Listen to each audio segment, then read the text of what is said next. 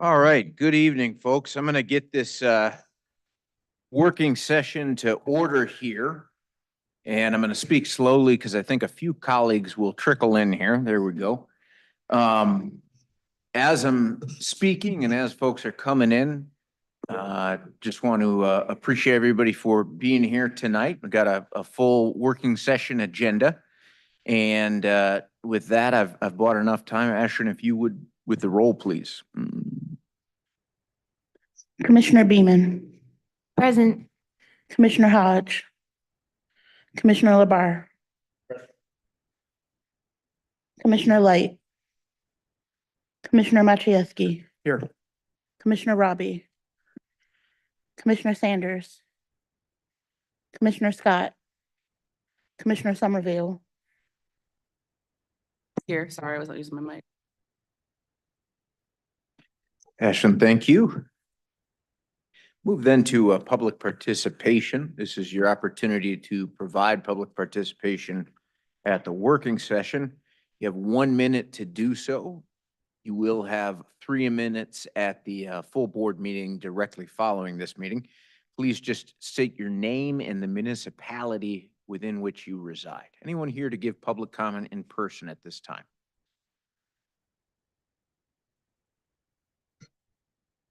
Hi, everyone. I'm Eileen Spring, and I'm here on behalf of Food Gatherers. I'm serving Washtenaw County, and I'm just here to give you a big dose of gratitude for your passage of the resolution. The last time you convened 2 weeks ago, and we had made an appeal really to local governments and to private philanthropies to help us meet the huge gap that we are experiencing from the loss of USDA food. And I'm so grateful that you stepped up and made the contribution that you did and were the first to do so. And just very, very deeply appreciative for the work that you're doing. So thank you so much. Thank you. Anyone else here who wishes to give public comment at this time? I'm Yvonne Cudney. I work with the Housing Bureau for Seniors, one of the recipients of the SCIP funds, one of the 6 original agencies that have used those funds to address the unmet needs of seniors experiencing housing insecurity. And we too would like to thank you very much for the $100,000 that SCIP just received. We're already receiving phone calls from members of the public as well as other agencies asking how to access those funds. So once again, thanks a lot. That need is really great. Thank you. Anyone else who wishes to give public comment at this time? Okay. Ashley, I look to you if anyone is online to give public comment. There's no one online, Chair. Great. Move then to the report from the county administrator. Thank you, Chair. Good evening, everyone. No report this evening, but I would like to say hello to my colleagues from the United Way of Southeastern Michigan. Thank you for being here. That concludes my remarks. Thank you. Move then to the report from the BOC liaison. Yes, Chair, just very briefly, I just wanted to say today is Tabitha Reynolds' first board meeting. She is the new Board of Commissioners Constituent Outreach Coordinator. We're very excited to have her on the team. You will have a resolution later in the board meeting to approve her hiring. So thank you for considering that, and I'm glad to have her on the team. Yes, welcome.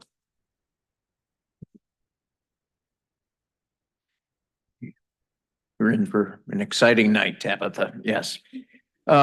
We'll move then to a discussion item and start with our first presentation. We're very fortunate to have here Darian Hudson. Dr. Hudson is the executive director at the United Way of Southeast Michigan. She has a few staff members with her, and I'll give her a chance to introduce them. I did speak with Dr. Hudson immediately before the meeting. The preference is to try and get through the presentation before we do Q&A, but if you have a burning question you cannot contain, we will facilitate that. Dr. Hudson, I turn it over to you.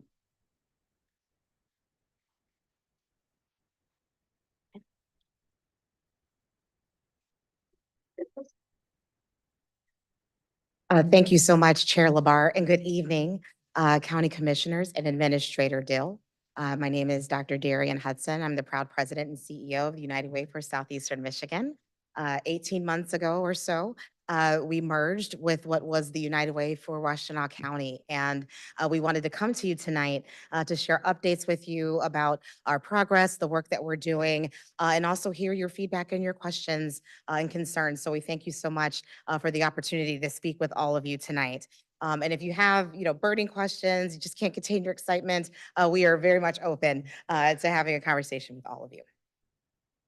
I'm joined tonight by Bridget Herman, who is our Senior Director for Strategic Initiatives, and she is also our Executive Liaison for Washtenaw County, and Kyle Dubuck, who is our Vice President for Communications and Advocacy, and you'll be hearing from them shortly. So we wanted to provide an overview to you all tonight to talk about the work that is happening across our 4-county footprint, which includes Washtenaw County in addition to Wayne, Oakland, and Macomb counties. We have a new ALICE report where we have more details that will be shared with you, but it actually was released yesterday. And we wanted to give you some updates there, give you some insights into the merger that we had, as well as providing some insights into our service and the investments that we've been making in the community, and then wrap up with our advocacy work and opportunities for partnership. So we always want to anchor our conversations and just reminding everyone of our mission, how critical it is to the work that we do. We are in the business of mobilizing caring power in our communities and making sure that we're able to create impact in measurable and lasting ways for everyone who's in our community. We envision an equitable community that is really built by the people who are working to make lives better every single day in our community and helping our families get on a pathway to prosperity. We know that it's not enough just to get out of crisis. We really want to make sure that everyone can see a pathway for themselves and for their families, and building a brighter future for themselves and for their communities. Our values remain the same. There's a lot of questions now around where all of us stand during this time. And we think that it's important that people know we still are a people first organization, first and foremost. We emphasize collaboration and innovation, and equity and inclusion are still very much the hallmarks and the anchor of the work that we do. So I'm pleased I'll be turning it over now to Bridget Herman, our Senior Director of Strategic Initiatives and our Executive Liaison to Washtenaw County. And before I do, I just wanted to just say one piece. Oftentimes when people hear mergers, they think takeover or they think some type of an acquisition. But when we first started having conversations with Pamela Smith, the previous CEO, in 2022, we started with an alignment around shared services and figure out how we could share resources together to better serve the community. And what blossomed and emerged was a merger. But we have the same values, and that's really what brought our work together. And so we're so proud to be standing here before you today, and I will turn it over to my team. Thank you very much. Thanks, Dr. Hudson. Good evening, everybody. As Dr. Hudson, oh yeah, let me just rotate around here. One moment, please. So as Dr. Hudson mentioned, it was really shared values and an approach to our work was what brought our United Ways together. But at the heart of that lies our unwavering commitment to ALICE families in our region. And you all know all about those. Those are folks who are asset limited, income constrained, and employed. The ALICE budget itself is focused on the social determinants of health. And I know that's really important to all of you commissioners. Food, housing, and healthcare, these are the building blocks for stability. And this is also what we're focused on at United Way. That hasn't changed since the merger. And you can see that statewide, 41% of folks fall below that ALICE threshold. 14% of those are living in poverty. But what that overall number is hiding in the most recent report is the shift in the overall subcomponents of that top line number. And so for the first time since 2018, the percentage of households below the federal poverty line increased from 13 to 14%. That might not seem like a lot, but it's close to 19,000 people in the state. What the latest ALICE data clearly show, and you all know as commissioners, is that wages are not keeping up with costs. 55% of the jobs in Southeastern Michigan are less than $20 an hour. And we know that in Washtenaw County, that living wage is even higher with $22 an hour. That's what it takes to get by in Washtenaw County. Speaking of Washtenaw County, let's drill down. I just wanted to give you a second to drill down. Well, we'll talk a little bit about Washtenaw County too. We'll talk about Rich Chang next. For the second year in a row in Washtenaw County specifically, the number of Alice households has decreased. But that's still above our pre-pandemic rate of 31%. So right now we're sitting right at 38%. So we've seen improvement there, which is the good thing. We know all though that access to opportunity is not evenly distributed in Washtenaw County. And so what you see is that decrease in Alice, but Alice lives in every community in Washtenaw County, from Manchester to Ypsilanti to Chelsea to Dexter. And that's because there's not equitable access to opportunity. I'm not telling you all something that you don't already know, but what you should know is that at United Way, we are aiming to lower the number of Alice households in Washtenaw County and across our region. But we know that the only way to do that is through the collective action of our entire community. We're going to talk about coordination and the opportunity for partnership. I'm not going to name that two-word phrase yet, but it might come up later on in some of your questions. And so you all know that harnessing the power of collective impact and unlikely partnerships, it's what makes United Way unique. And we have a history of doing that, which my colleague Kyle is going to talk a little bit more about. I want to talk to you a little bit more about the merger itself. And so you know that for more than 100 years, United Way is bringing people, organizations, and resources together in Washtenaw County. And we do that because we want to make sure our community's quality of life is there. You all know that Washtenaw County sits at a lot of the top of lists in the United States of America, but what you don't see are the array of supports that gets us to the top of that list. And this network of social supports is part of the reason people love building a life in Washtenaw County. And the reason we embarked upon that exploration of the merger and why we eventually merged is because we wanted to solve for the sustainability of United Way in Washtenaw County to make sure that we're here for the next 100 years.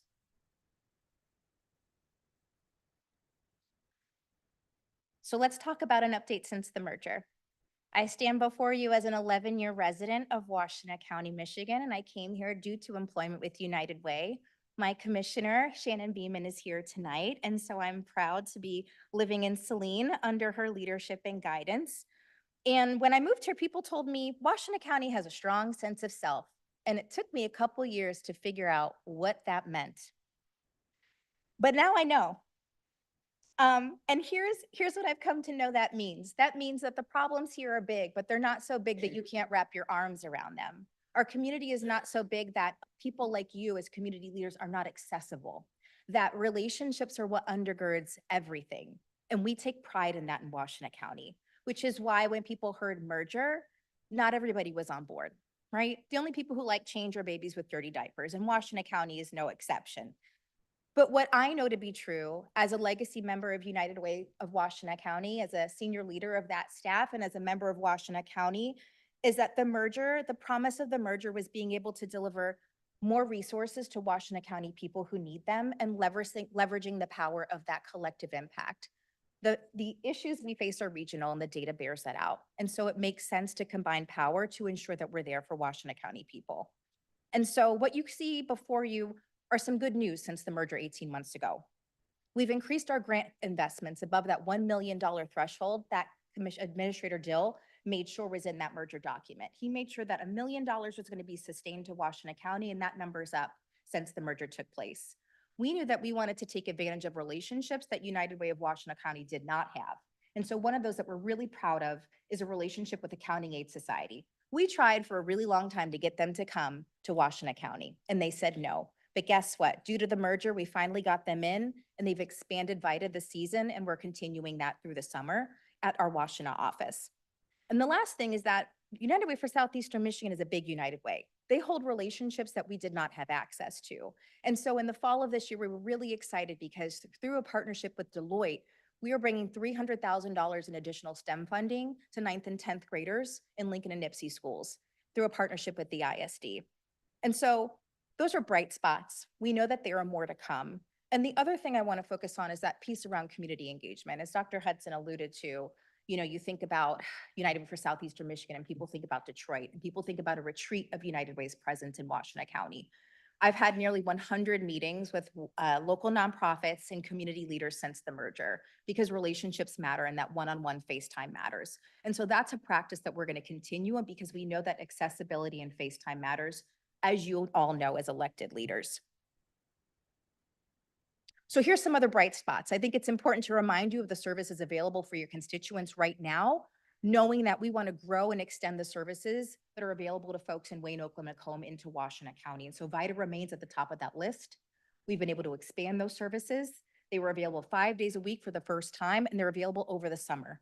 And the other thing is 211. You all know that this is a service available to Washtenaw County people. It is a canary in the coal mine when we think about changes and unmet needs in community. And I'm sorry to report that the calls that we've received in the first 5 months of 2025 alone exceed what we received during peak pandemic times for Washtenaw County. You all know this to be true, but this is another source of data to corroborate what you know to be true in terms of people's needs. And programs like VITA and 211 are very important because programs help people beat the odds, but it's equitable policies that help change the odds for people. And so with that in mind, I'm going to turn it over to my colleague Kyle to talk a little bit more about our public policy advocacy work that we're pursuing at the local, state, and federal levels. Thank you, Bridget. Good evening, everyone. I'm Kyle Dubuck again, Vice President, Communications and Advocacy, United Way. I oversee all of our comms and marketing and public policy work. I've been with the organization about 12 years and started there really building out this core body of work around public policy and advocacy and leveraging the organization's ability to work with local government, state government, our federal delegation to inform decision-making based on what we're seeing happening in community. So everyone's pretty familiar with the Give, Advocate, Volunteer tagline United Way uses internationally. Folks are pretty familiar with Give and Volunteer. Advocate and what that means for an organization like ours can be a little bit murky. So I just want to give you a little bit of insight as to how we approach that work and how that can be an asset to you all in your role as elected officials and to the county. So we recognize that, as Bridget said, the ALICE report shows about 42% of people in our region are living below that survival threshold. And we recognize that that is not the fault of an individual family's inability to put in the effort or try to do the right things. That is a massive systemic issue where we all have to work together to remove the systemic barriers to success and ensure every household is set up to have an opportunity to prosper. And so therein lies our advocacy work, is in recognizing that while we're offering daily services on the ground, I should have turned that for it. Daily services on the ground, interventions and emergency services, we also have to be working on the root cause that is driving that need. And that requires good public policy informed by what is really happening in community and how people are being impacted by the policies in place. I know in your role, you all know this. What I want you to know is that as a nonprofit organization, we recognize that our responsibility goes beyond just providing those emergency services, but taking the voices and the experience of the people that we are serving and the family we are working with to our elected leaders to help inform decision-making. So our priorities are reducing the number of households living below the ALICE threshold, which we believe is not just our measure of success, but really the measure by which we should all be measuring our success as a community. So nonprofit sector, government, businesses, if that number is not going down, I think we have to recalibrate, where our focus areas are. We want to ensure a robust human service and social safety net sector and promote strong, healthy, and engaged communities. So that's really around our civic engagement work and voting rights work, which, we know if voices the community is heard, we're going to get better results, and you all have better information to make decisions on. So we really take this as, not just an aspiration, but a real body of work. We put a lot of energy in it. It's one of the things that we brought, again, with the merger, where Bridget was leading as one of her many hats at Washtenaw United Way on the policy work, the scale and just number of people in our network and the team that we're able to leverage in this body of work now with Washtenaw as part of our 4 county service area is even that much more powerful. With the 4 counties, often sharing similar priorities and concerns. So in the last year, we worked to leverage that network of folks, about 4,000 people plus, took over 16,000 actions, messaging elected officials, sending postcards, emails, and texts. And then we also spend a lot of time working one-on-one with our elected officials at every level of government, not just sharing our perspective and what we've deduced is the right policy decision, but really sharing the resources that we and our network can bring to bear as far as data and information and storytelling with over 120 funded partners and all the data that they have, the experiences their clients are having, our 2-in-1 data, our ALICE data, we think is really critical to helping identify how we can remove some of these barriers and set people up for success.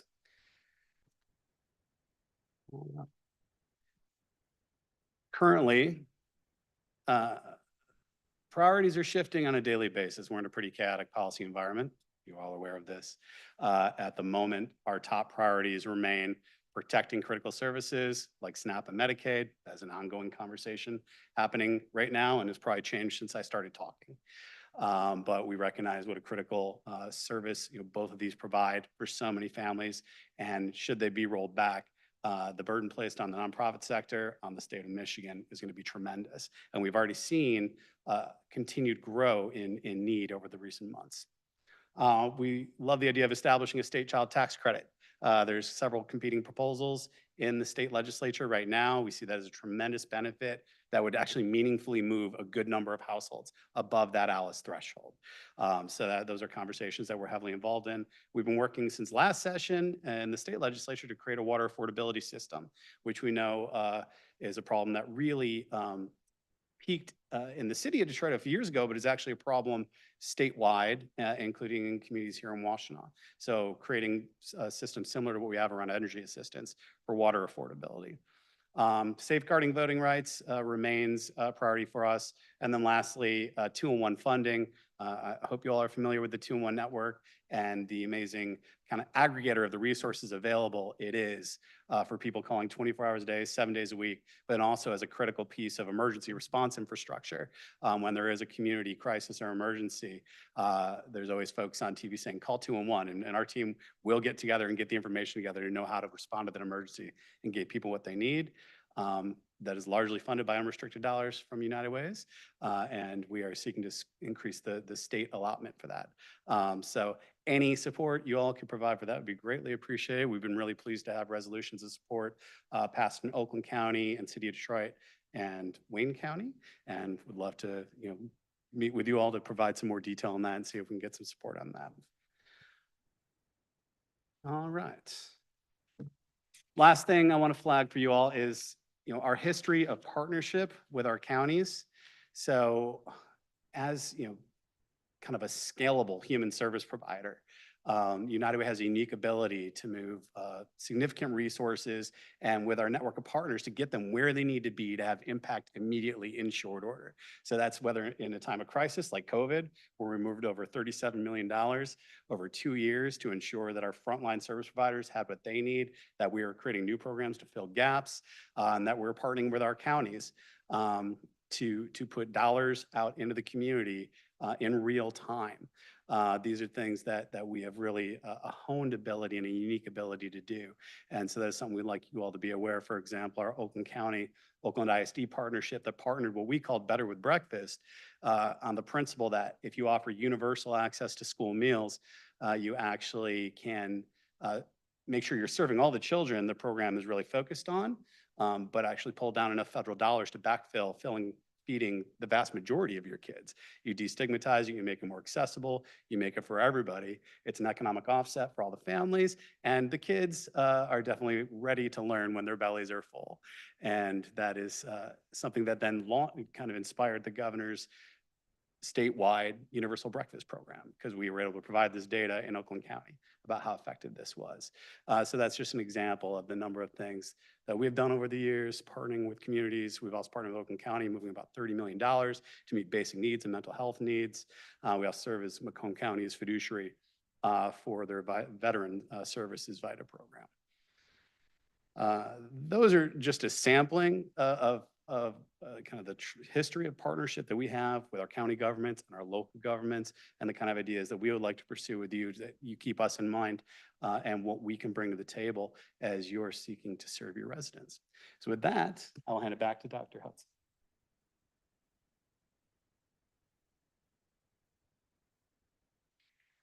So we just wanted to end with just a few key takeaways. We know we had a lengthy presentation here, but wanted to just make sure if you had to walk around with a few things in your head, first and foremost, even though it is listed as number 2, it really is that we have 38% of our families that are still falling below the ALICE threshold. And we have a lot of work to do, and we need our partners to help us be able to accomplish that. That our merger is going well. This is a partnership that we're very proud of. We are continuing to push to make sure that we continue to expand resources and investments in Washtenaw County. We are still advocating for 2-on-1 resources.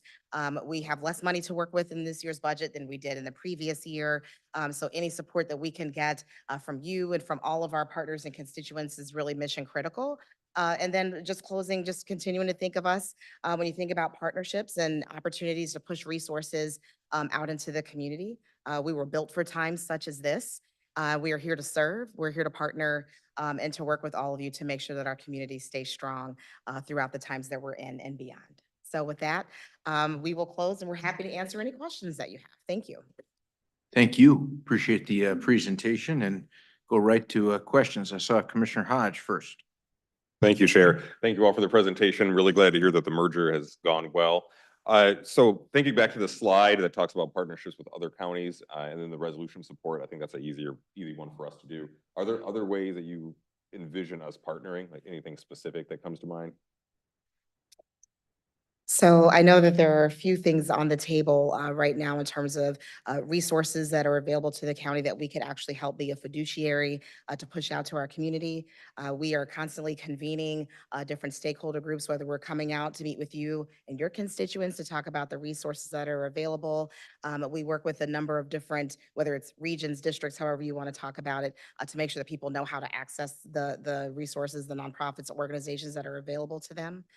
We do serve as a fiduciary. We are trying to galvanize more resources for through volunteerism. So we have a fulfillment center. We've actually pushed out over $14 million at this point of in-kind resources. So as hotels are closing, they're calling us to help put beds into different organizations, things like that. So as you all are thinking or you're hearing about needs that are in the community, those are other ways that we are able to help. But I always think of it, anything and everything, whatever your idea is, it doesn't matter how far out it might seem, please call us. If we aren't able to do it, we have partners who can. And this is the time for out of the box thinking and for really being bold and courageous. And so that's what's allowed us to be here for over 100 years. So as you all think about those opportunities, our hands are raised and ready to partner. So not to lock you into anything, but if I'm hearing you correctly, you're saying something to the effect of if maybe there's a community group that needs a fiduciary, you might be willing to serve in that way. Yes, that's a tranche of work that we've actually been able to build now over the past few years. It hasn't always been a very strong, noticeable partnership, but now we're pretty public about it. We have about 5 organizations that we're currently serving at those 5 that we're serving as their key fiduciary. So yes, please. Okay, thank you. Mhm. Want to open it up to other commissioner questions? Commissioner Sanders.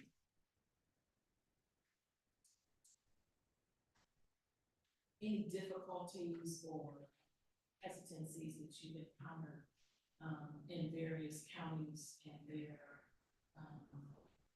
not-for-profit agencies in terms of their willingness to come in and partner? You know, there's always I think there's always a reluctance, right? They're going to take their job. Can you speak to how you've been able to address those? Now he's gonna make me start all over again. I just want to know if you could speak to how you have handled pushback from entities that may not be interested in partnering with you. That doesn't mean they don't need to, but for whatever reason, they may not be interested. And I'm asking that because I'm probably one of the few that has said loudly and used you as an excuse that perhaps it's time to start looking at merging, not having, you know, an exorbitant amount of nonprofits. I believe I was at Pancakes and Politics about, well, the last Yeah, the last one one. that they Mhm. did. And we had a courageous woman that was on the panel that actually said that there's somewhere in the number of 27,000 nonprofits spread out between, I think it was somewhere between 5 and 6 counties here in Michigan. And that's just ridiculous to me. That, there's some opportunity to work in industries where the goal is for you to put yourself out of business, not to have this long-term continuation. So back to my question, how have you been able to handle pushback? So to first give a little context, so I've been here for almost 7 years. So a good part of my time was, during the pandemic and post. So I would say appetite for partnership has been probably much stronger than it was pre-pandemic. So my frame of reference is a bit off. I think Washtenaw County is actually a really good example of how partners can come together. One of the most, I don't want to call it a surprise like it's shock, but just almost more of a relief is that in Washtenaw County, I feel that people come to the table to partner. We've had a number of convenings where people are asking for legal services. They're saying, how can we work together? There's a number of different organizations that currently exist because they were birthed out of different partnerships. So I feel like there's a blueprint here in this community. Even the work we're doing with the ISD to get Deloitte dollars here, that's been enough of a roadmap, in my opinion, to start showing people how we can come together. But pushback is always going to be part of the nature of the work that we do. I think data matters. Talking about that Alice report and what's actually happening in people's individual communities has been key. We have enough of a legacy of partnerships in the past to be able to give examples of folks. And it's not just about Partner with United Way, but to say, here's an organization that's doing similar work. You all should talk to each other.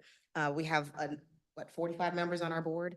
So they sit on a lot of other boards too. And so we're trying to encourage them, as you're sitting in these other meetings, you need to start talking about what are some of those alternative solutions to those fiscal issues. But honestly, I always try to start with the data, try to find other messengers besides myself to be able to encourage those partnerships.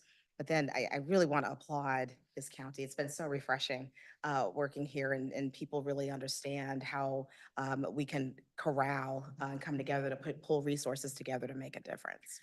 Are there any limitations or areas of specialty that the United Way focuses on when you're looking at partnerships? So are there some things that it's not your bailiwick, you just, that's not something that you do?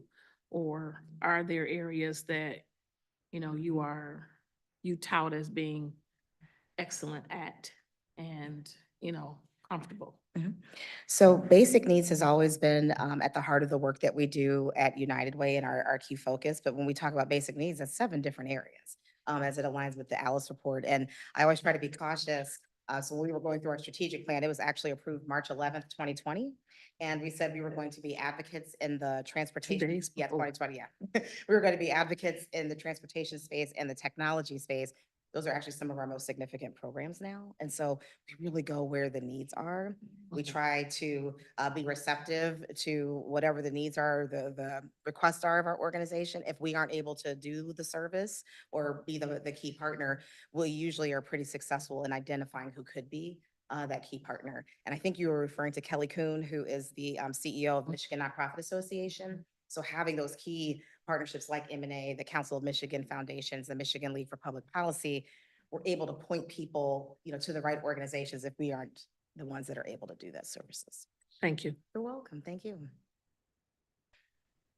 Commissioner Beeben? Thank you, Chair. And thank you everyone for this wonderful presentation. Just a quick question. I love seeing business girl here.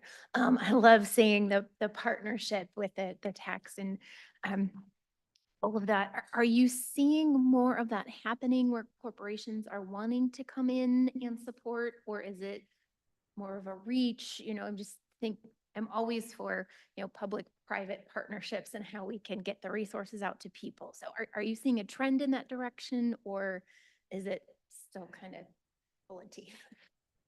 These are difficult times. Many of our corporate partners, are finding themselves in difficult financial straits. I do feel that people see us as their brand for corporate social responsibility. And so Deloitte is a perfect example. They wanted to make a difference in the STEM field, and they knew about our new merger, the partnership we had with WISD, and all of the different pieces came together. So oftentimes we're consulted with these different ideas. Sometimes we are the partner of choice. Other times it might be another organization. But I feel that people trust, and our corporations really trust our judgment. They trust the data that we're able to produce, and really identifying where's the area of greatest need, where can I channel those resources? So I don't know that I would say things have necessarily changed, or if people are finding themselves in more difficult times, that it's by choice.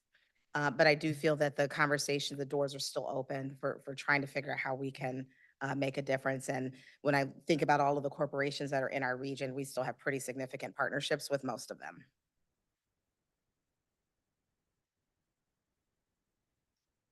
Any other questions for our presenters at this time? If not, I just have one, and Dr. Hudson, thank you again for making the time here and covering the breadth of your work. You referenced Medicaid, and let me try and artfully ask a question. United Way is well positioned in terms of connections to the community and business community in particular. You're a known entity, a known brand, a known sort of member of the communities you're in. Is there any common conception among our local business community in Southeast Michigan, kind of how bad things are right now in terms of one, sort of the underfunding of nonprofits and governments that provide social services and human services, and two, what's going to happen when, candidly, tariffs, trade policy, and Medicaid cuts all sort of hit? Is there still a sense of hoping that won't happen, or, are you seeing folks start to put those dots together and move towards what's next? So I do want to preface my answer with saying my scope is rather limited because I, work primarily with our key volunteers and our board members. Administrator Dill is one of those board members who could also probably speak to some of this in terms of what he's observed. I feel that those we are able to get our message in front of, whether we're talking about cuts to SNAP, Medicaid, housing, or education, there is an immediate recognition that there is a severe problem and that it's much worse perhaps than someone thought before they had this conversation. In terms of getting this message out at scale, I think we have a long way to go. Commissioner Sanders talked about the pancakes and politics comment. That's probably the first time where I really started hearing more and more people saying, something is really wrong. But I think we need more structured and swift ways that we are getting these messages out. So if you have ideas of, community forums or meeting with different stakeholders, I think the more that we start to really communicate to people, that they're able to take this back to their communities, to their places of employment, that we can start to get some of the ripple effect that I'm gleaning that you are hoping begins to happen. I'd just take awareness at this point, just for preparation purposes, but that your answer makes a lot of sense, and we will try and do that. I suspect, even though this body might pass a resolution in support or opposition of a public policy item, I don't know that will carry the day with our friends in Lansing or in DC right now, but we're certainly willing to do our part. And this is a time for coalition building. And I believe that the more that we continue to have these types of dialogues and put our resources and our voices together, that's when we start to get the momentum that we need to make a difference. Speaking of coalitions, I'm going to go to Commissioner Sanders, one of our members. So just a follow-up, a little brief history and then a follow-up. So it had to be almost 20 years ago, when I was a UAW member. We had one of our regional directors actually make a call on behalf of members to stop supporting the United Way because they weren't satisfied with the way that they felt the funds were being utilized.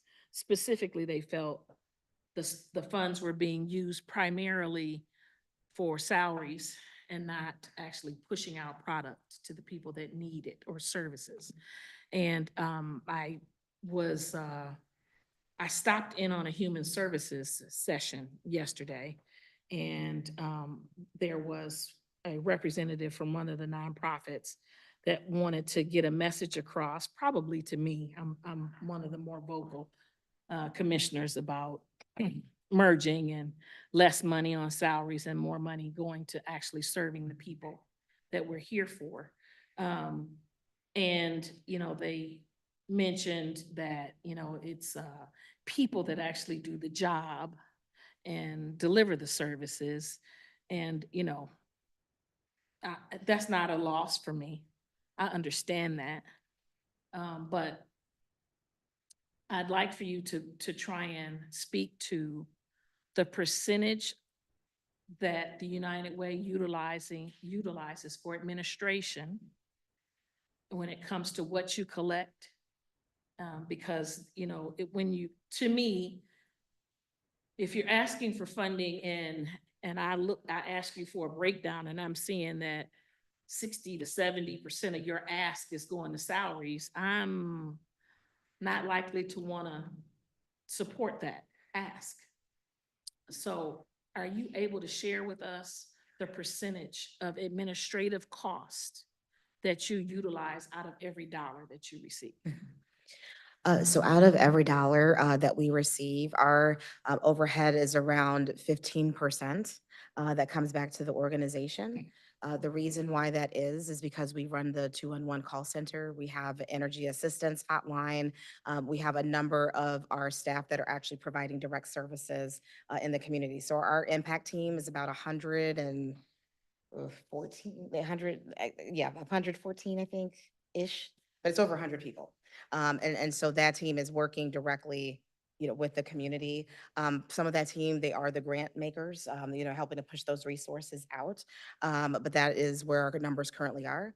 We do our best to be good stewards of our resources. We actually did go through a reduction in force last summer by about 25%. And so we do take very seriously that the dollars that people are investing in our organization, the expectation is that they are being turned around and directed to the community. Thank you. You're welcome. Any other questions at this time? Okay. Well, we want to thank you very much for the presentation, the work, and we'll look forward to continuing the relationship here in the years ahead. Thank you. Thank you very much. Move then to item B under discussion items, which is the older adults millage proposal. And I think I'd like to turn it over to Commissioners Somerville, Masiewski, and perhaps Scott to walk us through a little bit. Oh, you're gonna let me use the clicker? I don't know how to use it. Just, right? Okay. Where am I pointing it? You don't point it at anything? Okay.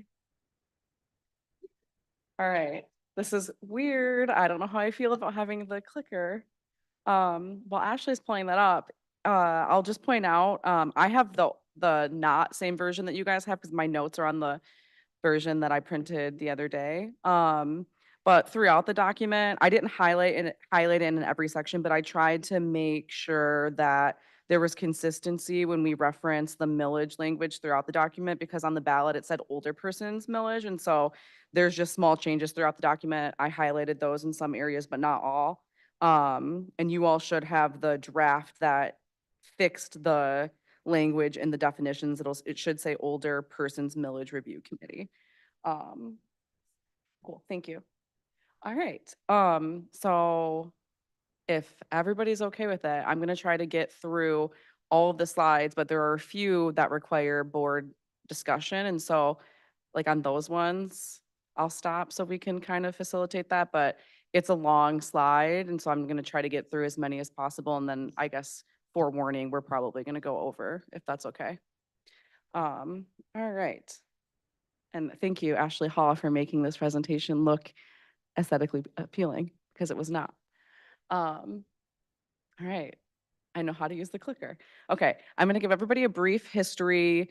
This is not a full history, but it's a majority of the history basically the last term, this term, and a little bit in the term in 2020 when the Commission on Aging kind of started formalizing their advocacy around older persons millage. So here you can see that in this term and our last term, we've had at least 2, but this year we've had 4, not including tonight, working session conversations. And then these are all the town halls that we've had. And then I'll just note that there are 2 pending in Ann Arbor. And actually, I'll go back. A lot of these town halls were none of these are really organized by the county. The Ann Arbor ones I think are, but in Ypsi Township, the Ypsi Township Senior Center organized those 2, and we were going to do one at the Ypsi City Senior Center before it flooded, and we weren't able to do that. And I think, if I'm not mistaken, the one in Manchester was organized by the locals. So a lot of the locals actually took charge in having town halls, which was really cool. And then this is not a detailed list. This is just some of the community involvement and input that we've gotten. So we have the Commission on Aging, Say Yes to Seniors, the Washtenaw Health Initiative, Healthy Aging Collaborative, county staff. In my district, I met with some West Willow elders, people who are really excited about this millage and want to make sure that they can be included in getting resources out, especially because they're closest to their neighbors who are above the age of 60. Local town halls and then local elected officials, local governments have been really involved. And then I won't read through all these, but just for for everybody to know, these are all of the public conversations that the Commission on Aging has had related to both the potential of a millage and then after the millage was placed in the ballot and passed. And then these are all of the different spaces that the Say Yes to Seniors Coalition provided community presentations over a number of years. And I think their work, if I'm not mistaken, started it was like a decade of work. Okay. And so everybody should have the updated, edited version of the draft for board consideration. And basically everything that changed from the last presentation is highlighted. And then there's a few things that I'll just make notes of that were errors. So this is just the section that describes the millage language. There were no changes. This is the section with definitions. There were no changes.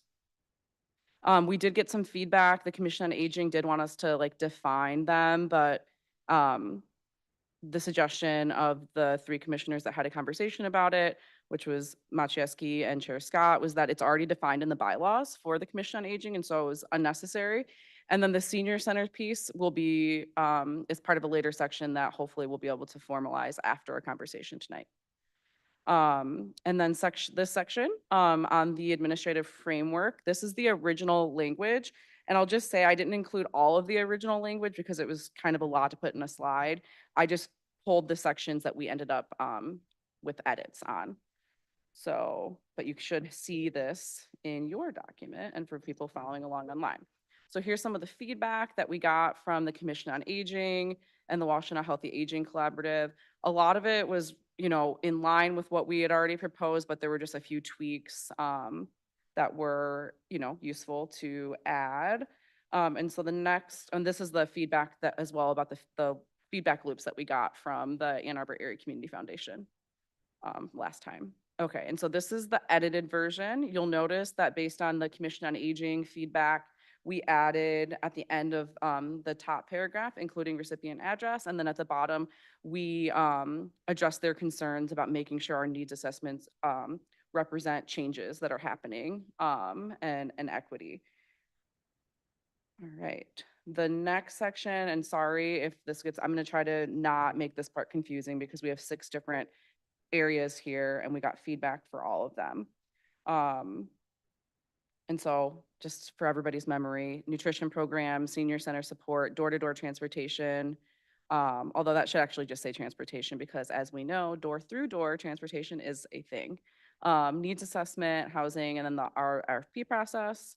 And so before we get into the individual subsections of this, I just wanted to highlight the language in this top paragraph.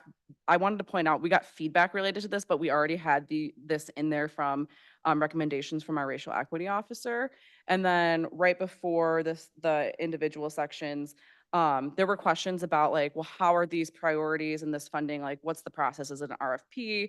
And so here's language that says that these core services can be funded through the millage, either by recommendations of the Office of Aging or through RFP process. It's kind of the same thing, but just to make it clear that it doesn't always necessarily have to be an RFP. For example, with senior centers, there wouldn't be an RFP if they're part of what in later discussions, if that's what we decide, qualified senior centers would not have to go through an RFP process. Okay, and then the nutrition piece, this was the original language.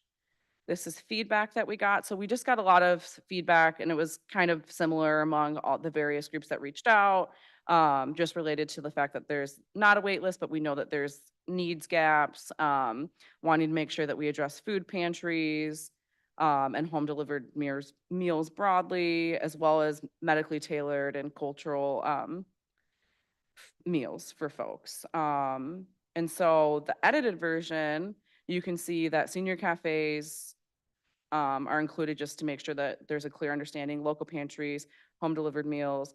And then the second paragraph identifies that it will be used to provide home delivered meals to fill current gaps as well as expected future demand. And then, okay, this is one of our first interactive features of the presentation. So I've talked to a lot of folks independently about this. The senior center piece at one point, I think some of us thought was going to be the easiest part, but it's actually kind of complicated. And so my suggestion, and I think the suggestion of some of the others that worked on this, is that we as a board decide and determine what the qualified senior centers are, and you'll see why in a second. Okay, so we got feedback, like questions like, is this per senior center? How do we make sure people get like transportation and all the other services? All really important, but one of the most important things right now is we need to make a decision on who will be in our identified senior center list. So the ones that I highlighted in green are kind of like obvious, and the ones in the blue color are a little bit complicated. And based on the research that I did, I think that those three organizations like would be best served by applying for programmatic dollars through the RFP process based on areas of like expertise for some of them, like the Jewish Community Center. They have the Nourish and Wise program through Jewish Family Services there. Turner Senior Resource Center is through U of M, and there's different areas that they might be able to focus on if they want to focus on one specific topic to expand support there, but not necessarily like it would be very challenging for us to give like in one region 3 centers operational funding and still have a decent amount. So that's why I'm suggesting, and I think others might suggest, that we determine that here. And then the other note that I made, the Milan Senior Center is actually located just outside of Washtenaw County. So I've had some conversations with Shannon, and I think this is something that the future director of the Office of Aging can lead with, is figuring out either the Milan city government could apply maybe through the RFP process, or in the future, there could be like an inter-county agreement between Washtenaw and Monroe County, because I believe they have a senior millage. And so I'm gonna stop talking now because I just said a lot. But this is the list, and then based on all of my research, what I as an individual am recommending, but I would welcome feedback. Open it up for any feedback or questions. Commissioner Machewski? Thank you, Chair. I want to first thank Commissioner Somerville for all of her work to get the proposal back to working session today, inclusive of so many different comments that have been received throughout the calendar year at this point. This senior center issue is slightly surprising to me to be the thorniest part of the whole thing. When I initially came up with this idea, I operated from the standpoint of the Chelsea Senior Center works with the Chelsea School District area region. The Dexter Senior Center works with the Dexter School District region and the other parts of Scioto Township. And at least for me in my district, it's very well defined in terms of what the senior center is. And I've come to learn that it might not be that clear everywhere in the county. And I guess my intent comes back to it comes back to the idea that there is some kind of relationship or recognition from the municipal government and the senior center. That's kind of what exists in Chelsea and Dexter. And that was my kind of mindset. But I am very curious to hear more from my colleagues here about what they think in terms of the ones listed here. And I want to just point out as well that Manchester probably, the discussions that are going on in Manchester, they probably need to be added into the discussion as well, I would think. Yeah, I'm really interested in the discussion tonight on this and to get some more input on what everyone feels is their quote senior center, what it is. Thank you. Oh, sorry. Can I add something? There's an error in that list. Manchester should be listed, so I'm gonna fix it for anybody at home from Manchester watching. That was an error. And we're gonna fix it and put it back up on the screen while we're getting feedback from everybody else. Gonna go to Commissioner Robbie, then Beaman.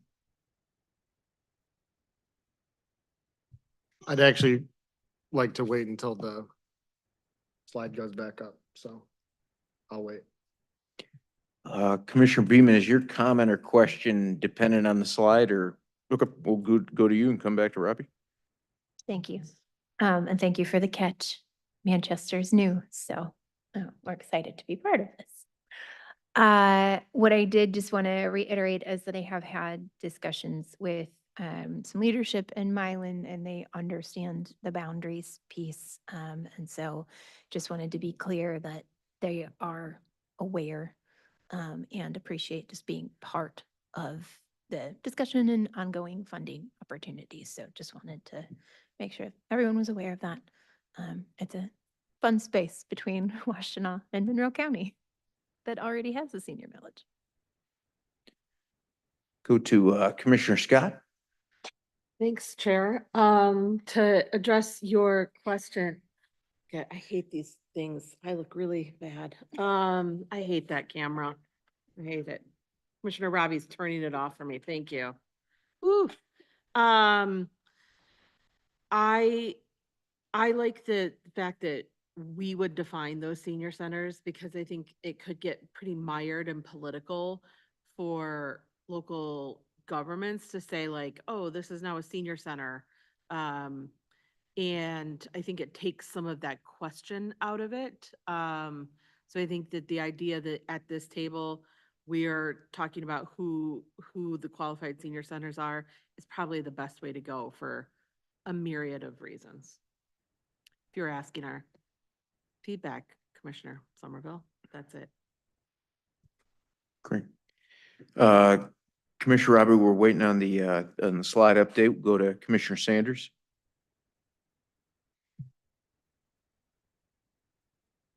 Commissioner Sanders, I beg your pardon, All but right. thank you. Two things. One is, I think I had made suggestions and maybe I'm overlooking it for language to be put in here that would indicate the 3-year time frame makes me uncomfortable. We're not done. This is one slide, sorry. So We have like 40 more slides. 40. Yeah.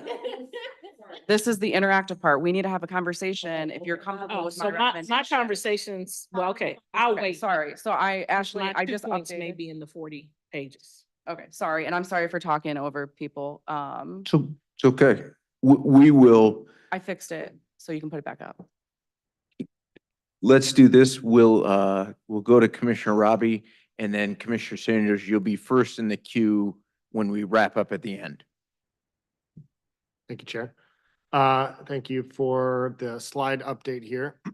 I guess my initial reaction to this slide is, how do we define what a community is? To be able to define what what a senior center is. So why is it, for example, that, you know,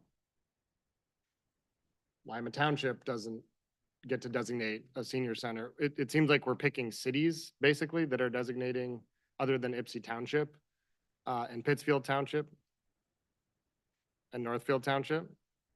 But I guess, like, how did we delineate which communities we wanted to have designate a senior center?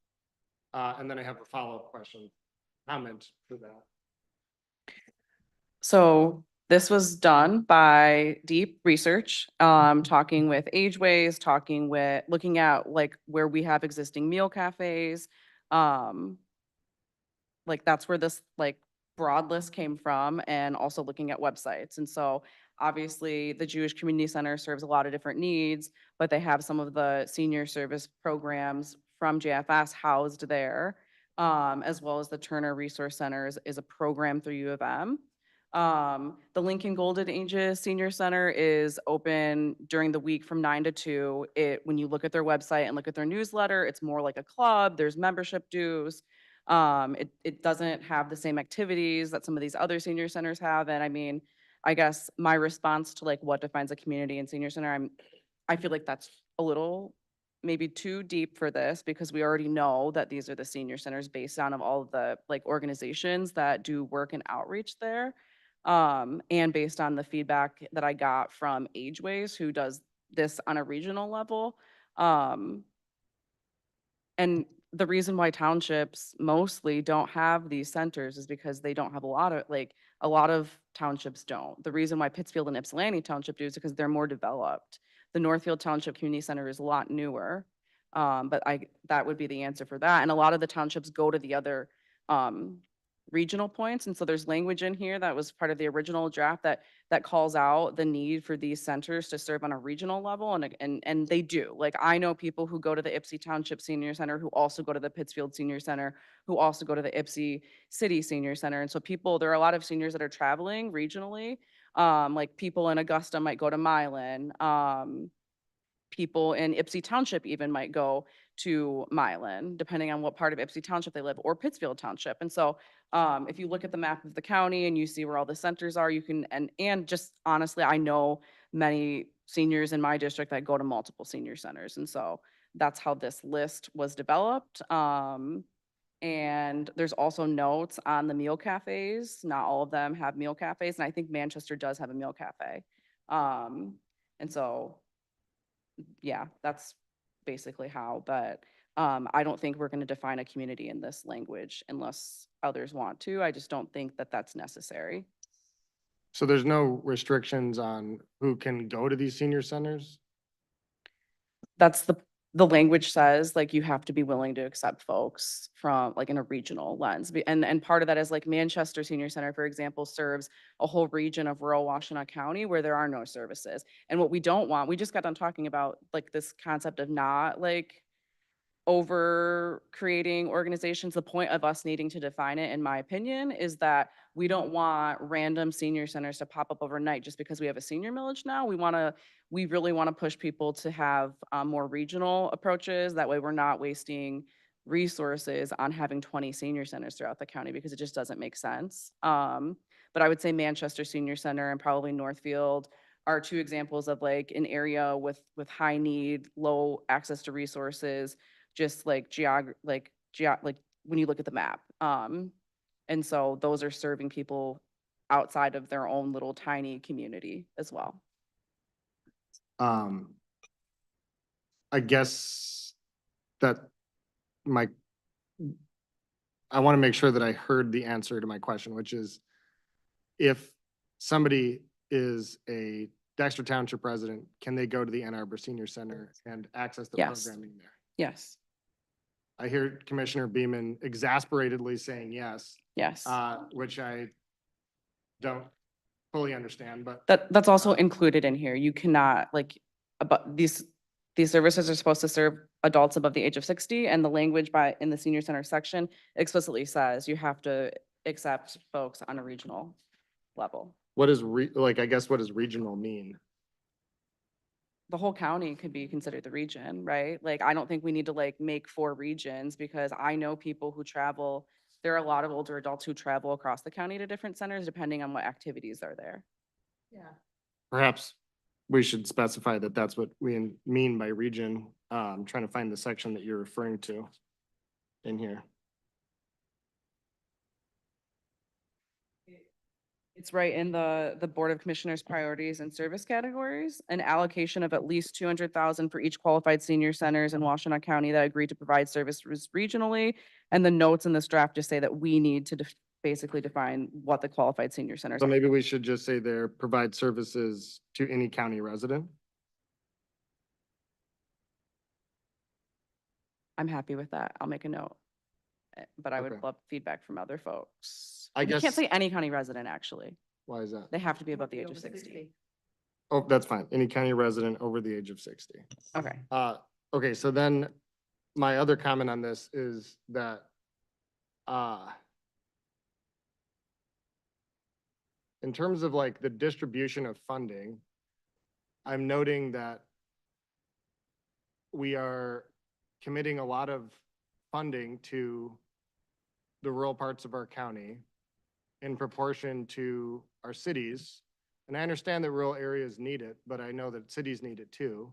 And I think that there is a common misconception that Ann Arbor seniors are more well off. I think that some Ann Arbor seniors are, but there's a lot of Ann Arbor seniors that are not, that do need care and services. And I think the same is probably true in Ypsilanti Township. And so I am somewhat concerned about the distribution, and Pittsfield Township too. Somewhat concerned about the distribution of senior centers as it relates to the population and need geography. And I would like to see the statistics that have led to, I know that we want to take an equitable approach to how we distribute the funding. And I would love to understand sort of the data that underpins this approach. I'm happy to respond to that. So in the language, it says that an annual allocation of at least $200,000. This is the base. All of the centers can apply for additional funding for various programs like health and wellness, additional nutrition access, all of those things. So it's just a base. And as a commissioner who has Ypsi Township Senior Center and the Ypsi City Senior Center, I hope that in addition to the base level $200,000, that they're also applying for other funding. It's a base, and it was meant to be not complicated. That way, at the very least, it could help support a director and one other staff person. There are some centers who have one staff person, and so when they're not there, the center's closed. And so that was like the original concept around this.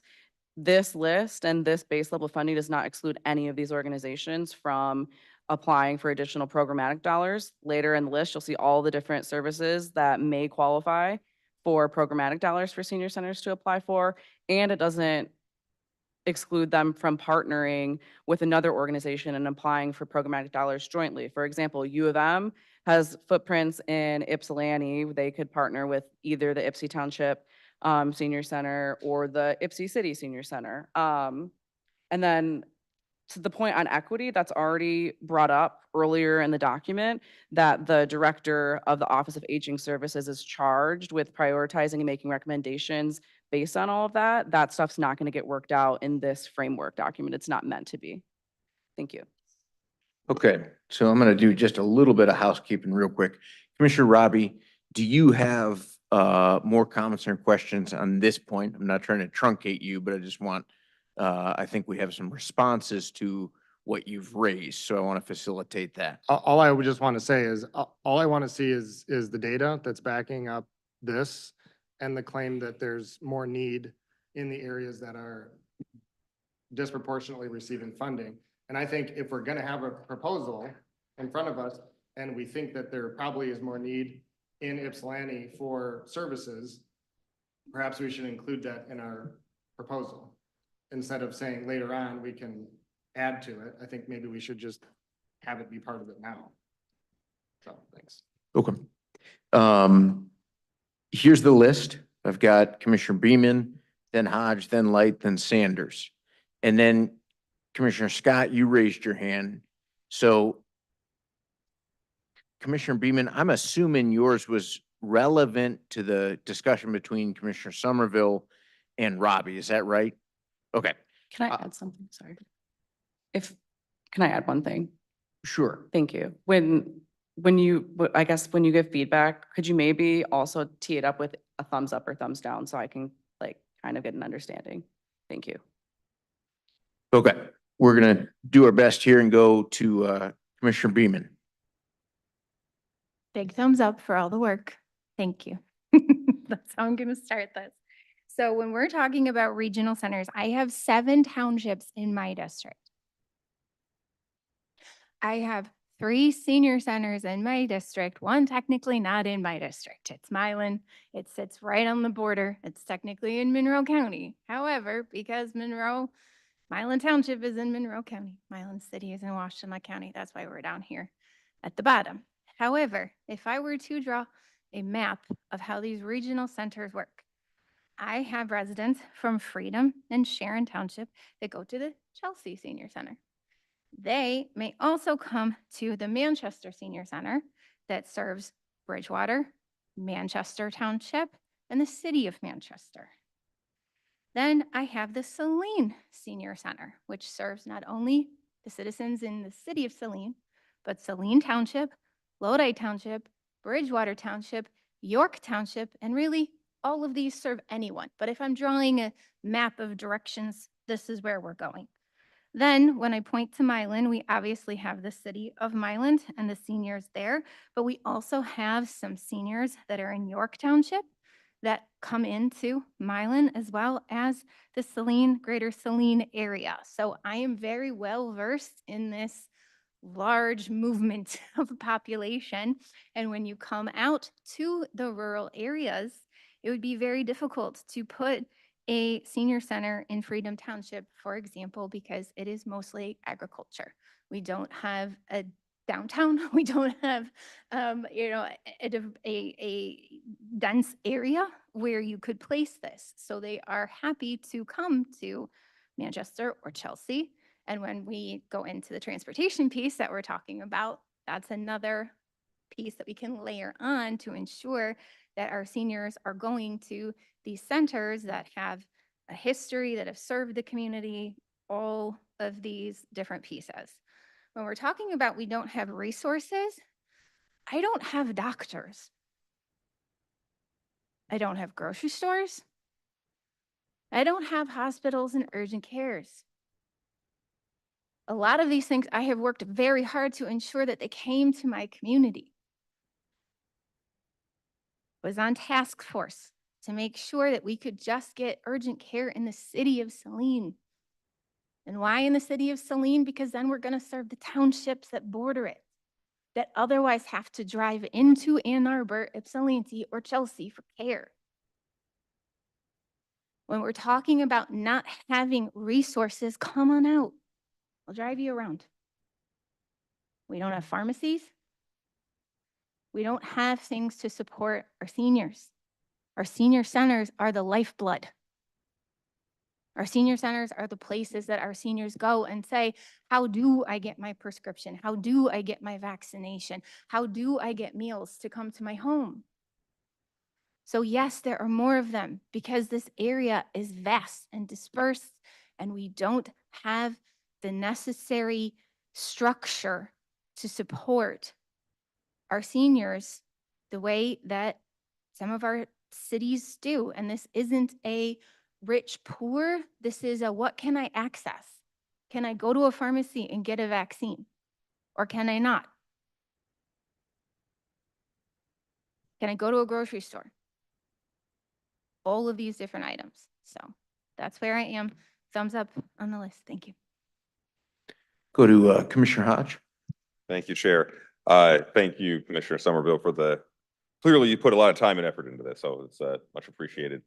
Can you remind me, since we still have like 40 slides to go through, what are you hoping for our discussion right now? So here's the like important part of this conversation. This is going to determine how much money we have to spend on everything else. We need to know which centers are getting base level funding because that will determine which centers that need, like have higher equity needs, like how much money will be available for them to apply for additional programmatic dollars. So this is really important. We need to know how much we're going to spend on base level, again, base level senior support because other organizations on this list, everybody can apply for programmatic dollars and there's language prior to that in the document that says equity will be used as a lens. And so we really like, I'm hoping tonight, before I move on to the next slide, I can get an understanding on if a majority of our body is ready to move forward with this recommendation.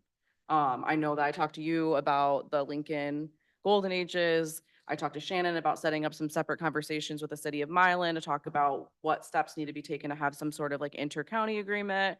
And so I think some of this stuff like comes like next, especially with like the Milan Senior Center, but we need to figure this out tonight because also like these centers are waiting for funding and I'm hoping that like this happens and then we can get funding out the door. So. Okay, so if I'm understanding you correctly, what you're hoping to get from this part of the conversation is some level of, or a sense of an agreement that we feel like the ones you've highlighted in green are the ones that we as a board would recognize as senior centers. And then you're hoping that we would recognize the blue ones as they would go through an RFP process. Is that? Yes, and especially in like your individual commission districts as well. And I think especially with the ones that are highlighted in blue, this could all change over time. We're doing needs assessments every 3 years. Like this is built in to evolve over time. And so if like we think 5, 6 years from now that we actually think all of these should deserve a base level funding, it could change. But it's all going to be based on data, equity, needs assessment, and professional recommendations by the person that we hire to lead the office. Yeah, so, okay, thank you. And so I know you talked to Ageways and a number of other people and have done research on it. Some of my questions are similar to Commissioner Robbie's in that I think I've gotten from what you've shared that the 3 that are blue, there's something about their operations that are fundamentally different from the green ones.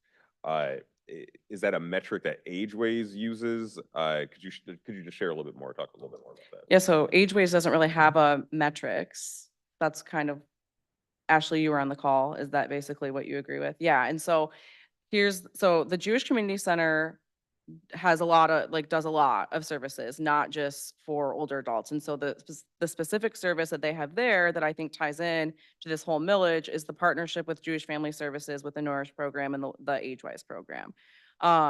Turner Resource Center is a program through U of M. So these are programs, like the Jewish Community Center one is, I guess, an entity that serves a whole variety of needs, not just seniors, but they have a portion that is, and so that's why I'm suggesting programmatic.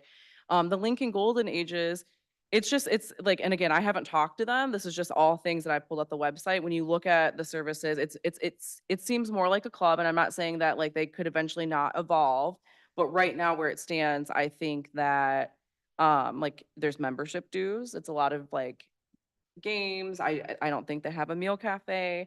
And so that's why I'm suggesting that. And it's also housed inside the Lincoln School District. And so it's just like, what does that look like? They have an advantage on an operational level that some of these other centers don't. Again, I haven't talked to them, but that's just the conclusion that I'm drawing. And I could be wrong, but this is based on the research I did. And with the Turner Senior Resource Center, like again, through U of M, so they have a different set of resources and have a different set of advantages that other centers don't. That's why I'm making this recommendation. Okay, that's helpful. I appreciate your insight into that. From what I understand about Turner Senior Resource Center is that, it's not really even much like a senior center at all. But they provide different resources. So I don't know that they would even need to be included in that. And then for the Golden Ages, I would wonder if they were more resourced, such as having the minimum $200,000, maybe they would need to have a dues system or some of the other things that we're looking at as potential barriers to being considered a senior center. Yeah, I think 2 things, both on like this like equity, like maybe Ipsy needs more resources than Ann Arbor or Manchester needs more resources than Ipsy. The more you add into the equation, the less resources are going to be available later on like an equity lens. And so, I think for like the Lincoln Golden Ages, that's probably true. They probably could do more if they had more resources, but I think it would take them probably a while to like ramp that up, which is why I'm recommending programmatic dollars to start. That way, like once we get the needs assessment, we can actually determine, does this qualify to be one of the senior centers that gets base level funding for us? That's the suggestion I'm making, because we will take data. And there's also nothing in this saying that we can't proactively charge the director of aging services to build some one-on-one relationships with them and like think through like a 5-year plan for Lincoln Golden Ages. I just don't think that that's there right now. I hear you. Could you talk a little bit about where the baseline 200,000 idea came from? Just any metrics or data that. That base level number came from broad community input across coalitions, and it came from Commissioner Maciejewski. Okay. All right. I mentioned this at the last meeting, but I would like some sort of, I think the 200,000. Well, this is why I asked, like, what do you want to figure out from this? But okay. So you're saying you weren't on the mic. It sounds like there was further conversation about the 200,000, or the point I was going to make is I mentioned at the last meeting, I'd like some sort of formula or some set of metrics and data that we're using to determine what above the 200,000 each one. Yeah. But it sounds like that's coming up in a future slide. Yeah, so just for everybody wondering, at the very end of this presentation, there are 2 projections for an Office of Aging Services frameworks that factors in how much money would be used for that office and then how much money is left over to go through the RFP process. And so what I'm saying is that any of these organizations can apply for programmatic dollars through the RFP process. And so this list and what we decide to do for the Office of Aging, how many employees we decide to have, determines how much is available for any of these organizations to apply for. And then there's also, you know, with the Millage Review Committee, that's in a later slide, and with the Director of Aging Services and Commission on Aging relationship, they're going to be making recommendations on how this all gets prioritized on a funding formula way based on the work that they do and like reviewing the proposals and even like the community input that they do and just the feedback that they get at their public meetings. And so some of that stuff, like it's hard because it comes next. But the overall number of like what would be available for everyone to apply for will be once we determine this list and how many staff we want in the Office of Aging. All right. Well, I appreciate you sharing that. I want to hold the rest of my comments until we see the remaining 40 slides. I don't think it's actually 40, but Okay. it's close. Okay, we'll go to Commissioner Light. Thank you all for doing this work. It's pretty good so far to me. I know it's the talk about how we've established which centers are senior centers are centers. I'm just gonna give a real life example. My mother is active, and she on Mondays, it would be, I think at the Ipsy Senior Center, she would have exercise. On maybe Tuesdays and Thursdays, she would travel to Ipsy Township Community Center, where she would have exercise ballroom, and they take trips to go a lot of different places. They even go out of state, they travel, so she utilizes that center. It's been well established. She's been going for years, ever since she's been old enough to go. I'm not gonna tell her age, I might get in trouble.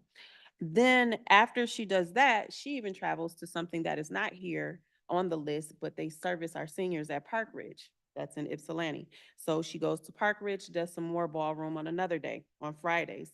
Then she takes it even further and she travels out of our county to Wayne County to go do more ballroom and to have lunches with the mayor in Inkster. So this is an example of how seniors utilize multiple senior centers. They don't just focus at one. Like I said, my mom leaves out the county. She wants to get her ballroom on. So, so these senior centers that are listed, and they have, they service not just, my mom lives in Ipsy Township, but she's in Ipsy City. And she'll go over, like I said, to Inkster. And so, one service center doesn't just do justice for one person. You can dib and dab, and then it's a place for her to mix and mingle with some of her gals from Ypsi City, Ypsi Township, because they've all been raised in Ypsi, but they live on different sides of the town and they come together and exercise. So these are well-established, all those highlighted in green are well-established senior centers that we don't have to do so much research because it's living research. It's right here alive. These senior centers have been functioning for years. I know Northfield Township, District 2, they have the Meal Cafe and they have a lot going on. Dexter Senior Center. I frequent the senior centers in District 2, and I even go to Ypsi Township with my mom to do some of the ballroom. So these are centers, the ones that are highlighted in green, have been established. They don't have so much as additional programming, where for me, it is a bit of a concern if we focus on having funding to go provided to those that, that provide different programming, it will take away. That's just my opinion. And then also, going back to service centers that service residents kind of throughout the county, my Salem folks, they go to Northfield and Whitmore Lake. My Webster Township folks will travel over to Dexter. So it's just they're established, they're there, and they've been kicking it. So we need to keep them going. Great, we'll move to Commissioner Sanders. I'm not sure how much of what I had to say was stolen by Commissioner Light, but you just might have to listen to it again. So I just made a couple of notes, and one is that I would be concerned about supporting centers that charge a fee. That defeats the purpose. And I don't feel like the seniors should be double dipped, pay a fee and then they, and I think when you go on the website, I pulled up the Lincoln Golden Ages Senior Center, and they do charge. And it looks like more of a social place. Not that the other senior centers don't serve that purpose, but that's one I would be opposed to supporting fee centers. Also, I wanted to address Commissioner Robbie's concern about the areas that we may be serving. As a member of Second Baptist Church of Ann Arbor, and I'm sure if my pastor was listening, he would be like, really? Yes, YouTube online, Pillow Top Pentecostal. They have in the past provided free food once a week, as a number of churches do. But I think when you get out into the rural areas, and I can't say it for certainty because those are not my areas, they're limited in the number of faith-based organizations and other entities that offer them the ability to come and get a bag full of food to help them get through the week. And so I think that we, in the urban settings, we're almost oversaturated with places that our residents can go. And our residents, many of them are very educated about being able to go to this church on Monday and this church on Wednesday and this church on Friday. And we haven't even talked about them going to the senior centers. So I think that that's one of the things that we should keep in mind, especially when we're talking about the rural areas. They are not saturated. They've got transportation issues and other things. And then when I look at this list, the list of the centers that are in green, we're talking about centers that have been doing the work. They're not just popping up. They've been doing it, struggling, trying to figure out how to rob Peter to pay Paul. And so I don't consider this to be a reward, but I do consider it to be a form of acknowledgement and support for the work that they have been doing. And $200,000, you're talking $4,000 a week. So if you're talking about trying to hire a staff person and maybe add a meal cafe, Pittsfield Township does not currently have a meal cafe, but they might be interested in providing that. Maybe not 5 days a week, maybe 2 days a week. And Pittsfield, please do not call me because I'm not saying you will. But you know, when you've got funding that can help you support that, you're more likely willing to be able to do it. And so, you know, 200,000 is not a lot of money. If we just do the math listed on the ones that are in green, we're talking what, $1.6 million out of $11.7 million millage. It's a drop in the bucket. And so I think we should be, I hope that we will be focused, but not like so minusculely focused that we're losing sight of the fact that our residents are saying enough already. Yep. Get it done, roll it out. We said yes. This is now May, almost June, and we've been collecting their taxes and not rolling anything out yet. So I would hope that we're not gonna keep trying to, you know, we've had opportunities. I've talked to Commissioner Somerville. I've sent her my updates. I've talked to Commissioner Beaman. I've talked to Commissioner Hodge.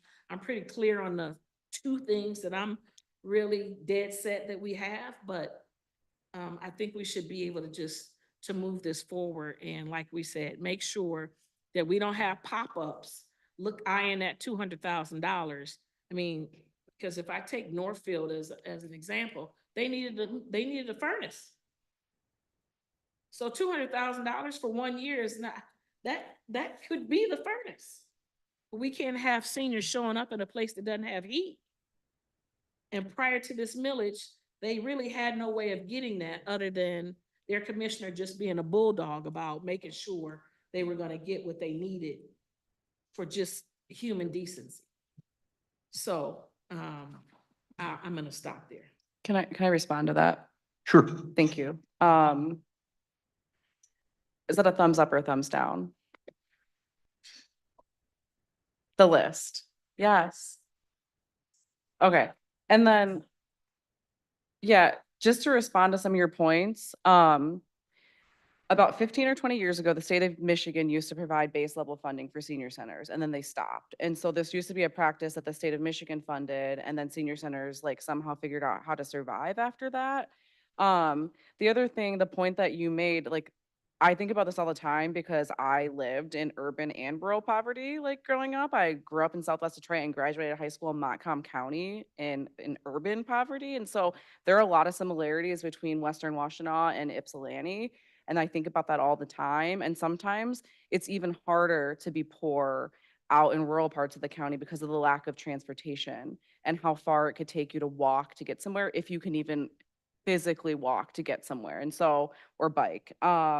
And so I just wanted to add that. And then I will say to one of the points that was made earlier by Commissioner Robbie, I think, you know, perhaps there is an assumption sometimes that Ann Arbor has enough resources. And I'll admit, like when I was building this list, before I called a city council person from Ann Arbor, I made the assumption maybe Ann Arbor City Council would rather us split the base level for one senior center between Turner Resource Center and the Jewish Community Center, assuming that the Ann Arbor Senior Center was like well-resourced. But actually what I learned is that they have held back on things that they could be doing just in terms of like operations and upgrades and expanding services just because their budget is so tight. And so that is something I learned throughout this process too, that like you can't just assume because it's Ann Arbor or Pittsfield that there's actually money, because we know that like local municipal budgets, just like our budget, a majority of that goes to the mandated services. And so things like senior centers end up getting like the crumbs. And so that, you know, I did learn a lot with this. I know that there's other people in the queue, but I just want to say, I hope we can move on soon because there's a lot more to talk about. I'm gonna go to Commissioner Scott, then I will loop back to Commissioner Sanders and then to Commissioner Robbie, and then we'll move on to the presentation. Commissioner Scott. We are very early into this presentation. And Commissioner Machewski, you were right. Who knew it was going to be such a thorny issue? It was, and I'm not going to belabor the point, but I just want to again, Commissioner Beaman brought it up. I could go online and count, but there's probably a lot of pharmacies in my district, in District 9. And there's probably far fewer in Shannon's district. And so I just think like each district has its own issues and foibles associated with them. And I think that this baseline funding in a way recognizes that. Like, it's not saying Ann Arbor shouldn't have $200,000 because there's only seniors in Ann Arbor who are rich, which is not true. We know that. Andy, Yusuf, and I know that. There are needs everywhere and the needs are different. And this gives the senior centers in those areas the latitude to understand what is right for their senior. In Northfield, it's gonna be having heat, right? So, and then there's other dollars that can be leveraged through different RFP processes or whatever, but I just think that I think I think we've done it more. I think Commissioner Beaman and Commissioner Maciejewski have brought some of those rural natures of the county, and Commissioner Light to light more often than it has been historically done at this table. And although that there are flaws and issues in the way we're looking at opportunity index in this county, that opportunity index map, when you look at the very low and low opportunity index areas, they are on the east side in 197 and 198, and they are also centered in the southwest of this county, very, very clearly.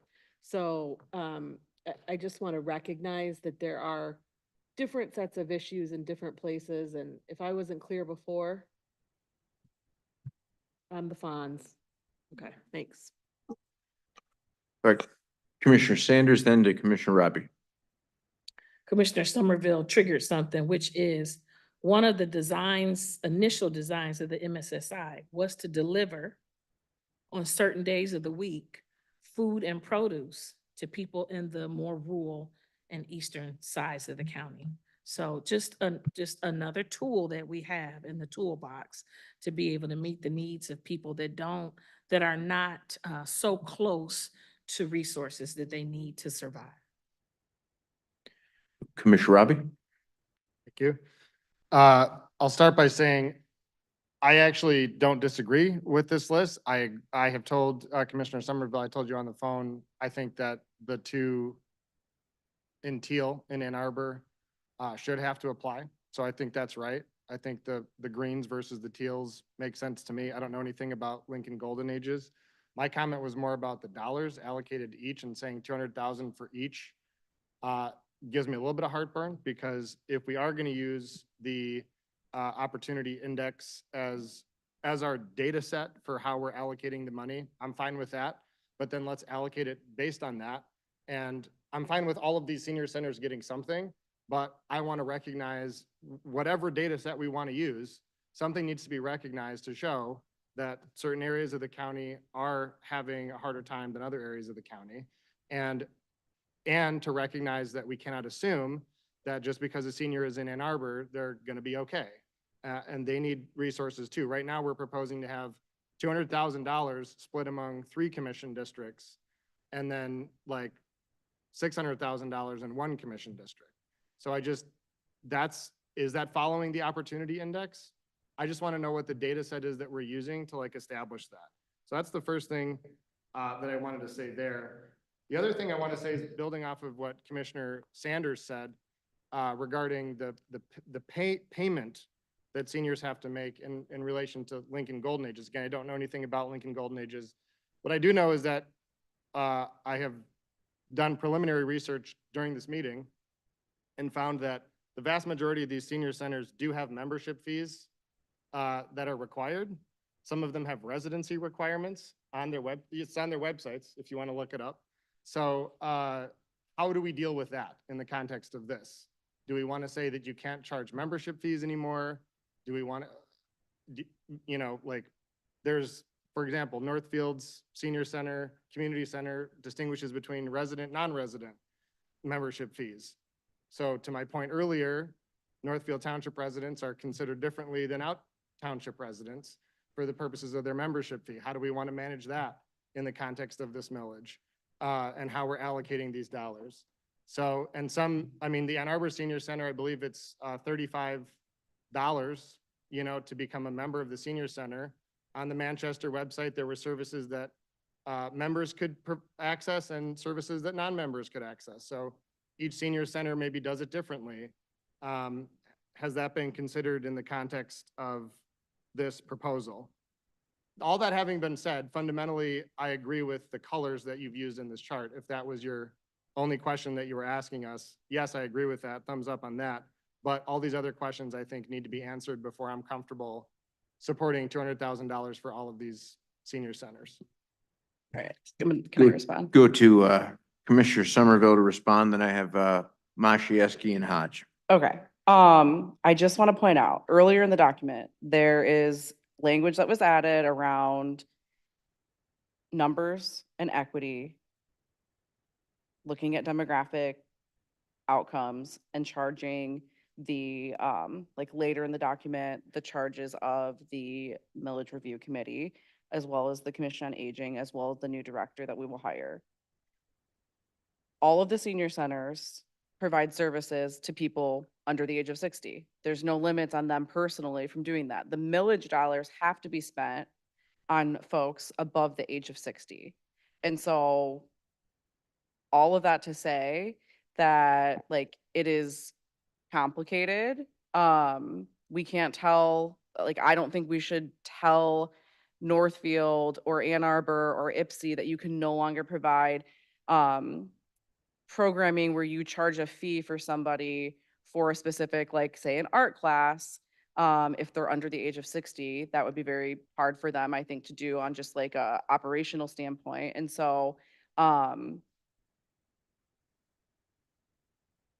we do need to move on. I think, like, at the end of the day, what I'm hearing from a lot of folks is that they're comfortable with the list.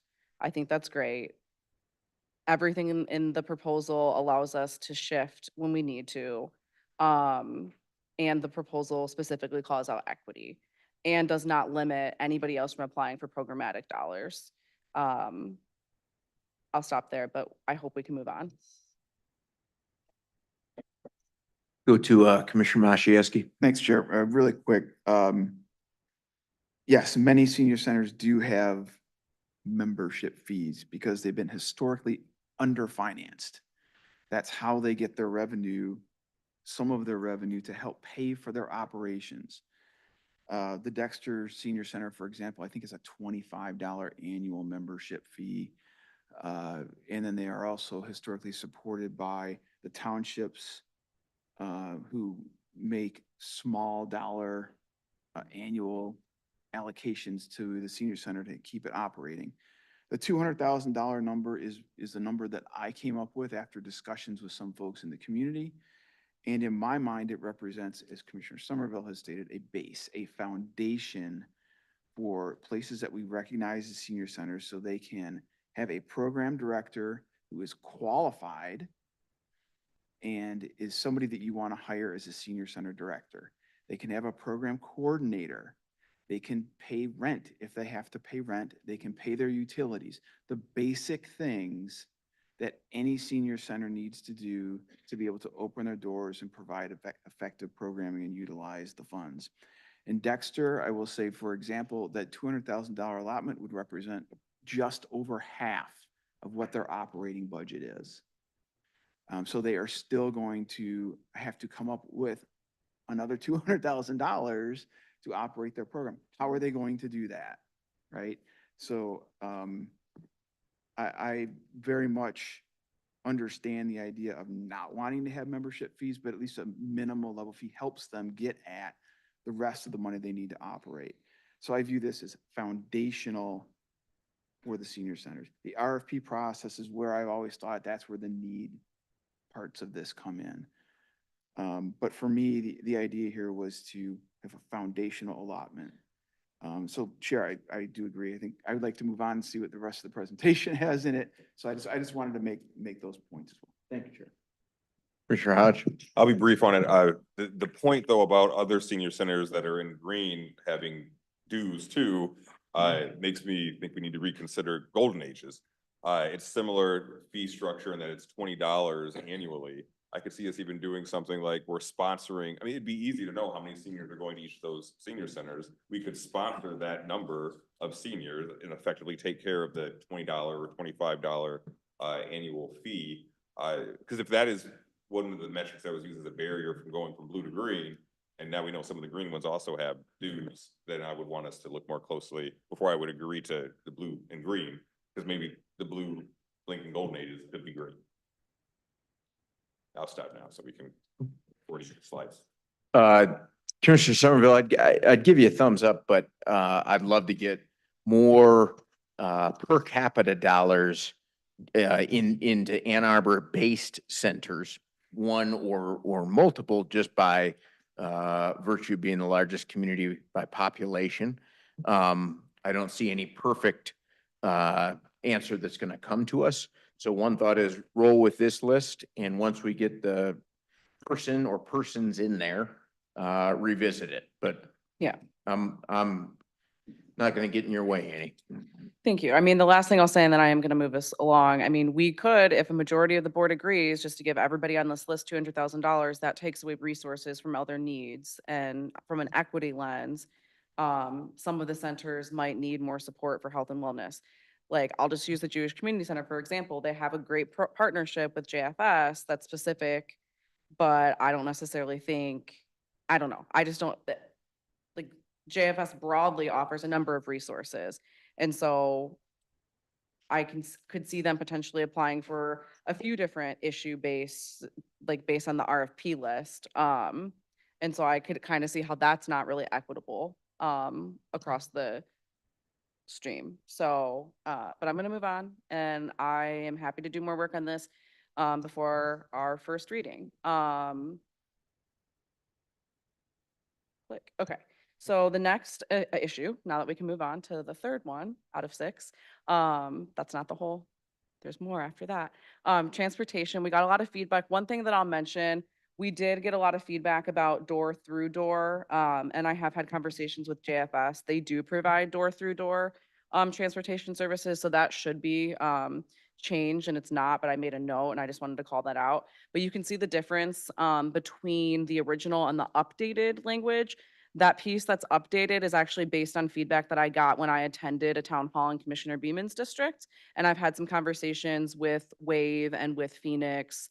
And hopefully we can empower the future director to formalize some transportation stakeholder groups. I understand that there maybe were attempts to start that process a couple years ago based on some requests from the Commission on Aging, but I'm hoping that this will get that process formally started, because we have a lot of transportation gaps. And a lot of the feedback that we got for like senior centers is we need to have more opportunities for people to get to their senior centers, because right now there's a transportation gap. So that is the change.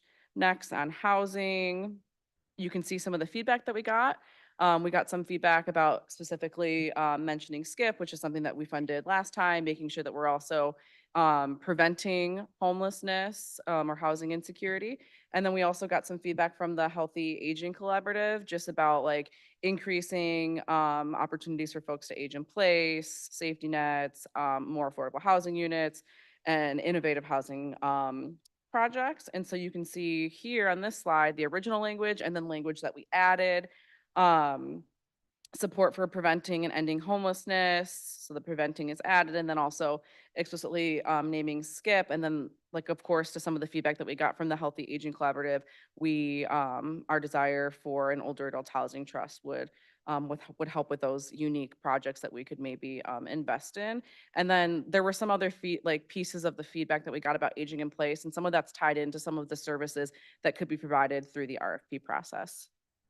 Okay, the next slide is just the one that covers the needs assessment.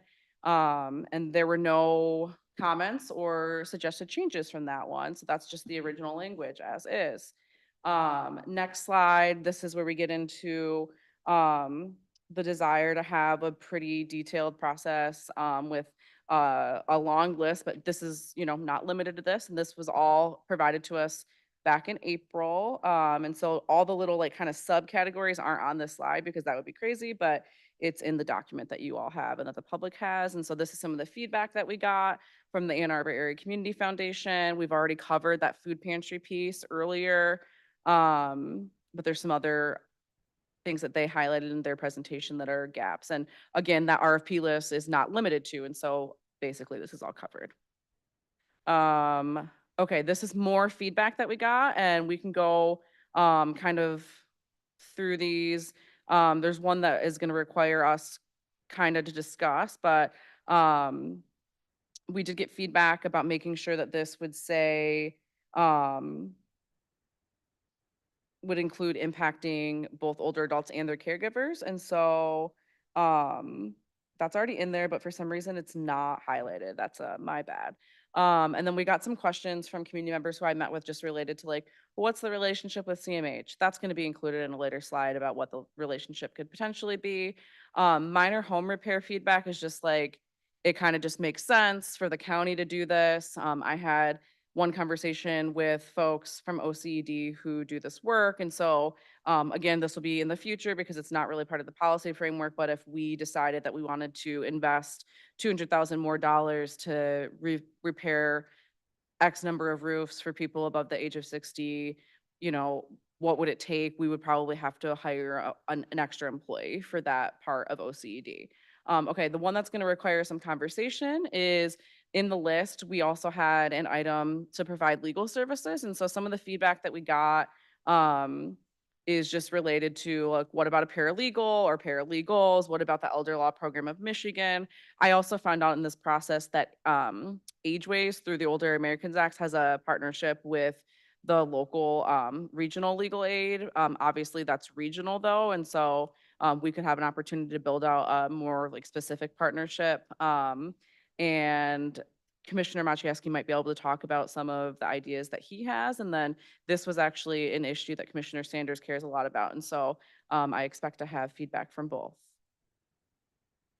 But again, I'll also highlight this is part of an RFP process, so it's not totally necessary at this point to be more specific. I think a lot of this is going to come from the Director of Aging and the Millage Review Committee to make recommendations to us. So Commissioner Somerville, are you looking for feedback and discussion on this point at this time, or do you At want to this keep going? point, I'm looking for only feedback from Commissioner Maciejewski and Commissioner Sanders.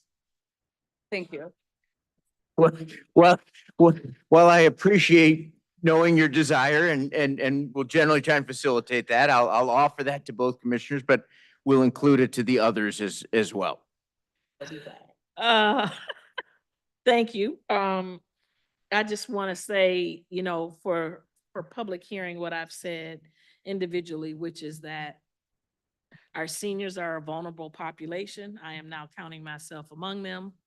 And one of the things that I have seen is when you talk about elder abuse, a lot of times, you know, it's that legal foot on your neck that they don't have, which is why I am trying to, you know, put my feet in cement and say that I believe that the seniors deserve legal counsel dedicated to them so that it gives a message to our residents, to family members that may not mean their seniors well, and to other entities that may try and leech off of our seniors, that we are not going to tolerate it, that they have a legal resource, that we're not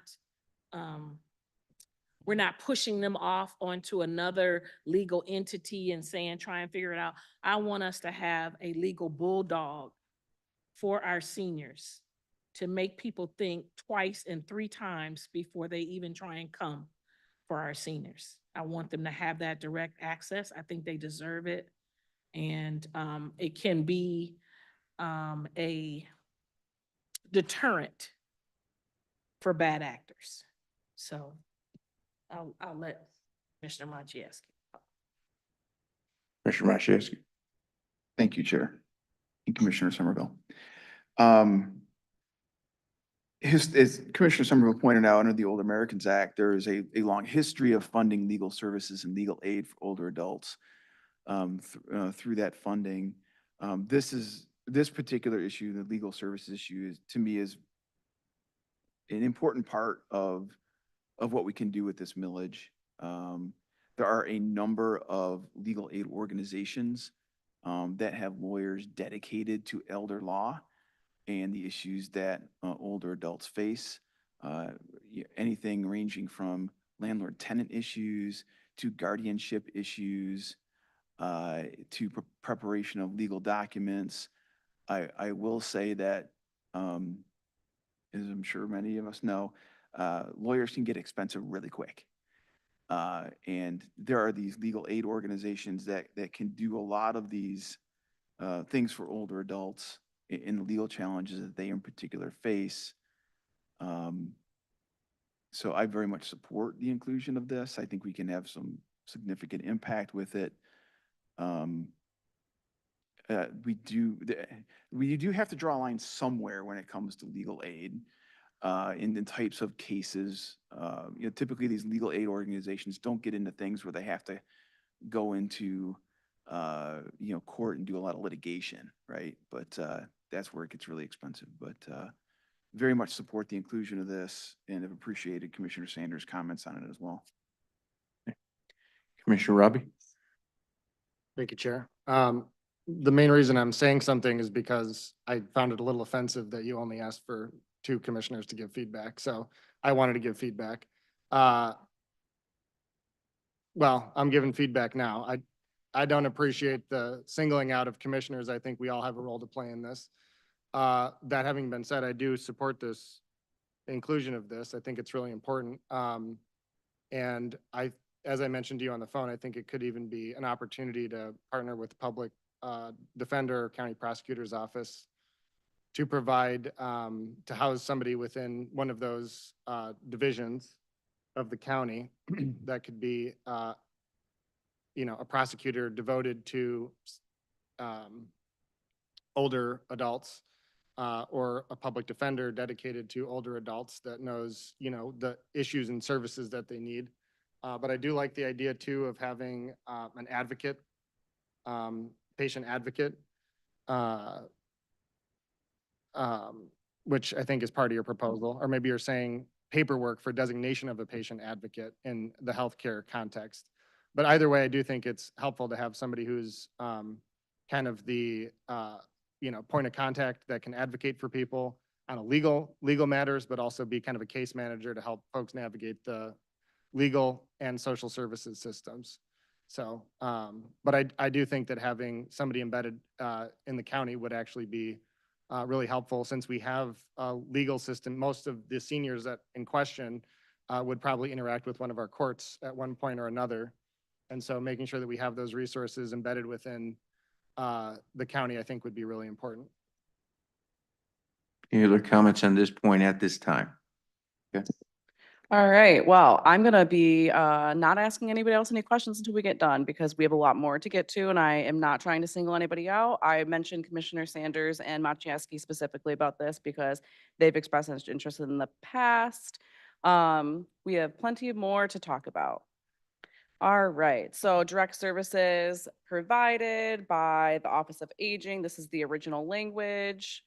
This is the feedback that we got. We've got some feedback from the Commission on Aging. We got feedback from the Washtenaw Health Initiative, Healthy Aging Collaborative, a lot of similarities. And then you'll note that I made some comments here that some of this stuff is covered in earlier sections. Some of this stuff we need to discuss, but I'm gonna hold off until the end to go back to this discussion. This is the original language for, so I'll explain this. There was a section that included the millage review committee and some of the other oversight stuff all in one. I broke it up because we got feedback about people who should be on the review committee, and it just made sense. And this is also one of the sections where you'll see that I cleaned up the language to make sure it refers to the actual millage language, older persons, because that's what we voted on. So this is the original language. This is resident feedback. We got several emails from a lot of older adults in the Chelsea area actually about ensuring that we actually have older adults on this millage review committee, because it can't be assumed that everybody on the Commission on Aging is an older adult. So this is the edited language that increases the number of the millage review committee to 11, and it includes that a minimum of 3 members should be above the age of 60 years old. And then there's a little comment at the bottom that this could mean that that could be fulfilled by someone on the Commission on Aging, but not necessarily. So if that happens, I think what we need to make sure is at least one member from the Commission on Aging is actually considered an older adult. Because I wanted us to have an odd number. So that's my recommendation. If you have comments on that, please hold it till the end.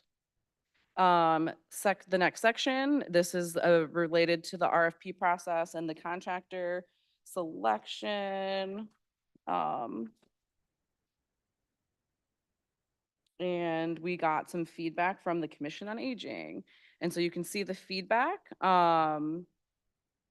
just related to the process and the plans for assessment and awards on a multi-year basis. And so there was some language added here that you can see bolded and highlighted related to really equity and inclusion and our ability to kind of move the marker with data. So this is an interactive section that hopefully will move quickly because it's just deciding what we want to title this section. So there's a new section that says we may support capacity for services already provided by the county to expand for folks who are above the age of 60. This is a list that's not limited to this, but these are just some of the ones that I've talked to a few people about. And I'll just note that in the document, there's an error. Parks and Rec isn't mentioned, but it's here on the slide.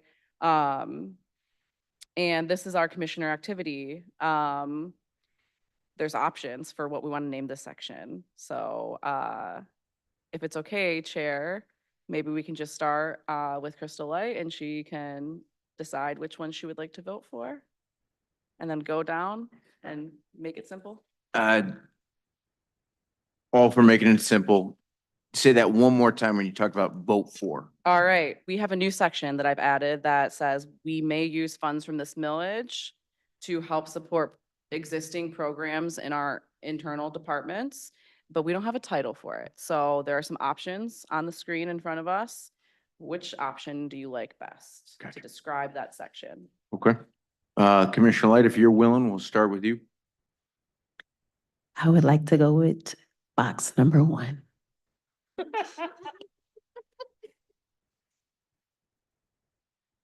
We'll move left to right from my vantage point. Commissioner Sanders.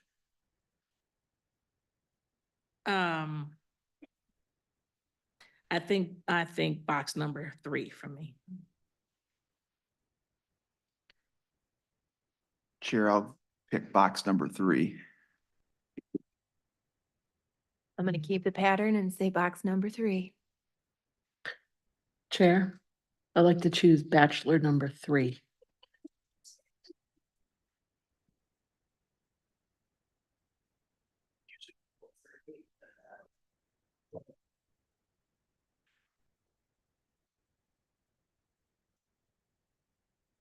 I don't really have a strong opinion on this, honestly. I think 1 is probably my preference, but I think 2 and 3 are fine.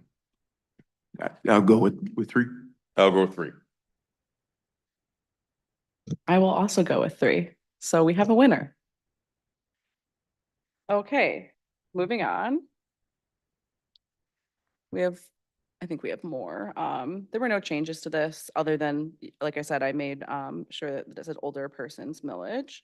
New section. This is what I would like to consider the use of Annie Collab. This is how we're going to recognize funding that goes out to organizations. And so the idea is that there would be a standardized signage that individuals, whether it's senior centers or nutrition serving agencies or other supports, we would, but if they have a site where people come to, there would be signage that the Director of Aging Services would be responsible for organizing the installation and maintaining that the signage is there. And so there's still some more, so I'll skip to that. I don't want to, let's see what's next. Okay, before we get to this, things that weren't in the slide but were conversations with other commissioners. Chair Scott has done some work on what it would mean for us to help fill some gaps with access to healthcare if folks lose coverage for older adults, as well as utilizing community health workers that could be specific to older adults through the health department. And Commissioner Sanders, you did email me today, early. But I made a note, because I think, and I tried finding you before the meeting to talk about this. You wanted to make sure that there's language where we can request annual updates if we need to. I guess one thing is the director of aging is kind of responsible for giving us annual updates and data outcomes annually. But I do think that we could put this in and just say that, and I'm trying to figure out which section it would make the most sense. Maybe just the oversight section. We can just say, any agency receiving funding from the millage shall provide a public presentation if requested by the Board of Commissioners. So if that's what you're comfortable with, I can make the edits to the document before it comes back to us. Do you want to comment on that? Quickly, yes. So I just wanted to make sure that we weren't like giving a 3-year pass. And then if we decided that something arose that required more information, we couldn't be held to that. Well, you said every 3 years. So I just want to make sure that we're not held hostage. And that we have a right to inquire and they have a responsibility to respond. Yep, I agree. We love transparency and oversight. And so that would be helpful. And then we'll have the annual report from our director, as well as we have the millage review committee. And so they could, I serve on the millage review committee for the mental health millage, and we get presentations all the time. It's like in the standard rotation where we get presentations from the folks funded through the millage. And so I expect that to also happen at the millage review committee, where the folks on that committee, which of course it's public. So great. And then the next 2 slides, I just want to make it clear for the public and for the board. These are proposals for the board to consider. And it's related to the org chart, which ultimately will impact the amount of dollars that would be available to actually fund services directly. And so I'm going to show you both of them, and then I'll go back to the first one. Actually, I think I'm going to show both of them, and those are the last 2 slides. But there were a few sections that we didn't stop for, and so after these 2, maybe it's the time for all of the commentary. Commissioner Somerville, after you show those slides, Yep. I'm gonna just give a quick update in terms of timing. So Perfect. Thank you. Okay, so the first slide is a projection. Thank you, Brady.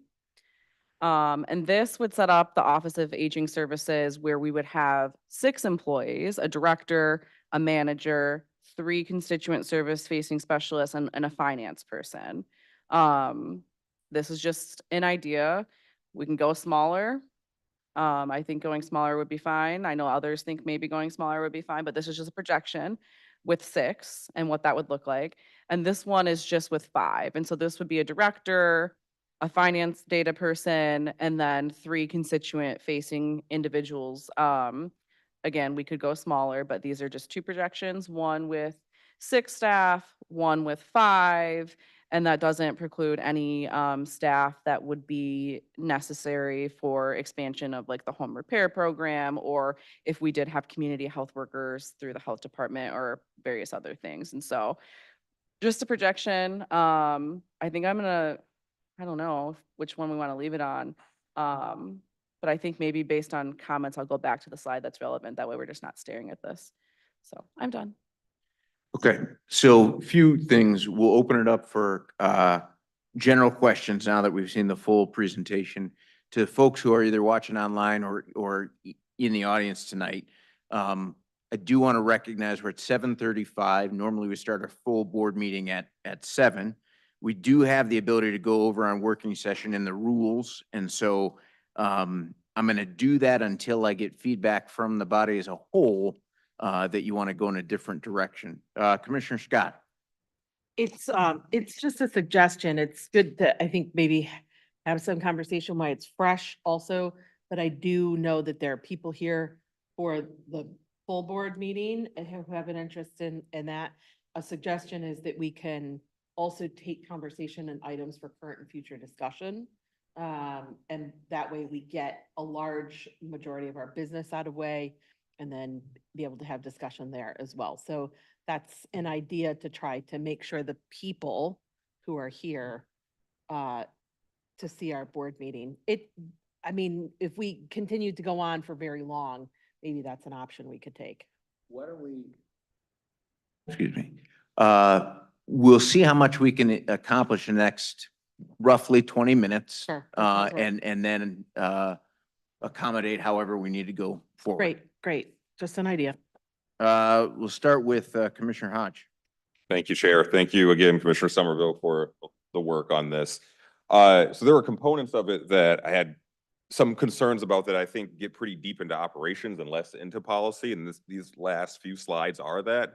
I would be interested in hearing what the administrator's take is on some of these components that seem very into the operations.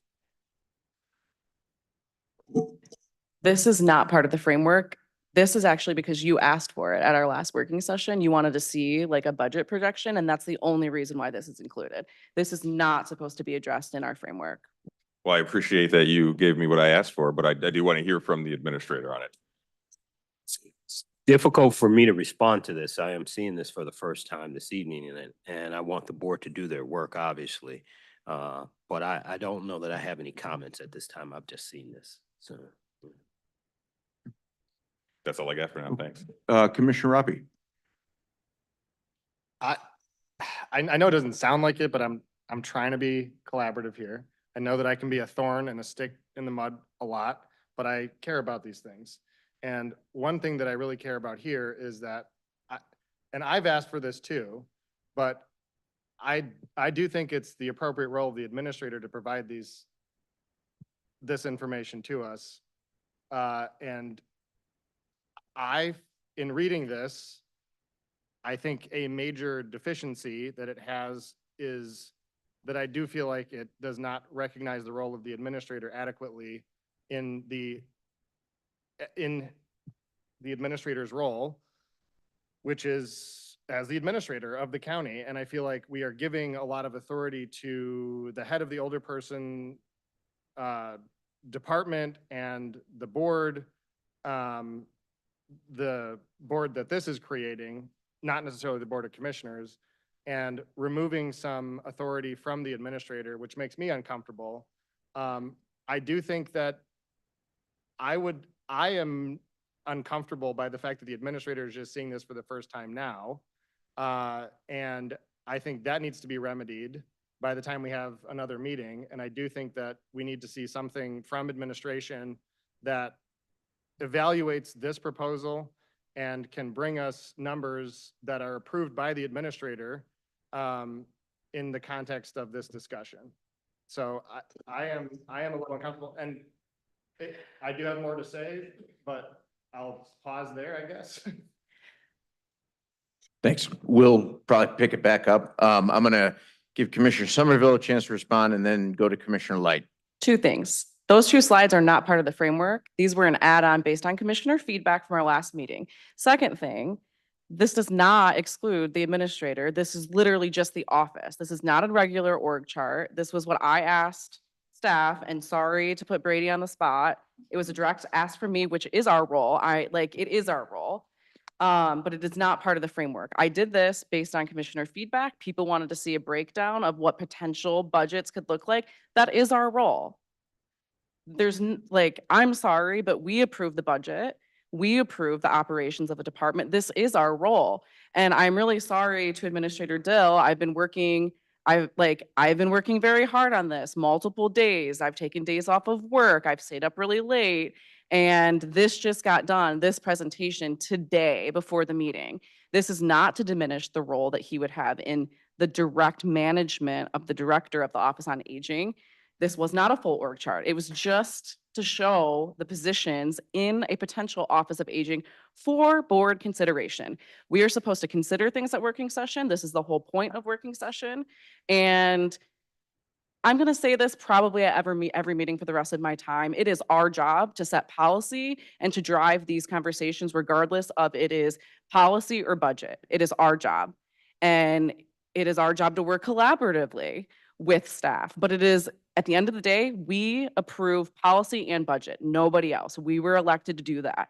And so this was not to offend anyone.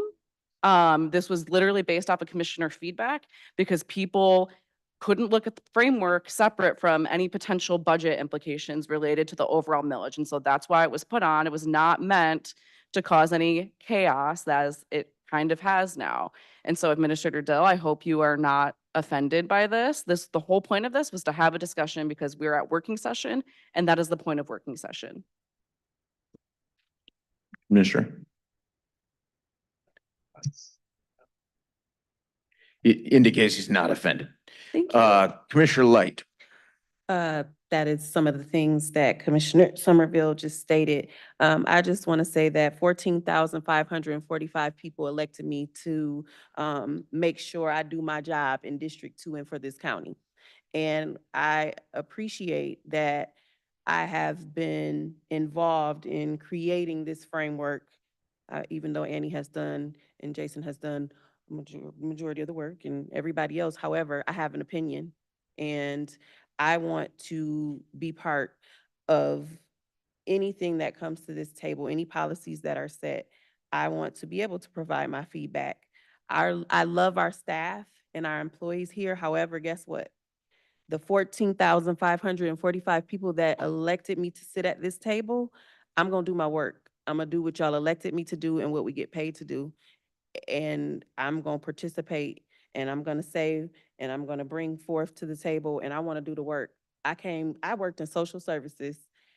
I was an educator. There is no way I cannot be hands-on. I can't help myself. I'm a caterer. I always want my hands in something, and I have to be part of decisions that are being made for a position that is a very important position. I'm gonna have my hands on it and in it. I'm gonna have something to say, and I'm gonna do the work. So y'all get used to it, because this is 4 more years left of this. And we gonna be at this table, because what time it's 7:49. We supposed to been start our board meeting, but guess what? We're working, and we gotta work, and we gotta do it. And I appreciate our staff. Now y'all don't have to do our work, because we're doing it. So whatever used to happen back before this 9 of us came here, that is not the same. We are not the same. They are not like us. We are not like them. And we gonna do our work. And I'm gonna hold my brothers and sisters accountable to do our work. So let's keep working. Well said. I'm going to give just some quick overall feedback. Commissioner Somerville, I really appreciate the amount of work that you've put into this. Obviously, Commissioners Machieski and Scott and others have too, but I know this has been near and dear to your heart.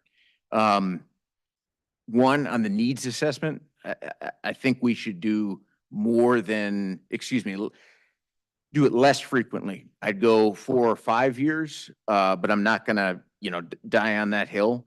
Although it is sort of universally accessible, I do think, and perhaps it's in here and I'm overlooking it, I do think we should make some statement about the importance of income as it relates to need for folks accessing older adults' services, and that they'll be prioritized. And I know that's a delicate linguistic balance because, again, it is supposed to be universal, but I do think of if I'm, forgive my friends in Barton Hills, but, if I'm coming from Barton Hills, I might be coming from a different economic position and accessing services that folks from other parts of the community need as well. The biggest thing, though, is I want to get this pig out of the barn, so to speak, and I appreciate that none of this is going to be perfect. What I can't articulate right now is why we're going with this structure as opposed to using another. I think I get the concept of wanting some independence and some focus on it.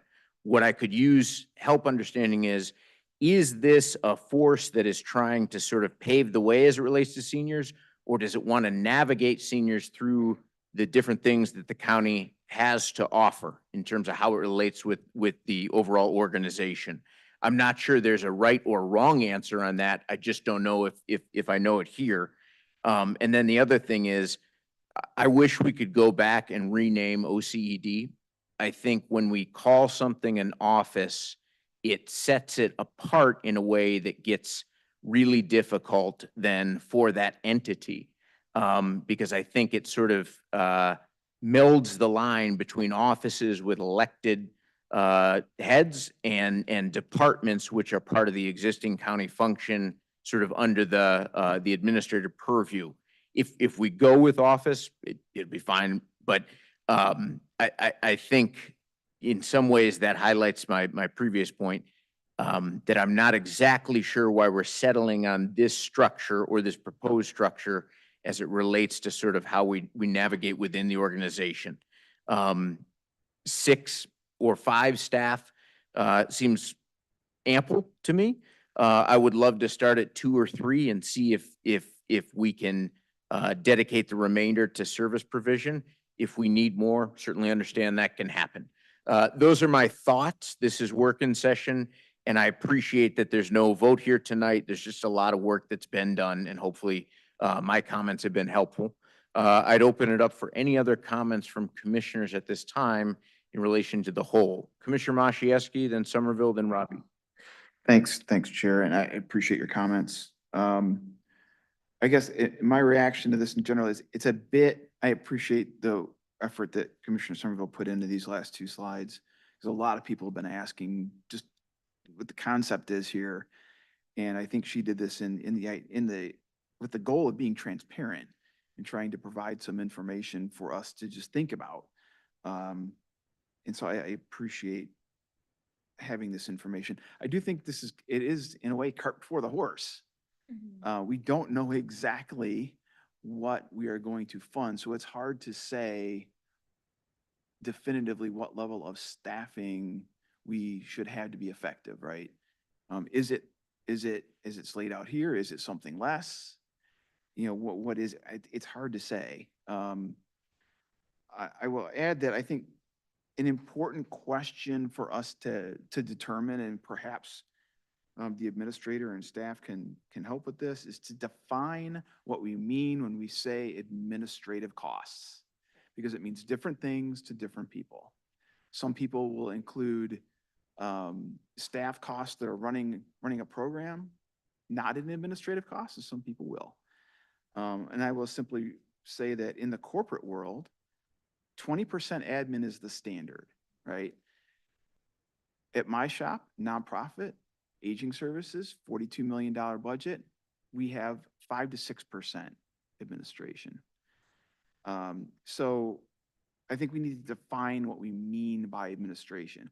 I think if we hire somebody that works for the county that is in charge of delivering a program or service and working with our community to do that, that to me they're delivering a service. They are helping somebody with a resource, and that isn't, in my mind, an administrative cost. That's an impact. So I think we do need to define that. I get a lot of questions about what is your administrative percentage? How much are you going to spend on admin? And believe me, I do not want a large bureaucracy here. I do not want to be paying a bunch of executive level managers to oversee other people. I want them to go into people that are delivering services and services directly. So I think that's my general comment and reaction to what's presented here. Thank you, Chair. Thank you. Commissioner Somerville.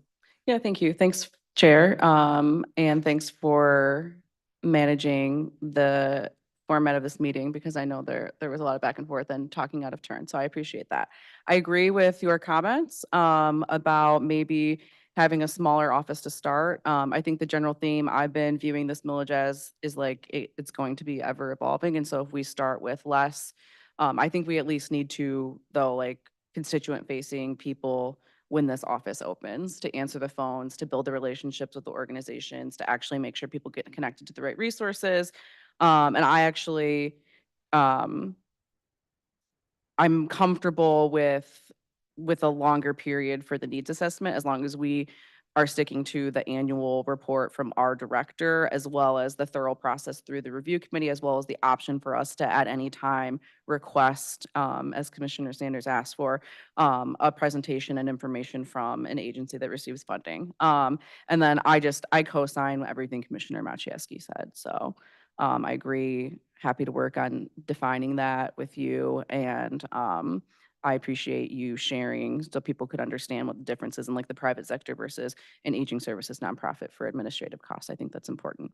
And again, just because I have the chance, I'll just say, you know, the intent was just to show something based off of commissioner feedback and public feedback. And then to your question, just around like this proposal versus others, all of the feedback that we've gotten from broad coalitions is like, this is originally what they were asking for, an Office of Aging, and the work is shown in the slide. And I know that hopefully that'll be sent out and included and updated like public link to it. And I also have a ton of reports that we've all had access to, but that I've compiled. So actually, I created a binder with everything. Every report on this is in here. And so I can send it to you because it goes back to like years of research. It goes back to the Ann Arbor Area Community Foundation report. It goes back to the advocacy of Say Yes to Seniors, the advocacy of the Commission on Aging, and one-on-one conversations. And so happy to send all of those documents around so people just have them at their fingertips. But it's really based on a thorough like analysis of community feedback. Thank you. Thank you. Head Commissioner Robbie and any other commissioners, let me know. If not, move on. Thank you, Chair. First of all, I look forward to continuing this discussion during our board meeting, as the chair suggested, since I do believe that with our long agenda that we should probably transition that. I do want to make 3 comments. I did mark up the document that Commissioner Somerville distributed. So I will have a series of other comments and suggestions, some of them smaller than others, later. But the quick things I just wanted to say, one, in response to what Commissioner Maciejewski just said, 100% agree with that sentiment, especially as it pertains to county government. So one of the small things in terms of definitions is in the definition section under program funds, where we talk about that being defined as funds not used for county administrative activities, making sure that we're defining what an administrative activity is versus a service providing activity. I think that's really important. And in fact, I don't know if we can go back to the controversial slide where we had the org chart, but there's one thing I do want to point out on there in relation to that comment that I just made. If we could just briefly go back to that. So in the whatever color that is, purple, the Barney color, that says available for outside agencies. If we are using something like this document moving forward, I would hope that we could rename that as available for service delivery, so that it is agnostic as to whether it is for outside agencies or for county services. So that would be a suggestion that I have on that regard. But that is all to say in agreement with Commissioner Maciejewski's comment that I do think, especially when it pertains to the county itself, not all of the services that the county would be providing should be considered administrative, because a lot of them will be direct care or direct services to the community. I do have one other comment that I just want to say and get out of the way, and then I will stop talking until later. Tune in for more, because I'm not done yet. But so the thing that I just want to say, and I want to say this one more time, in response to the piece about the administrator. I started serving on this board in 2011, and I realized that it's not the same people around the table, like Commissioner Light said. But the way that we used to do things is similar to the way that we did things, the 9 of us, actually. And the fact that this is a first. I don't remember anything like this, even serving with all of you, right? In the past, we have deferred to the administrator because we have hired the administrator to do a job for us, and that job is to create recommendations for this board. It is our final decision. We are the ones elected, certainly by the voters, and believe me, I've been the one to remind us of that on several occasions. But at the end of the day, I feel that we should not try to micromanage our administrator to the degree that we are edging towards. And I would like that to our next meeting, if we are going to have something that we're going to be voting on, for the administrator to come forward with a proposal that takes the feedback that's been created here and builds it into something that meshes with the county's policies, the HR policies, the finance department, all the different aspects of this organization where we have professionals with probably over 200 or 300 years of combined experience that can weigh in on the feasibility of this proposal and how to actually implement it. And that is our typical process, is for them to come forward with these proposals and then for us to debate and rip them apart. That's fine. This is sort of starting the process in the opposite way. And I think that we should empower our administrator to do his job, frankly, which is to make a recommendation to us on what this should look like. I have kind of been noting that our administrator has just kind of been sitting here through this discussion and not really having a role in this process when he's the one that's going to have to implement everything that we're talking about here. And so, I really feel that he needs to be part of this process in a way that I don't get the sense that he has been. Some hands went up. I'm going to go to Commissioner Somerville. Yeah, thank you. I just would like to remind my colleagues and the public that it's actually the county administrator's job to execute board-approved policies and budget. That is the role in any level of government that you serve. That's the role of the administrator. I served in local government on Ypsi City Council. It was the exact same process for the Ypsi City Manager. We set the policy, we set the budget, the administrative team executes it based on what we approve in a public meeting. I don't know how to make that more clear, and I think it's more of a philosophical disagreement at this point, but it is our job to set policy. It's our job to do the work. It's our job to do the work on the budget. It might be easier to have proposals come from staff, but it's actually our job to be proactive about the direction that we want to go in. And I would just like to say I respectfully disagree. We also set the agenda, and I'm not asking for a different proposal to be prepared, and I hope a majority of my colleagues aren't. Because we've done enough work on this and we need to get this done. And so I'm not asking for that. Thank you. Commissioner Light. So I'm full of examples today. So in my classroom, 10th grade English honors, I would say it's time for group work. So all of us 9, we're in group work right now, okay? And so with that group work, Commissioner Robbie, don't be my difficult student today. What we're gonna do is we're gonna come up with ideas, and then our idea in our group work, then that's gonna be what our administrator, he can take those ideas, and then let's say we can compromise, then he can come back to us with the ideas that we've provided. But as Commissioner Somerville said, let's be proactive. So let's come with something first so that we can come with what we're asking for and what we want, and not just the administrator and the team saying, okay, here's what we think. But if we come with, okay, this is what we suggest, this is what we're aiming towards, it can give them a little more momentum to work in the direction that we're going. So then we don't have to keep going back and forth, back and forth. So if we get in our group, do our group work, come with something to give them to eat off of, then they can come back and say, hey, this is based upon what you've provided. This is how this can work. This is how this cannot work. We suggest this. Now you all figure it out. So let's think about it like that. And like I said, we aren't the same. We are different. And we, even from last year, we're moving and working different. We have a crazy, ignorant president, and we have to work harder and we got to think smarter. And and at this point, in the words of Miss Westfall from Wise Elementary, she said, you get what you get and don't pick a fit. So let's do what we got, okay? Commissioner Scott. Thank you, Chair. I was just going to note that I very much love and esteem the county administrator, and he knows that. But I do think that it is our job to shape policy and ask the administrator to operationalize that policy.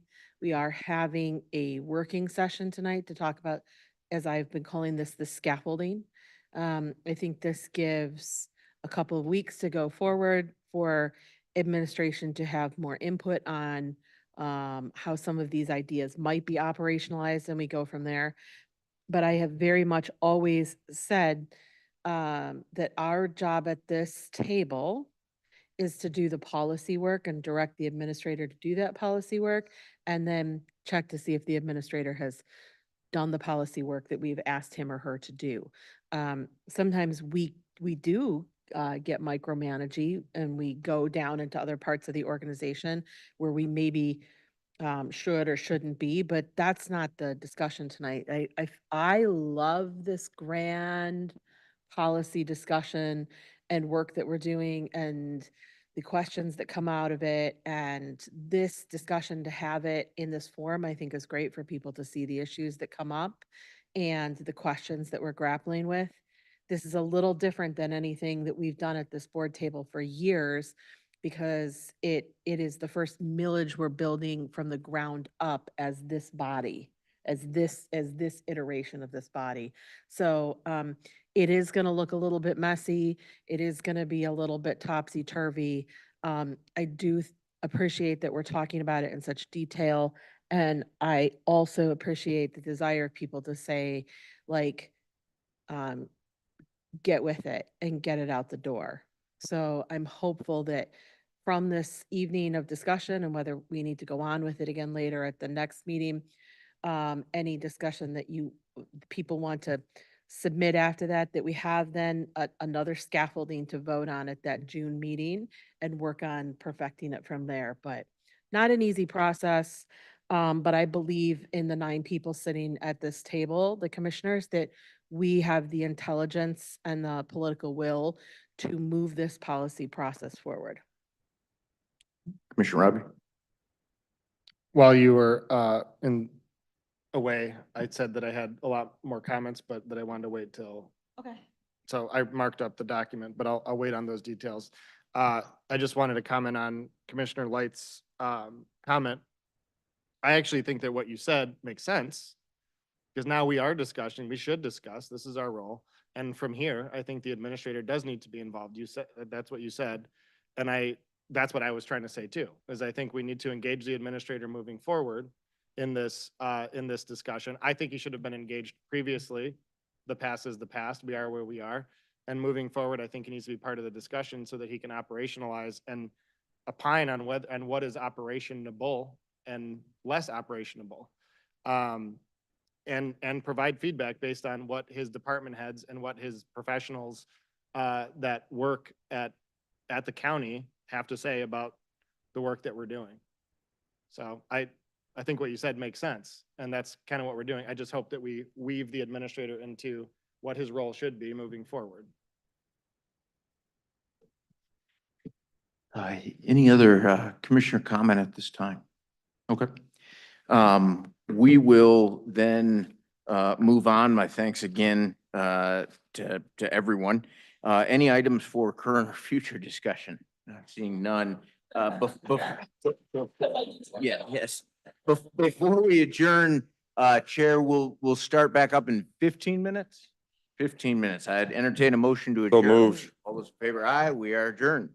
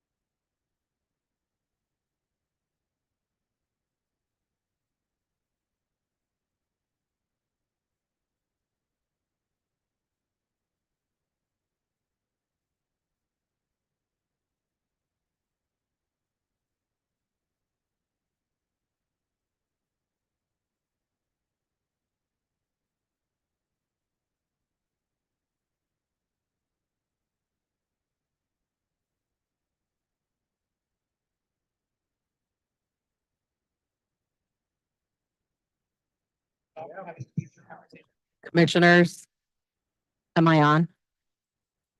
Hello, hello? It's got to turn me on.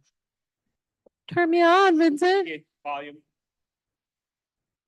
Commissioners, commissioners. Commissioners.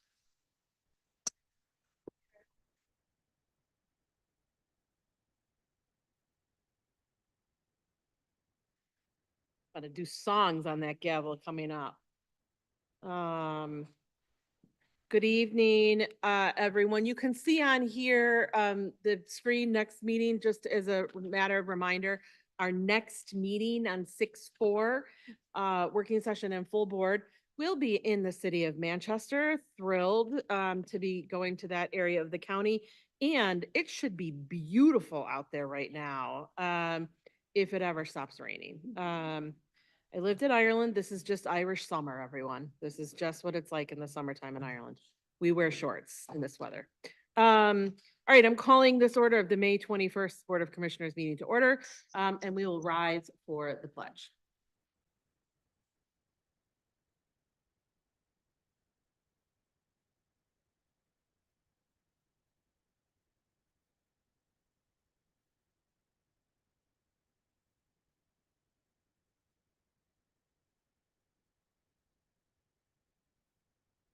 All right, we will call the roll with Ashlyn, our lovely clerk. Commissioner Beaman, Present. Commissioner Hodge. Here. Commissioner LeBar, Here. Commissioner Light, Present. Commissioner Machewski, Here. Commissioner Robbie. Yep. Commissioner Sanders, Present. Commissioner Scott, Here. Commissioner Somerville. Here. All right, we're all here. Before we do public participation, I'm gonna ask Justin Hodge, Commissioner Justin Hodge, to go on down, because the price is right, and he's going to give a resolution right now, which is, where is it on the agenda? I can't even find it. It's a resolution authorizing Washtenaw County to apply to join the World Health Organization AARP network of age-friendly communities. Yay! Yay, all right. Take it away, Commissioner Hodge. All right, so we have many of our friends here from AARP to come up and join me at the podium. And we got everybody? You can get closer. So, Katie? All right, so Katie had approached me about having a conversation about us joining this network, and they'll talk more about it, but this makes us the first, assuming we pass it, which I think we will be the first county in Michigan to join this age-friendly network. I hope that in addition to doing this, it encourages our other local governments across Washtenaw County to join too. The timing actually worked out really well because they got to watch much of our discussion at working session. They were hanging out out there in the hallway for a little while, got them to come in and like, okay, this is interesting stuff. They saw the United Way part. It's, interesting for some, but the whole group really likes the aging work that we're doing. So I'm going to go ahead and read the resolution, and then as many of you that like to say anything, please do. So it's a resolution authorizing Washtenaw County to apply to join the World Health Organization AARP network of age-friendly communities. Whereas in the United States, the population of people aged 65 and over is expected to grow from 33 million to 2000 to 800 and, sorry, let me start that one over. I usually don't slip up reading these. Okay, the population is expected to grow from 35 million in 2000 to 88.5 million in 2050, taking the total share of the 65 and over population from 12% to 20% of the total population. Whereas in Washtenaw County, 1 in 5 residents is an older adult, and the need for essential services for these residents is only going to grow for them and their caregivers. And whereas research shows that older adults overwhelmingly wish to remain in their homes and communities as they age, and whereas there are numerous social and economic benefits to building a community that is inclusive and meets the changing needs of all age levels of our residents, and whereas aging is a lifelong process such that an age-friendly community is not just, quote, elder-friendly, end quote, but also facilitates the well-being of all ages. And whereas an age-friendly community has policies, services, and structures that facilitate older adults staying healthy, participating in economic growth, remaining socially active, and living in security. And whereas the World Health Organization has noted that making cities and communities age-friendly is one of the most effective policy approaches for responding to demographic aging. And whereas over 700 communities in the United States participate in the AARP network of age-friendly communities, employing a common planning model, utilizing comparative benchmarks of progress, and freely sharing consultation for successful application of the planning model. And whereas in November 2024, Washtenaw County voters approved a 0.5 mil ballot measure to support older adult services. We don't know anything about that because we didn't talk about that for 3 hours. And the Board of Commissioners has since been working to implement and operationalize the approved millage. Whereas the World Health Organization AARP network of age-friendly communities framework aligns with the board's strategy for investing millage funds and will support a continuous cycle of planning, implementation, and improvement in services for older adults. Now therefore be resolved that the Washtenaw County Board of Commissioners is committed to promoting, creating, and sustaining our community for all ages and seeks membership in the AARP network of age-friendly communities. All right. We did talk about the text was a little small, and I said I could read it. I was able to read it. So I don't know if anybody wants to, well, please come share, tell everybody who you are. Thank you very much. To Chair Katie Scott and Commissioner Justin Hodges, and to all the members of the Washtenaw County Board of Commissioners. My name is Ramon Harris, a proud Wolverine, by the way. I'm the Associate State Director of Community Outreach and Engagement for AARP. I'm responsible for the most recent expansion into Ann Arbor and the greater Washtenaw area. It's truly an honor to be here with my AARP colleagues and dedicated volunteers, as you see behind me, to express our strong support for the resolution to have Washtenaw County join the AARP network of age-friendly states and communities. This initiative launched nationally in 2012 in the U.S. affiliate of the World Health Organization's global network of age-friendly cities, communities, and it helps communities prepare for demographic shifts by focusing on physical, economic, and social factors that influence the ability of people to age well. The truth is, people want to stay in their homes and communities as they age. That's not just a preference, it's a widespread reality. One in three Americans is already over age 50, and by 2030, 1 in 5 will be 65 or older.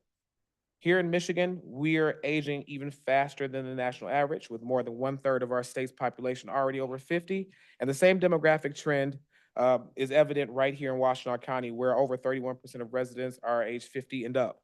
And that number continues to grow. Looking ahead, this becomes even more pressing. By 2050, the number of Michiganders aged 85 or older is expected to double. And the shift means that the needs for thoughtful planning around services, infrastructure, housing, and mobility will only become more urgent. That's why this moment matters so much. Joining the age-friendly network is about more than a designation. It's about taking the lead, proactively shaping the future of our communities with policies and practices that meet the needs of residents across generations. Through this initiative, communities get access to structured framework, planning tools, and national best practices to strengthen livability through housing, transportation, civic engagement, and more. The results speak for themselves. 68% of communities in the network have successfully advanced policy change. 86% have overcome barriers to improve quality of life for residents. And over 100 million Americans now live in a place that has made this commitment. In Michigan, 12 communities have already joined the network, including Detroit and Grand Rapids. And our state made history in 2019 as the first in the Midwest and the 5th in the country to become an age-friendly state. Michigan is an age-friendly state. So now with your support, Washtenaw County can make history again as the first county in Michigan to step forward and formally commit to building a more inclusive and age-friendly future. This is a step that benefits everyone, not just older adults. Age-friendly communities promote health, economic vitality, and social connection. They're better places to live, work, and thrive for people at every stage of life. We at AARP Michigan would be honored to partner with you in this work. Thank you for considering this important and timely resolution and for all you do to support the residents of Washtenaw County. Thank you.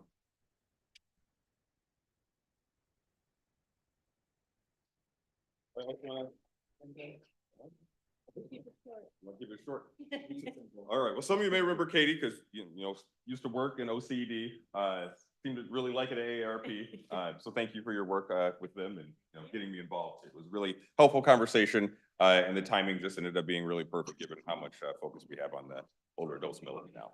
Additionally, I am now going to join AARP tonight. You can join at any age, isn't that right? 18 years of age, you could join. We could all join. Okay, well, I get the benefits. I'm Well, not just joining. I got a few years before I can. Commissioner Sanders. Question. So as one of the 1 in 3, where is my vest? I'm just saying, You know, do it's, this for 10 years now. you know, I can, you know what, if you don't mind, used one, okay.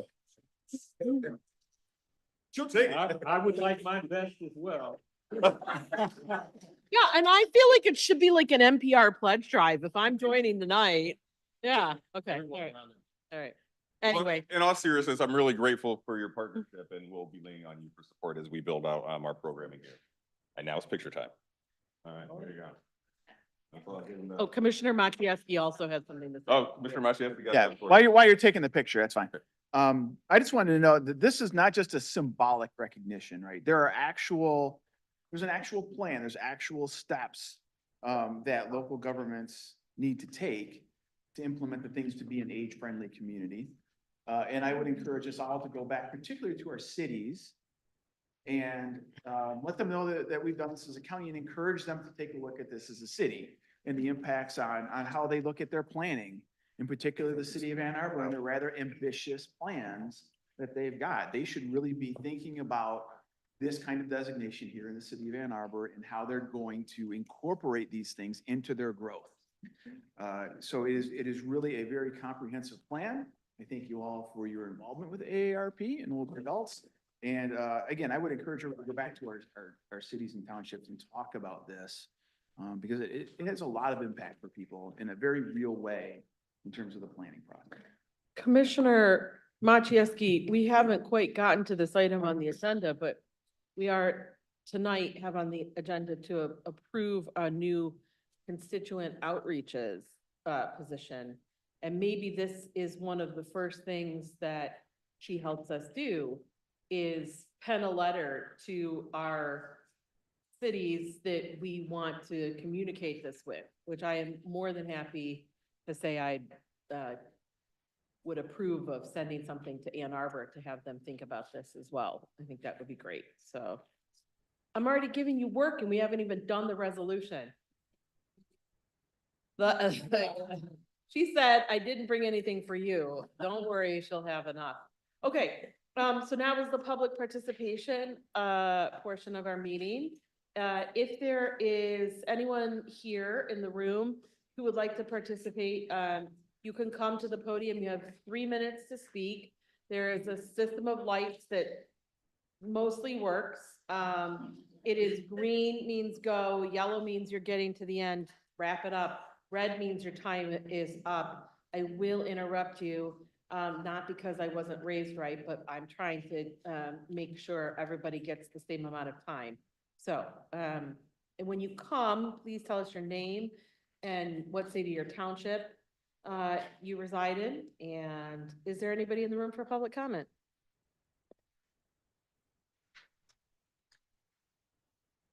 Hi. Hi,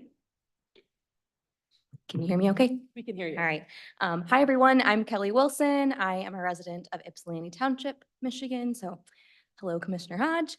I'm a registered dietitian and former farmer, and I am also a part of the Washtenaw County Food Policy Council. And I'm thrilled that the Board of Commissioners is considering a resolution tonight in support of small and minority-owned farms. Washtenaw County is one of the only places in Michigan where local farms have grown. Maybe you already know that. I see some heads nodding. Very proud of that.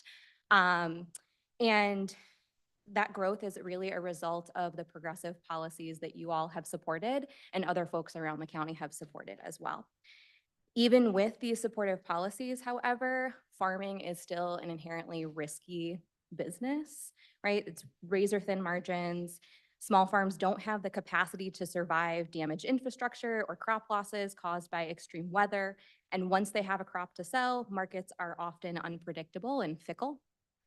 This is why guaranteed contracts with schools, food banks, and other institutions are paramount to the financial stability of many farms.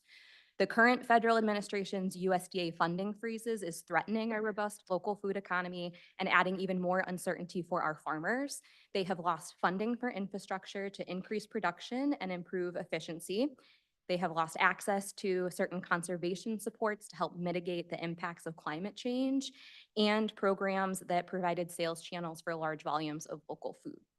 The proposed dismantling of SNAP is another potential blow to our county's farmers, as recipients of these benefits shop at our community farmers markets, purchase farm subscriptions, or purchase local produce from stores that participate in programs like Double Up Food Bucks. Cutting SNAP will negatively impact our farms. The pandemic taught us how fragile our national and global food system is and how valuable regional food systems are for community resilience. We should be doing everything we can right now to support our farmers and ensure that they can continue to feed eaters across Washtenaw County and beyond. To that end, I urge you to all use your individual and collective power to stand up for small and minority farmers in Washtenaw County. Please do what you can to get our federal policymakers to see how current policy changes are harming our farmers and the future well-being of our communities. Thank you. Thank you. I see some movement.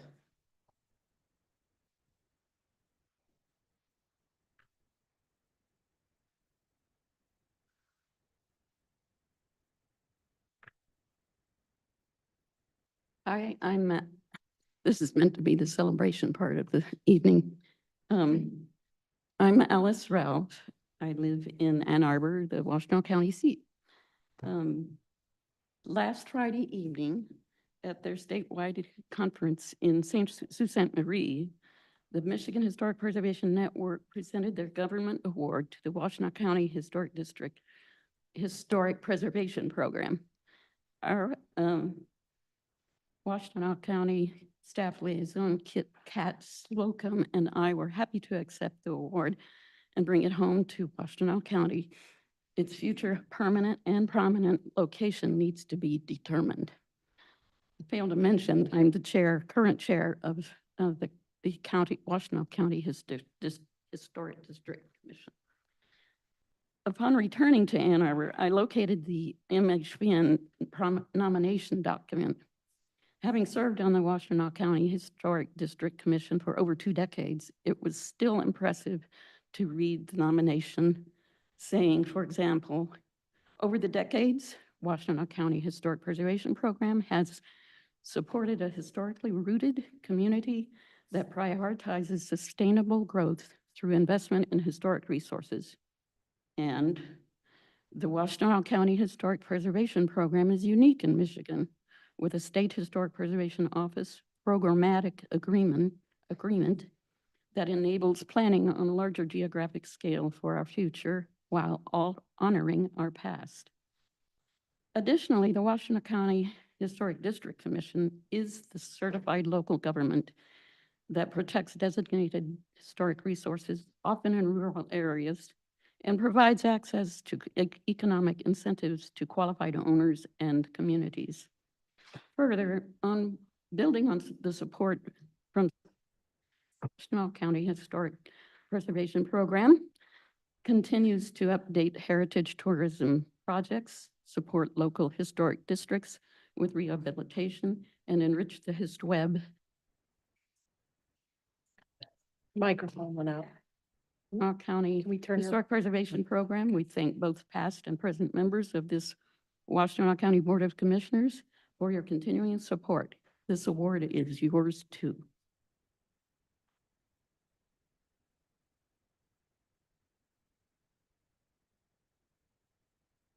Thank you.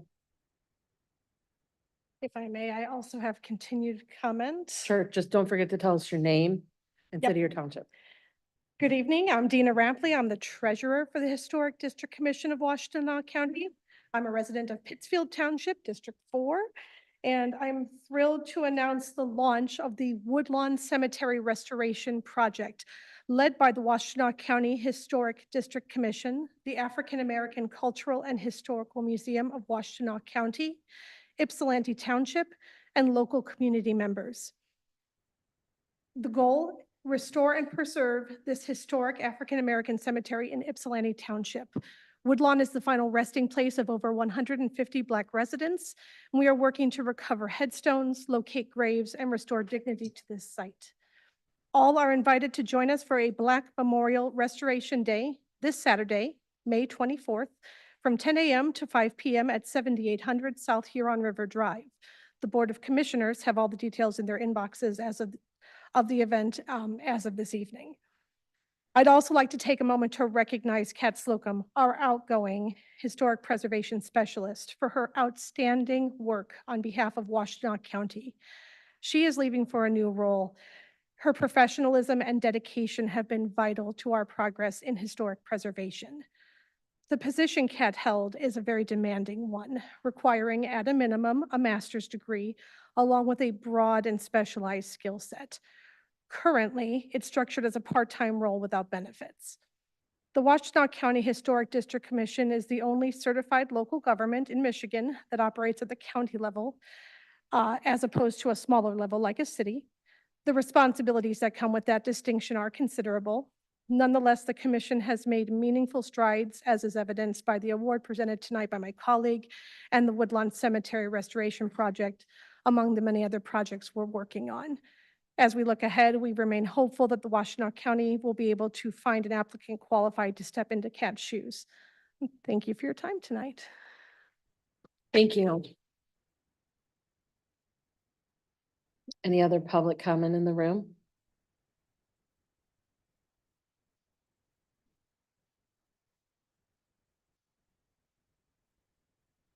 Good evening. Hi. Jeremy Haley, Ypsi Township. I hope everybody's doing well. I feel all right. Weather's kind of got my neck a little sore. Little FYI there.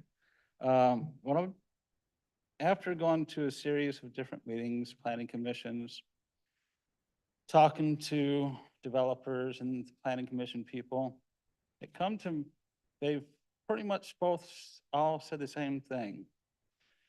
And people's talks about what's causing the housing market, the crisis, what they call it, and the prices. What I've concluded is that it's in the master plans of the municipalities, the governments of the cities, the townships that are restricting this. In the master plans, they have it set where you can only build 1,500, 1,600, 1,700 square foot homes. They can't. They build 1,000-foot square foot apartments. It's in the master plans. And unfortunately, the people in those communities had a hand in that because the master plans were developed with the aid of the communities. So everybody here is at blame for that one. If you want to fix the situation, you have to get to the master plans, take the restrictions off of square footage on the homes. So they can build, developers can build 1,000 square foot homes, little tiny homes for people who don't want the little 1,000 square foot ones, to make a more assortment of homes and housing for people. That's what we need. And it's being restricted by the master plans in the townships, in the cities, in the villages. Because when I think about it is, you get a millage for every $100,000 home, correct? And every 100,000 you go over that, it gets multiplied by that one. So if you keep building $750,000 homes, the tax rate in those areas is going to go up. And unfortunately, the money is always spent and never saved when that increase has occurred. That's the total thing I'll get on another day. And it's with that increase that keeps driving up the market. So if you have a master plan that's so many years old and says you build a 1,500 square foot home 5 years, 6 years ago, to build that same home today is not the same cost. And it keeps driving up things. And if you all could just go back to your districts and look and ask the township supervisors or officials, is it in the master plans that have restrictive square footage in them? And if so, what can be done to change it? Thank you. Thank you. Anyone else in the room for public comment? Ashley, is there anyone online for public comment? Chair, yes, Chair. The first person we have here is Kevin. Kevin, welcome. Go ahead.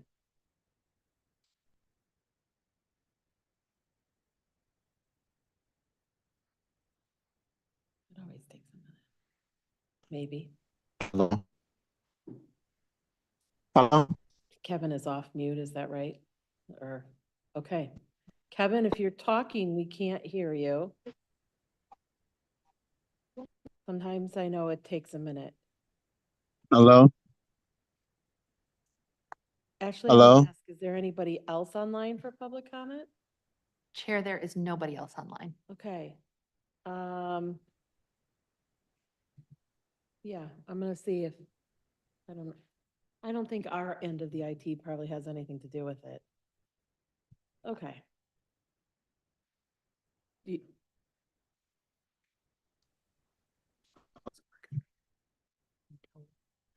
Okay. Hello. Okay. All right, so we're gonna go ahead and move on. So sorry, Kevin, we could not hear you. It's not that we didn't want to hear you, but, you could, is the chat, I don't think chat's open. No, Commissioner, we cannot chat with participants. Yeah. Well, no, So- we have that for a reason. Chair, I apologize. Yeah. It might be something in the room. I just received a note saying that the folks who are online can hear him speaking. Oh, it might be us. Okay. We're gonna leave it for a second and see if our fabulous IT scene behind the computer monitors can fix it for us.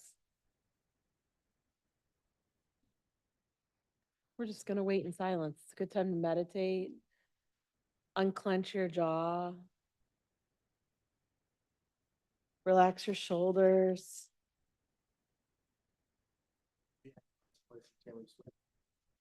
I have whole bunches of songs I would love to play for us. Go ahead, Ashley. Chair, I just wanted to give you the update. Kevin is no longer online. Kevin is no longer online. Well, I will move to Commissioner follow-up. Then the first person for Commissioner follow-up that raised his hand is Commissioner Hodge, who left the room.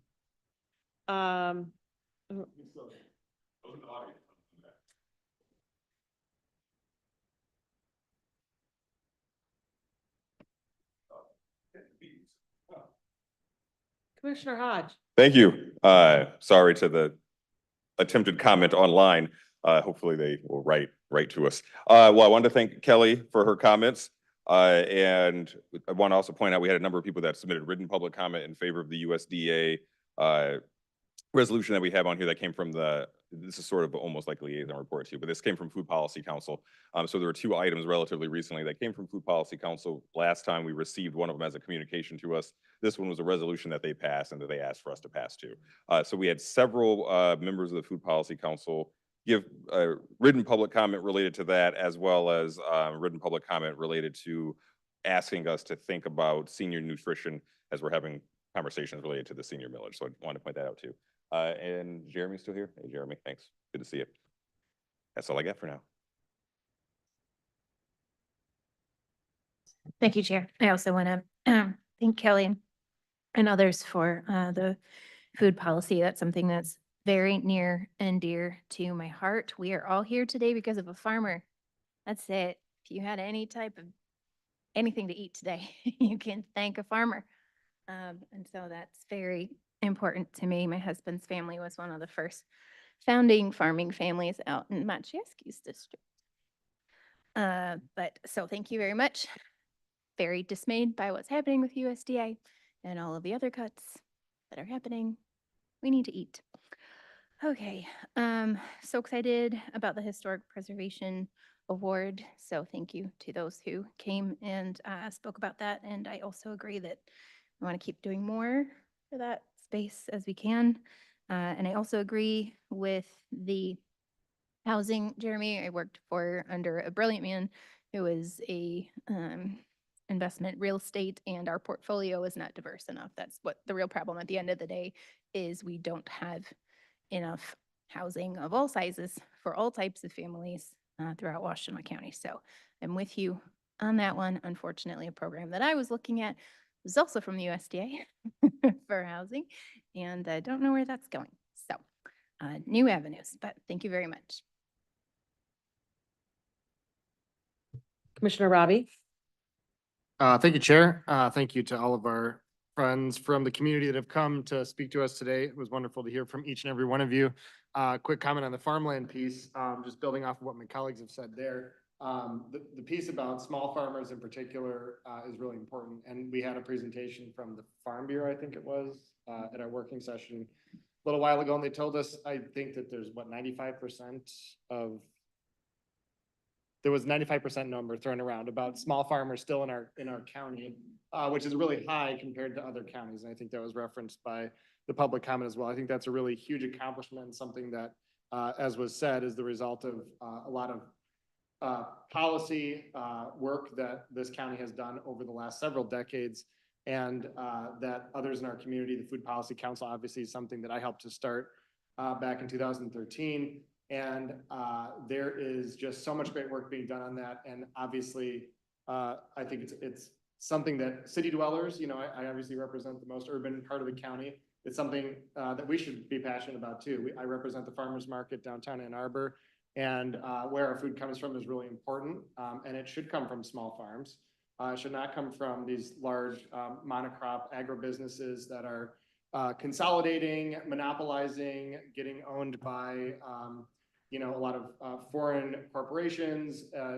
These corporate interests lose touch with the food system itself, and all they care about is making money. They don't care about the people that they're feeding, whereas our small farmers actually do care about the people that they're feeding, and they care about the product that's actually being sold to people and make sure it's nutritious. So we need to make sure that we're supporting our small farmers, definitely, and want to do everything I can to support you and Commissioner Beeman and others that are working on making sure that we have strong small farms throughout our county. And then the historic district item, just want to thank Alice for being here. Alice, you're great. Thank you for being here and presenting. And thank you to the secretary as well for being here and presenting, both of our historic district board members. I've known Alice for many, many years, and Alice, you do fantastic work. And the work of the Historic District Commission obviously is really important. The work of our staff member. Thank you for talking about our staff as well, who's done such important work. I know that Greg worked on making sure that there was a one-time allocation of money, at least last year, to help support the work that she was doing. That's needs to change ultimately. We need a full-time staffer that's doing this work, and we need to devote the resources on a permanent basis to make that happen.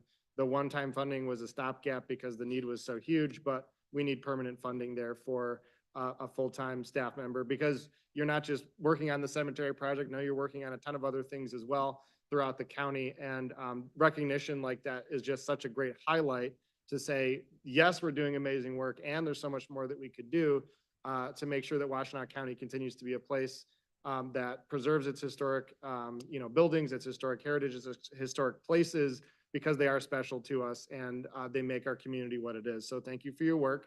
Super important. And hopefully we can keep the resources coming your way and work with our chair and our administrator. I know our chair is passionate about this too, big on historic preservation. So hopefully we can work on filling that funding gap for permanent full-time staffer, so that we don't have the turnover that we're experiencing. Because I think it's hard to do this job. I know she was also a reserve maybe in the military. So it's hard to do both of those things and balance it all. We need that full-time investment. I think that's really important. And then just quickly to Jeremy's point, first of all, love the ongoing Jets hat rocking. I mean, Jets Pizza, not a product placement, but I love the hat. Agree with a lot of what you said. I've been, one of the things I've been really hammering that I think is what you were trying to say, if I interpreted what you were saying right, is if we want to build affordable housing, we need to build affordable housing. And a McMansion is not affordable housing. 1,000 square foot home is more affordable than a 1,700 square foot home. And so if we want to build affordable housing, we have to build affordable housing. And that is, I think, what you're talking about, and we need to change, our laws around restricting the types of structures that can be built to house people, so that we actually have housing that is accessible to people financially. So I agree with that, and I think there's a lot more that can be said in that category. And I want to tie that back to something that we haven't talked about a lot at this table recently, but the conversation around the creating a housing commission for Washtenaw County. I think we need to, obviously, there's a report being worked on by OCD around the feasibility of that. I'm hoping that, I don't remember exactly what the timeline was on it, but I'm hoping we see that soon and can start down the road of actually formulating that housing commission and moving forward with something where we can actually start building some of those homes potentially.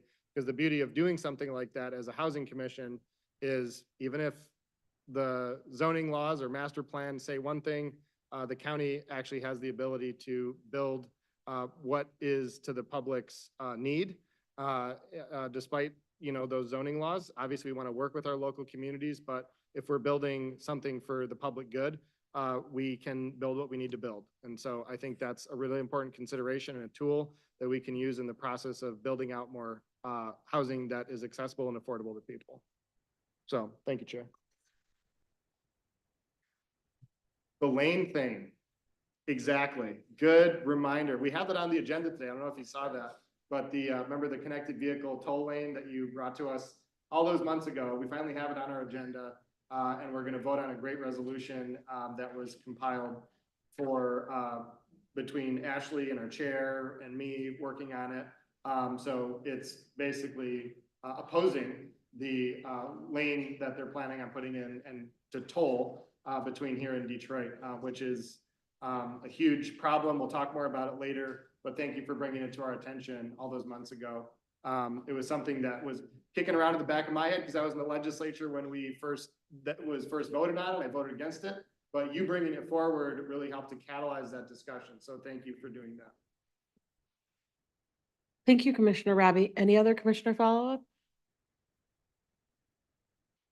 Okay, I don't see any. I will just go ahead and say about the USDA, Kelly, talking about that. One of the things that that struck me, one, as a child, I read all the Little House books, and I know they were propaganda and all of it, but even in those books that were like cleaned up for us, you could really tell how hard farming is. And in the last book, like, Laura is talking to Alonzo about like, should they continue farming? And it is always just like, it is so varied on how their year is going to go on things outside of their control. Ooh, for a control freak like me, I can't even imagine. There's a reason I work in the ICU.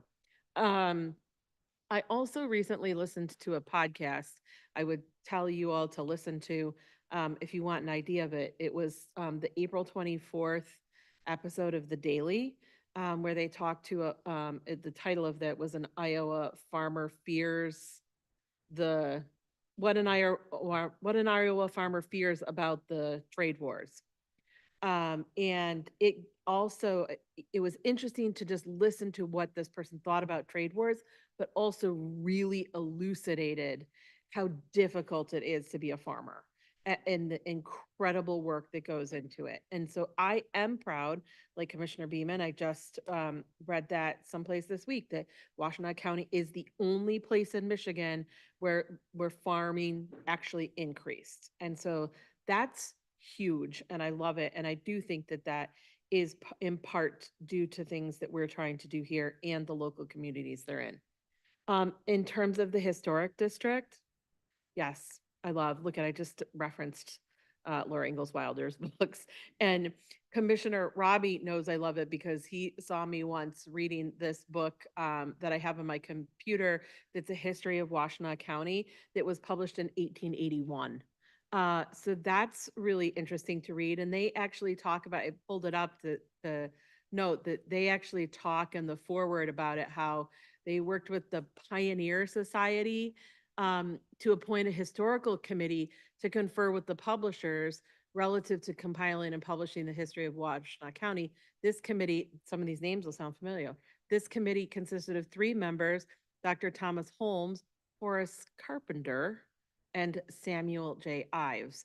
And I'm like about 3/4 the way through this book. I do want to think about how we engage this historical district and your work in our upcoming bicentennial. I keep thinking about new ideas for what we can be talking about here in Washtenaw County. And I think that you guys are going to figure prominently in helping us make sure people understand a lot of the rich history that we have here. Jeremy, also, thank you for coming. I agree with you about the housing crisis. When I was first elected, I remember I went to our corporation council and I asked about like all these different things I could do or ordinances I could make. And she said, you can't do that. That's the job for people in city government and township government, to my great chagrin. But I agree with you. Whatever we can do here, I think is helpful. And I'm currently working on an SBAR, which is like situation background assessment recommendation, to give to my fellow commissioners about creating a rapid a real estate fund. This idea, the genesis of this came from a thing Commissioner Light sent me about some property that was for sale that we could potentially buy. And I realized we couldn't operate that quickly without the money already available. So I am thinking about what we can do as a commission, because since we can't do ordinances. So we'll probably be talking about things like that more coming up in the future. That's it. Thanks, everyone. Liaison reports. Any liaison reports? Commissioner Machieski. Thank you, Chair. Just trying to find my list of the upcoming, here it is, Washtenaw County Cleanup Days. June 28th will be in Northville Township. July 26th will be in Pittsfield Township. August 9th will be in Augusta Township. And September 27th will be in the city of Ypsilanti. There are, again, you have to pre-register for these events, these annual cleanup events every day. I know that the Water Resource Commissioner is here tonight as well. This is operated through her office. So there is a pre-registration for these. You can bring 4 tires for free, so that's important to remember, and you get rid of those tires. All this information is available on the Water Resource Commissioner's page, but wanted to highlight those events as they are ever popular, and make sure people get in there for the registration as well. That information came from the Board of Public Works, and also today was the Materials Management Planning Committee meeting. So this is the committee that is looking at the solid waste plan for the next 10 years, something that's also being handled through the Water Resource Commissioner Driscoll's office. And we spent the last 2 meetings, the April meeting and the May meeting, talking about recycling, specifically residential recycling, and discussing challenges and barriers and opportunities. And had an interesting discussion today about multi-unit housing recycling and about why there's so many single carts out there instead of just big bins. I wanted to highlight the Materials Management Planning Committee today because we're going to be going through the rest of the year and getting more presentations and information on solid waste and recycling and composting. But ultimately, this item, this plan, will come to this body ultimately. And I know that the Water Resources Commissioner and Theo Egermont from the Public Works will be having presentations on this, but ultimately we're gonna have to vote on it. And a key component of this is the expansion, the potential expansion and opening of new cells at the landfill in Commissioner Light's district. And that will be a big consideration as well. We haven't gotten to that discussion yet at the Materials Management Planning Committee, but it will be forthcoming later in the year. But just wanted to highlight that, the work that the MMPC has been doing and will continue to do throughout the rest of the year. Thank you, Chair. Thank you, Commissioner. Commissioner Labar? Thanks, Chair. Both you and Commissioner Hodge were there on Tuesday for the NHSP Summit. I had to leave after the first hour. I don't know if anyone else was able to make it or not. Commissioner Sanders, yeah. I found it particularly helpful to recognize some of the straits that some of our community partners are in and some of the things they've done in terms of,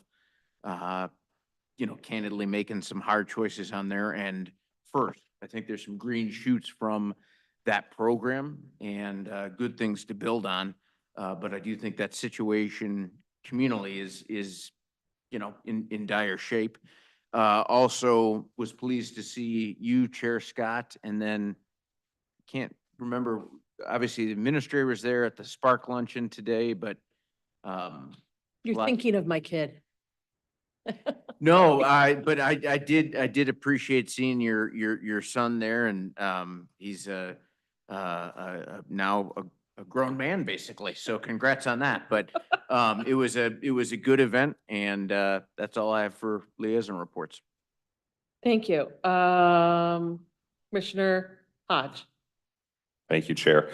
I got a couple of exciting ones, or I think more congratulatory ones. So I was in Lansing today with Director Kayumi, and OCD doesn't have anything on the agenda today, so no need for OCD to be here. Lucky them. So we were at the Michigan Community Action Lobby Day, and which was a great event. We talked to a number of our former colleagues, about former commissioners, about some of the challenges that are facing community action agencies across the country and our state specifically. That's kind of doom and gloomy, but the thing I wanted to highlight was that for the second year in a row, one of our foster grandparents was named volunteer for foster grandparent of the year. I'm going to bring a resolution at the next board meeting to recognize our award winner here.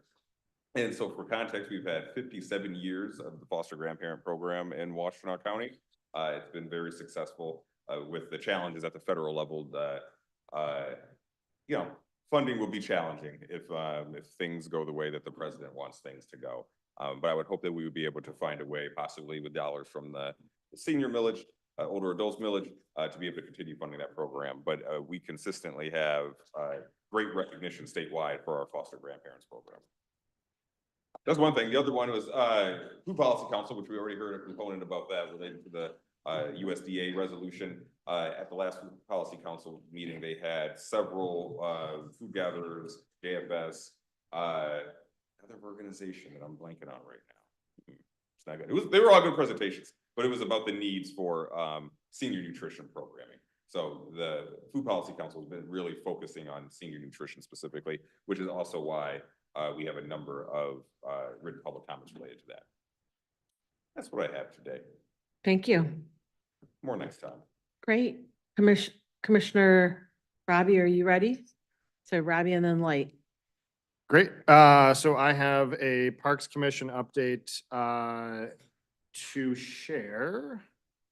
One of the updates is later on in the agenda, actually for us to vote on, that Parks Commission made a recommendation for us to hire Megan, who's currently the Chief Deputy Parks Director, to replace Coy, who's retiring soon. So we had a board meeting there where we interviewed 2 candidates and decided to move forward with recommending Megan, who's in the room. There she is, hiding behind Janice.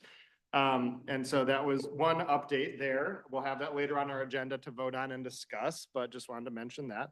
And then we had another meeting as well where we did more operational parks business, I guess you could say. So one of the things that we've been doing a lot of work on is updating the pool at Mary Lou Murray, which is, there's a lot of issues that needed to be fixed there. And so the Parks Commission voted on a plan to renovate that, including one of the main things that is going to happen that's going to be a physical change is that big glass block wall is gonna be going away. And it's gonna be replaced with just, some windows at the top. And the exciting thing is that there's gonna be some saunas. added. Sauna, like the Yoopers say, and. Like the Finnish say. The Finish, the Finnish via the Yoopers via the Finnish. And then there will be also some,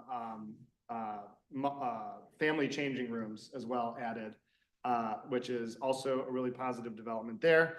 Also, we finalized approval of purchasing the Zellner property, which is in Commissioner Light's district. So that's the one I mentioned last time. This was the final approval for that. Expanding our Whitmore Lake presence there. I believe it's 14 acres, additional natural areas, includes some nice wetlands, really high quality ecosystems. We're adding it into that preserve, which is growing. It seems like every other meeting we're growing it a little bit, which is awesome. Some good land that we get to steward up there. We also talked about, I believe this is also in your district, Stabler Farm.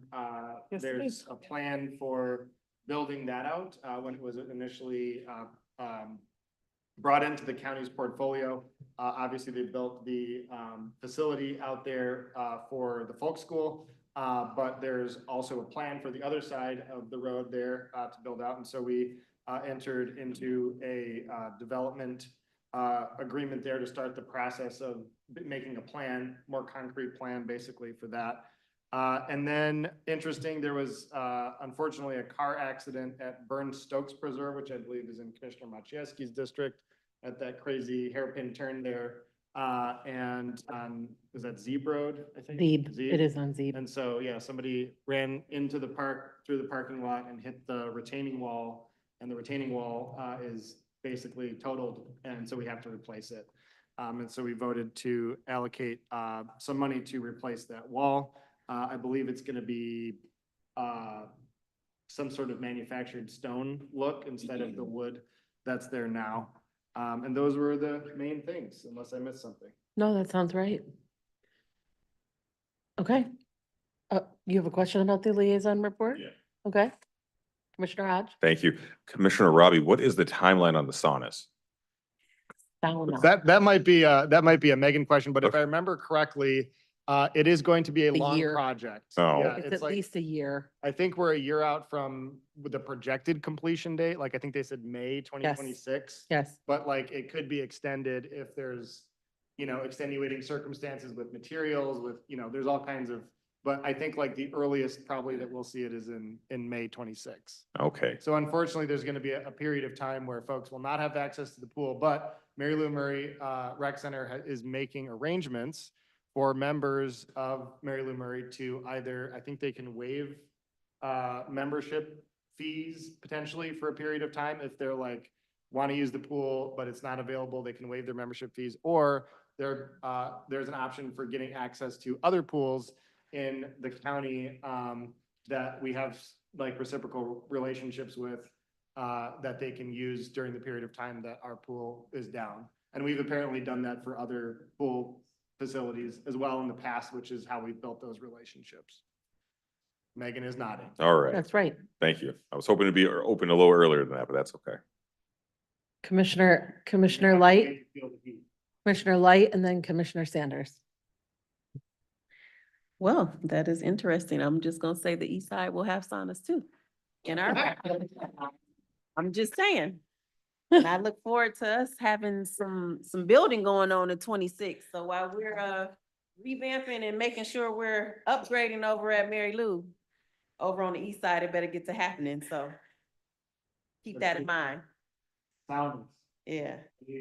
Yeah, on the east side. We better be. Yeah, we better be building. So for me, I have a wonderful report, as I am the liaison for the Youth Commission. Two of our youth commissioners, Zara Mayan and Shava Faris, have both been awarded from Ann Arbor, the Ann Arbor Community Foundation scholarships.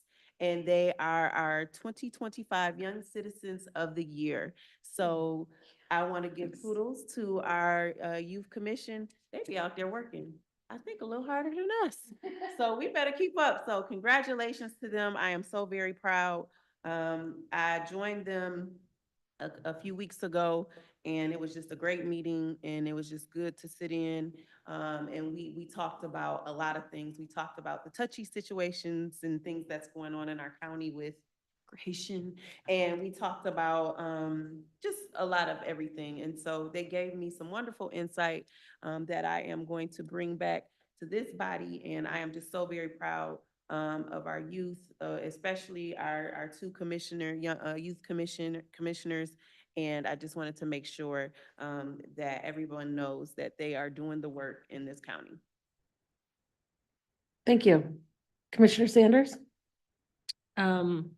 So this is, I do have 2 liaison reports, but also comments. So I was able to drop in on the human services. I don't know what you call it. I don't know if it was a conference or I don't know what they call it. Summit, which I saw you there. And one of the things that I thought that was interesting is that at the end, they did talk about the possibility of some nonprofits as a result of what's going on in DC needing to look at things like either sunsetting, merging, or I believe they discussed the possibility, there's some process where a nonprofit can transfer assets to another nonprofit for particular instances. So I thought that was helpful since I'm the one always bringing that up. And then for the road commission, they are currently, I believe, in contract negotiations and working on that. So hopefully that will go smoothly. Michigan Works Southeast met today, and they shared with us a reduction in, I'm not gonna get the term right, but a reduction in federally funded staffing that helps support apprenticeship programs, new apprenticeship programs, so not like the traditional ones that many of our labor organizations handle. And so Commissioner Beaman helped me. I think they said they went from 6 to 2 staffers. And so it would translate into, instead of a process taking 2 weeks, it may take 6 weeks now for someone interested in a particular trade or apprenticeship to be able to go through get the process started. And so at this point, they're not really showing, other than that lag, any additional detriment, but it is likely that that will be occurring as these cuts, or, under the guise of what they're saying, these cuts for efficiency start to occur. So let's just hope, our Michigan Works Southeast area does a tremendous job. They do good work. And so we hope that that will not cause problems for the people that are utilizing those services, because they are our residents. And so I think that's the crux of what I wanted to share at this time. Thank you. Okay, thank you. Commissioner Beaman? I just want to expand a tiny bit on the Michigan Works, and kudos to Caroline for running the meeting today. I couldn't have done that. So just to expand upon that, in terms of the cuts, one of the staffers we have oversees the entire state of Michigan and the entire state of Indiana. So it's not just a cut in terms of people. This is already a broad reach for one person. Yep. So very concerned about that. But also concerned with some of the conversations that were happening within the meeting, and just how we as a board could help to support Michigan Works, as some of the other members alluded to that cuts should be made. So whatever we can do to support the organization, its work, Shamar as a leader, I would appreciate. Commissioner Sanders? I did take some bragging rights on behalf of the county and offered to arrange to share and show our mobile support services initiative to the other commissioners that sit on that board with Commissioner Beaman and Commissioner Light. So at some point, we'll be looking to roll that vehicle out to one of their meetings and inviting them to actually get on and see the types of support that it can provide, especially because many of them sitting on there are much more rural than Washtenaw is, with Lenawee and Livingston and Hillsdale and Jackson, I think. Yeah. I'm sure I'm missing one more, but Yeah, that's yeah, great. so. Good, perfect, thank you. There are major cuts proposed in the 2026 budget from DC in the Department of Labor, and that essentially eliminates all job training programs. I'm making Beaman upset. And to the tune of, I think about $3.65 billion. So, it's just another and the hits keep on coming. So it will definitely be something we'll have to think about how we continue to support places who are doing job training and who are doing work like that, because, we were at this Spark luncheon today, where they just talked about the importance of they're trying to raise the profile of Michigan in terms of entrepreneurship and business, which is important. We cannot exist as a healthy community without a healthy business community. Commissioner Beaman? Just want to layer one more thing on. Some of the funding also comes from DOE, Department of Education. Yes. And so we're facing that for Michigan Works too. Yeah. Okay. The next thing on the agenda is a report from the county administrator. Thank you, Chair.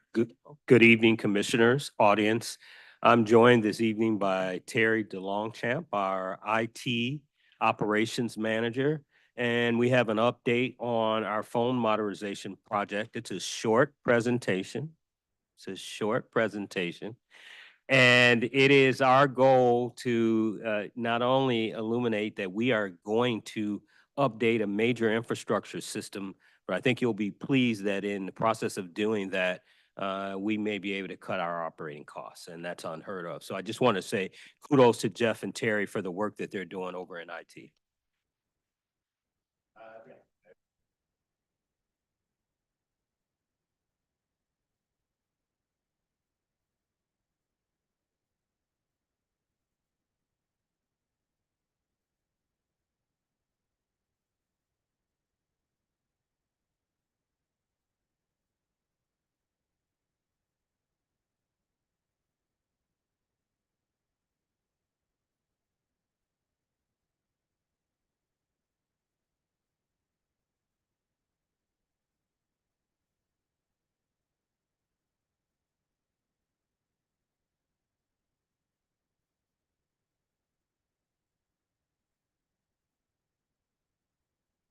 Is totally ancient, but I tried to transfer a call the other day and accidentally summoned a fax from the Clinton administration. So, yeah, apparently 2 cans in a string don't support call forwarding.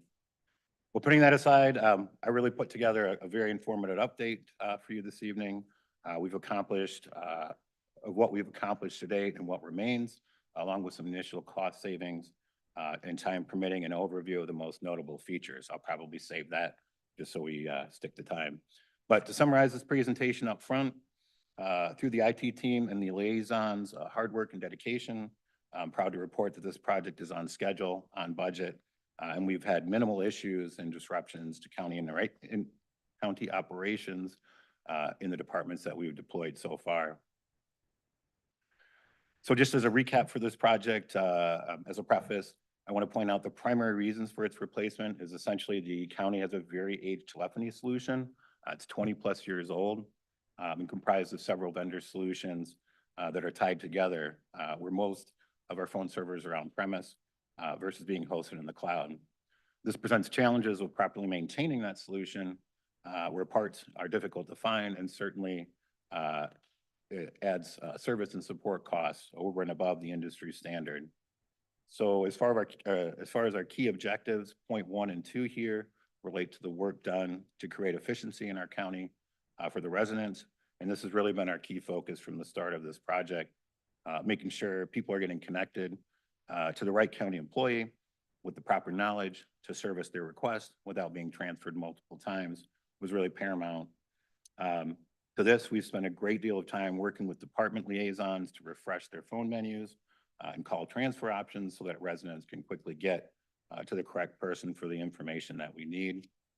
Objective 3 and 4 are equally important in that we wanted to find areas of cost savings and not only dollars, but in time spent supporting our current solution.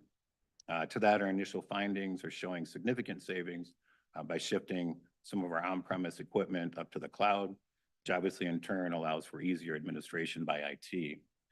Point 4 specifically was to ensure that this new solution was resilient to power outages and service disruptions, which we've addressed with several key improvements to our network infrastructure that I'll cover in a few later slides. Ensuring success. So success in this project of this scale really comes down to 3 things. It's planning, partnering with the departments, and that's supporting it. So on the plan and prepare side, we documented the full scope of this project before we began. We assigned the appropriate resources internally at the county and brought in seasoned project managers. We conducted a full audit of all of our lines, including fax, and worked with departments to validate their phone menus and explore time-saving features. That Ring Central, for those of you who don't know, is the solution that the Sloan County selected. A lot of planning and preparing. I'm like dreaming of telephone numbers in the middle of the night these days because there's so many spreadsheets to go through to document. Additionally to that, we partnered to deploy. So with our liaisons, we identified up front in each department to serve as our champions. And we took a phased approach, a geographic rollout process that has really allowed us to focus support and reduce risk, deploying each group in the county in roughly 4 to 5 weeks. But that's not the most important thing. The most important thing is to support and sustain once this solution has been deployed. To that, we launched a hypercare support model, which prioritizes these departments post-deployment for roughly 3 weeks, just to ensure that any issues that they have had are quickly resolved. We've also ensured that our help desk is fully trained, and we've invested in the premium support options with Ring Central that provides us quick escalations and resolutions. So what are we replacing? Just a quick overview of that. Most people don't realize that the county is operating 12 independent phone solutions. If you count some of our outlying buildings, like our sheriff's substation, it's closer to 17. They're varied in nature. Many of those those outlying locations are also decades old. So what we're doing is consolidating all of that into one unified solution. And really the scope of this project came down to the migration of roughly 30 plus departments at 27 locations around the county, comprised of roughly 2,000 phone lines, including 1,400 employee direct dial numbers. As part of it, we're also replacing 600 phones around the county and deploying the Ring Central application to all of our county workstations at the same time. We've also extended, I think this will make the board happy, we've extended support to partners like Delanis and the Safe House Center, offering them reduced rates with the Ring Central service as well, and also advising them on infrastructure upgrades for their locations, saving them both time and money, which can be spent obviously on county residents in need. I've got a quick example of that in a later slide. So I do want to take a time just to recognize some people, because not all heroes wear capes at the county. These are some of the IT people that are working on this project.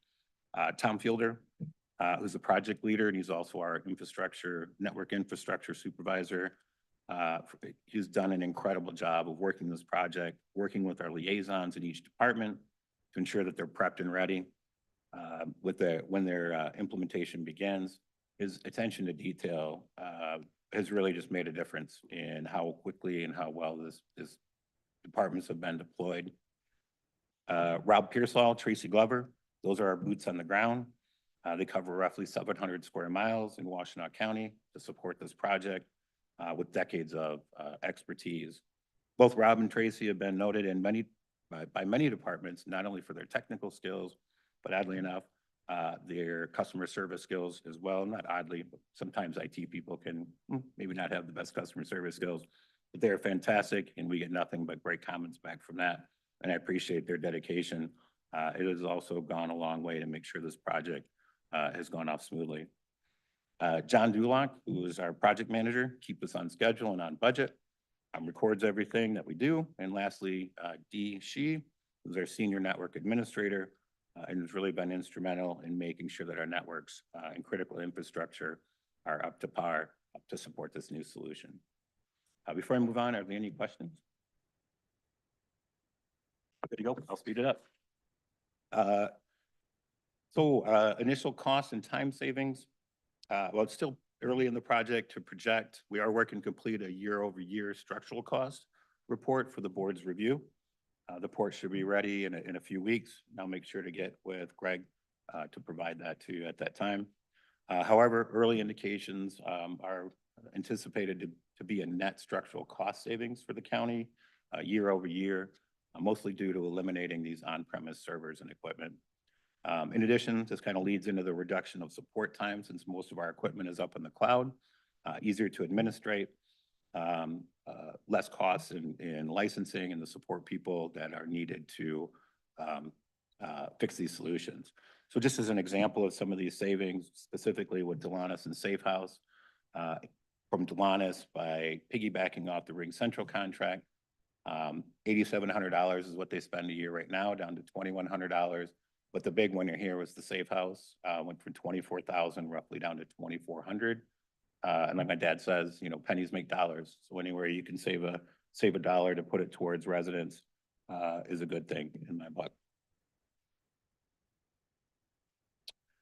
So our progress to date right now, overall, we made excellent progress. We have 3 out of the 7 groups comprised of roughly 18 departments. Included in this progress, we provided training to these departments as well. We've implemented a more efficient contact center and are working to complete the improvements associated to this phone project for resiliency and service. Going forward, the remaining 4 groups include 32 departments. This project started on January 20th.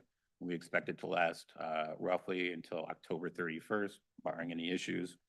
And based on our current progress, I am fully confident in a smooth rollout through the completion and beyond. Before I highlight a few features of Ring Central, I'll ask one more time. Any questions? No. Greg, would you like me to maybe skip some of our demonstrations to keep things on? Okay. Well, I wanted to see a demonstration. Is it an option? Is it an option? You said you haven't. Well, I have it, but I mean, I don't necessarily need to go through it in the interest of time. Yeah, no. I'll just talk about it for a second here. So basically, Ring Central is our unified communications. It's our one-stop for efficiency. We're trying to shift away from things like, you know, physical fax machines and push e-fax for the county, which has been fantastic. We've also been implementing these contact centers, which allow us to take a higher volume of calls and track these calls. The biggest winner is really staff with their enhanced mobility to be able to work where they want to work at. And with our phone application, Ring Central does have a cell phone application. It has been a huge feature and a huge hit with people in the county.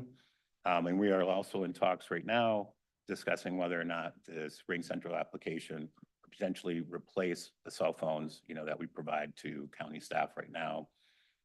It would allow us to keep those calls separate, right? So if you have a personal call come in, you know, it's going to come and show up on, you know, your cell phone as a personal call.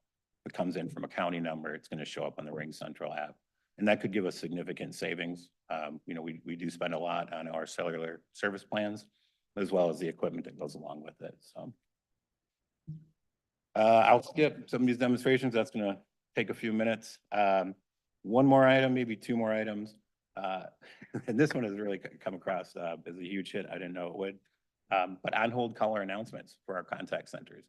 If anybody has ever been on hold forever and a day and you don't know when you're next, you know, how long you're going to be on hold. So we have implemented that across the county. So it tells you when you call, you're the 10th caller in line, it's expected for 10 minutes. We can also do a callback feature as well on that. So that's going to be very welcomed. Just a quick sneak peek at what these applications look like. So on the far left side is the Ring Central phone app that runs on an iPhone or an Android. In the center are the examples of the 600 phones that we received from Ring Central as part of our contract, which we didn't have to pay for, which is fantastic. And then lastly is their Ring Central desktop app, which is going to run on everyone's computer in the county. I'll ask again, one more time for questions. Yes, sir. I have Robbie Hodge Sanders. Sorry, I kind of expedited through that there a little bit. The administrator, did you want to say something first? No, please go through your question. Okay. Robbie Hodge Sounds good. Sanders. Thank you. Well, clearly you didn't phone it in. Oh, God. You're dialing up our standards in Washtenaw County. Oh, man. And clearly there's nothing phony about telephony. Telephony. Wow. I do have three, in addition to my three puns, I do have three questions. And hopefully these are easy, quick answers, but since we're moving a lot of our physical infrastructure to cloud, does that introduce any type of IT cybersecurity vulnerabilities that we're preparing for? That's a great question. Ring Central does have 256 bit encryption on it. It is highly secure. So much so that we can, we have to do a business agreement in order to do this, but we could use it for HIPAA related activities through the health department, CMH or other areas that have HIPAA related items. Internally to our network, we do have the traffic from Ring Central kind of segmented off from our primary network, one for performance issues and two for cybersecurity. So. Okay, and then you had showed us the cost savings for some of the organizations we partner with. Were there cost savings for the county too, or? Will there be cost savings? Yes. We are expecting, I just had this conversation with Jeff yesterday. After the year-over-year structural cost report is done, we're expecting somewhere between $50,000 to $100,000 a year. Oh, wow. In Okay. savings to the county. So you're saying you haven't fully rolled it out for the whole county yet? There's still several Correct. departments and stuff that you're That's working. correct. Okay, We're I would say about 30% complete with rolling it out. great. Look forward to seeing that and the cost savings there. And then just really quickly clarifying for the Ring Central app, are you saying that people would use their personal phones then and then would just have like an app that is connected to the county? It's also a great question. Yeah, we do have a lot of people in the county who have opted not to have a county cell phone and they just use their personal phone. But in many cases, they don't want to install a county app on it. They think there's an issue with FOIA or things like that, which there is not. And I don't want to get too far ahead of myself here because, there are very initial conversations with finance about potentially maybe offering some kind of a stipend, for a county employee, which would cost us less, than providing them a cell phone with a plan. If they were to download the Ring Central app and use that, as their primary cell phone as well.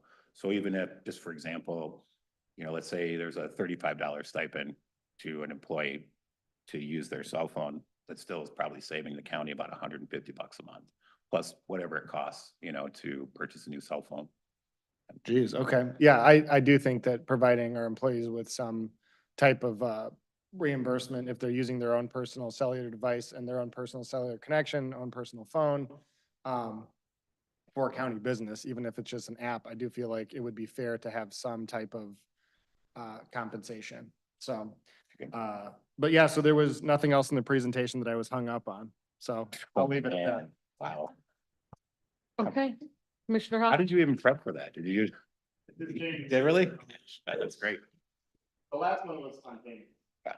I was hoping you would have one to close out with. Yeah. Thank you. Interesting presentation. Fantastic suit, tie pocket square combo, thank and you so you're much. killing it today. Yeah.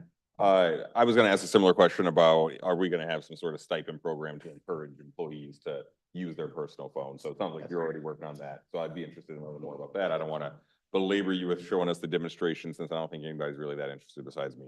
And that's okay. I know, I'm a nerd too. I get you. I could find you and you could show me. I was thinking about having people install the app. Would you want us to do that too, or? Yeah, I mean, But you can. The plan is the plan is for staff at the county who have a county provided cell phone, I mean, the biggest benefit of Ring Central is being able to work from anywhere, right? And so by loading that application on your phone, your county phone basically follows you. So you have better access to county residents, you know, as a county leader. You know, people who work a lot, you know, will have the ability, you know, to work pretty much from anywhere as they go. All they need is an internet connection or, you know, cell phone service to do that. Well, I meant, in the context of moving away from having our own county device and then putting Ring Central on a personal phone as a, you know, cost saving mechanism. Because for us, I mean, we don't have like a standard number, so people just call our cell phone anyway. We can provide you a number. We'll talk about it. Yeah. And I just want to be very clear that these discussions, you know, about replacing cell phones and things like that, very initial right now. So there's nothing, you know, committed or anything like that. But I mean, it seems to make sense. And I think it's something that we should explore. Okay, I'll find you to look at the demos at some point. Thank you. Yep. Thank you, Commissioner. Commissioner Sanders? So this triggered a couple of things. So so as someone who's been threatened in other employment, that if I didn't use my personal phone for business, I was committing professional suicide. That's a quote. So it's interesting to me, and I don't receive any reimbursement for using my own personal phone. So my question is, if we have employees that don't want a county phone, but they're still conducting county business, you know, odd hours or off hours or whatever, what type of control do we have over whether or not they say, oh, I'm not gonna take this call? Or I'm not gonna, you know, or even their conduct as they're using their personal phone? Sure. That's a good question as well. The user themselves can set up how they want their phones to ring. So you can set your schedule. You can say Monday through Friday, I only work, you know, 10 a.m. to 3 p.m. On the weekends, I only have 2 hours available. So it's highly customizable. And outside of those hours, that phone, if somebody calls that phone, it'll either drop directly to voicemail, or you can set up other workflows where, you know, if they call after hours, it'll route it to, you know, whoever you dislike the most, right, in your area. let them take the call. But it has a lot of options and customizations that you can do to make sure you can route calls accordingly. Okay, so I don't want to get in the weeds, but I'm just thinking, so what if you have an employee that has a run-in with the law and their personal phone becomes property or is secured by law enforcement, and there's something on there related to county work? We don't have any rights over that phone. I'd have to defer. I couldn't speak to that, honestly. I don't know, Craig, if I can get the answer. I mean, I can do some research and get back to you. I mean, because that just leads me to whether or not we're asking employees to sign some sort of release related to them using their personal phone. So we'll plant that. I'll just plant that in the future. Sure. And then my other question was about whether or not, and I don't mean this to be, please don't be offended by this because you're the experts, but have you asked for information regarding other municipalities that utilize this service? And have we actually reached out to them to find out, not taking the company's word, but done our own research to see, are they happy? Are there things that they didn't like? Yes, we have done that. So the initial part of this project, when we RFP'd for and finally Ring Central won the RFP, there were 11 vendors, you know, that started that process. There were liaisons from all around the county from each department that were included. Because I've found in projects, when you include the end user, the people who are going to be using that product, tends to be, you know, more widely accepted. And it went through a fairly extensive process to boil that down to one winner, Ring Central. But we did engage, I believe Oakland County was one of them. Washtenaw Community College was another one that was on Ring Central. So yes, we did do some research on that.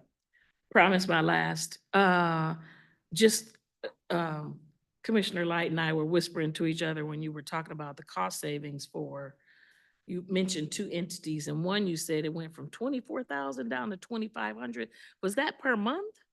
No, that's annually. Sorry. Oh, it's still a huge drop. It is. Okay. Yeah, they were paying upwards, I think it was $1,700 a month just in line costs. Okay. It was nuts. Yeah, I'm very happy we had, it was a partnership that kind of came by happenstance. I happen to know, already met Andrea over there several times. And helped her, with some technology issues, like kind of off the books. And it just made sense, for them to tag off of our phone solution. We're obviously going to bill them back for that. But the cost of a license through Ring Central is, I think, $8.20 per person. They have 42 people, versus $1,700-1,800 a month that they were paying right now. Huge. Thank you. Thank you, Commissioner. Commissioner Labar? Mr. Chair. Terry, thanks. This is great. I've used Ring Central in my day job for closer to 10 years now. It's fantastic in terms of remote working and the ability to share messages within an office as an email attachment rather than having a text or whatever. So great, wonderful. Appreciate the update. Thanks. Any other questions, comments?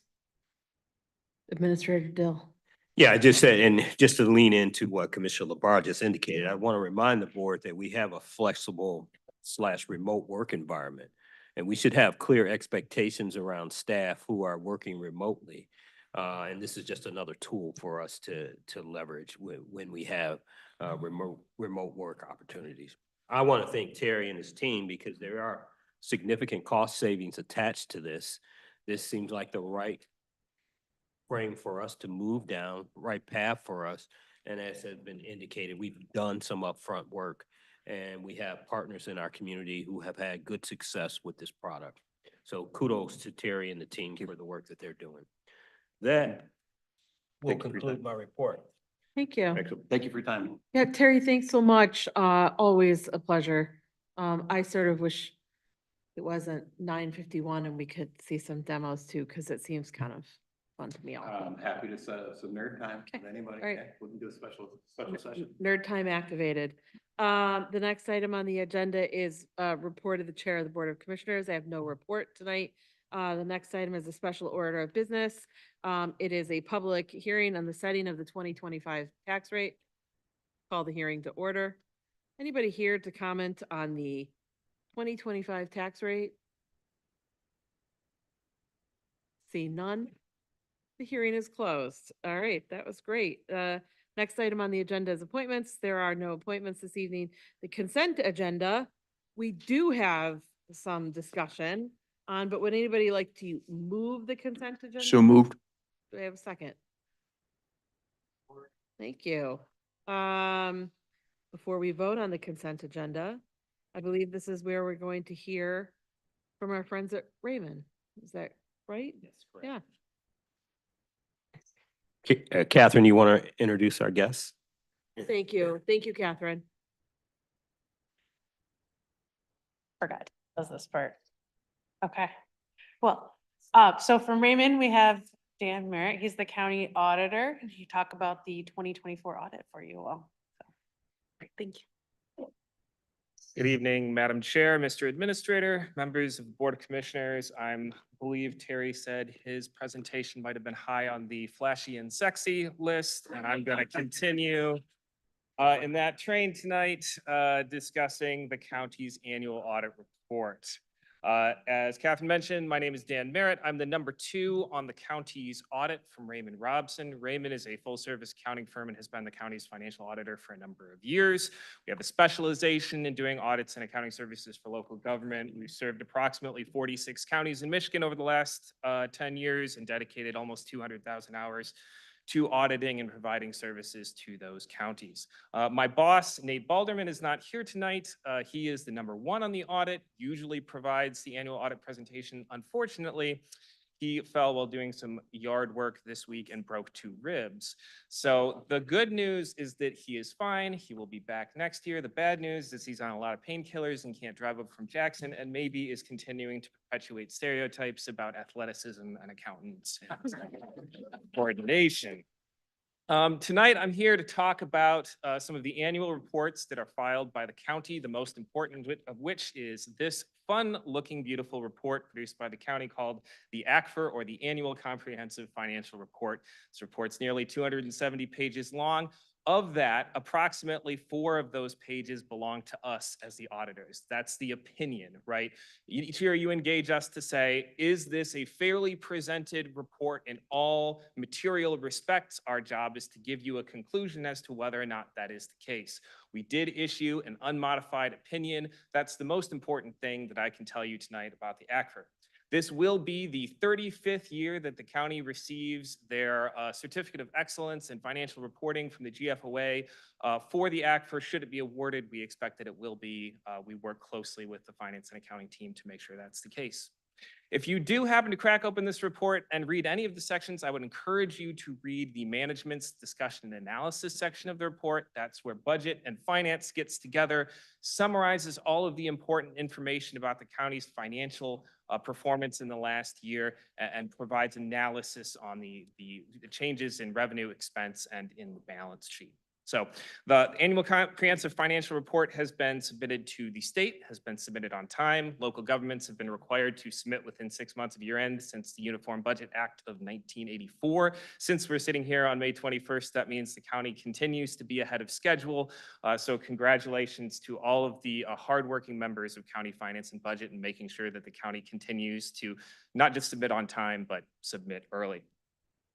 2 other things that I'm going to mention here tonight. If you are just full of time to do lots of great reading, is 1, the other 2 important things to read would be our letter to the board. This is called we call it sometimes the SAS 114 communication, but it's the independent auditor's communication with those charged with government. It's a letter all about our responsibilities, management's responsibilities. It includes all of the detailed recommendations that we work back and forth with on management throughout the audit to say, here are areas where you can improve. This is what best practice is. Let's work together to try to make sure that the financial reporting continues to be at a high level, very transparent. I also want to mention that as part of the year-end close and financial reporting process, the county produces 8 other financial statements that you probably received copies of in no particular order: the 800 megahertz report, the DPW report, the Water Resources Commission report, the Community Mental Health Fund report, 4 different reports on the 2 pension plans and 2 OPEB plans of the county. Just wanted to make sure that everyone knows that the county not only produces 1 financial report for the entire thing, but then produces all of these subsidiary reports to make sure that there's clear, transparent, and detailed financial reporting on all of the county's activities. Finally, I want to talk briefly about this little report here called the Single Audit Act Compliance Report, or the SAAC. This has also been required since 1984 under a different act by the federal government. If you had this report open and you flipped to the back, you would find something called the Schedule of Findings and Questioned Costs. And the reason I point that out is it's sort of like a report card for the audit. Now, that's not quite a fair analysis of what this is, because a report card includes all of the things you did well and all of the things you maybe did wrong. The auditor's report is only allowed to talk about the things you did wrong. So we'll give a brief overview of the 3 comments that we had in the schedule of finding and question costs, and then I'll kind of summarize very, very quickly. So there were 3 findings identified, one of which was if there is a material adjustment during the audit, we are required to report on that adjustment. That means we helped the county correct something that was incorrect, and it has been corrected for final financial reporting. We noted 1 adjustment. That adjustment was corrected. Management quickly remediated the situation once it was brought to their attention. Second, we made a comment about some of the year-end close in departments outside of central finance. Basically just that it is important that all the departments work together to make sure that close happens on time. Some departments have really started to push the envelope towards the end of the audit process, which makes it difficult for both central finance and for us to make sure that we deliver this report to you on time and early, as is the county's practice. So we wanted to make sure that that was properly identified in the report so that it can be improved and that we can make sure that this process continues very timely going forward. Finally, as part of the single audit is your unified audit of federal awards. You get one audit for all of your federal awards. During our audit of some programs over at the Office of Community Economic Development, we noted that certain monitoring of subrecipients of federal grants, that's when the county gets money, passes it through to someone else. The financial monitoring side of it was being done, but some of the programmatic monitoring, where you as the county said it's your job to run this program, and you're supposed to go out and check if they are running the program in all the ways that you required to them, didn't happen during the year. So we expect that to be corrected and renumerated during the year. That's my brief overview of the findings. In summary, on the audit this year, the audit was filed on time, unmodified opinion given, and I also want to say that finance, budget, the roughly 2 to 3 dozen people who are directly, also Treasury, involved in completing the audit every year. There's like 12 members from our team. This is a huge operation over a course of about 3 months to make sure that all of this financial reporting is done timely, accurately. We want to thank the county. We want to thank Tom and his entire department that are here today, Catherine, everyone for working closely with us to make sure that this goes off without a hitch. So with that, I'm happy to answer any questions you might have. Any questions or comments? You charmed them. I do my best. It was pretty good. Okay, all right. Wait, Commissioner Robbie. I guess, I'm gonna read this in more detail, but that last, finding that you discussed, I see you have a recommendation in here. Do you want to talk more about what your recommendation? We're talking about the lack of subrecipient monitoring activities. Yeah, so basically, the county historically has had a number of processes and procedures in place to ensure that subrecipient monitoring, both required sides, the financial monitoring and the programmatic monitoring, takes place. It seems that our best perception of it, and I can also let management speak to that if they want. Our best perception of it from doing the audit for a number of years is that there was a program in place. There was some staff turnover. That program wasn't necessarily continued in all the ways that it needed to be for every grant under its jurisdiction. So it needs to be reinstated. Other areas of the county, in fact, actually modeled their programs for subrecipient monitoring off of OCED. So we know that they are more than capable of doing it, that in the past that they have done it. So it simply needs to be put back into place, especially considering new staff that are over there in some of those roles. And this is a new finding as of what, 2024? Correct. This is the year under audit is fiscal year 24 and calendar year. And this has not been a past issue? This has not been a past issue, no. Okay. I don't know if administration wants to comment at all on the corrective actions that are being taken on it, or if we can get a report next time maybe on what's being done. We'll provide you with a report next time on what's being done to correct those items. Thank you. Any other questions or concerns? Catherine? No questions or concerns, but if you're done, I wanted to call the accounting director up. He need to introduce himself and the team that did all of this work for us. That would be fantastic, yes. Welcome. I'm actually gonna ask them all to join me as well. Yes. Just up here. So we're gonna go around and we're just gonna introduce ourselves and then just explain that we're the ones that helped put together that 270-page book that you're reading.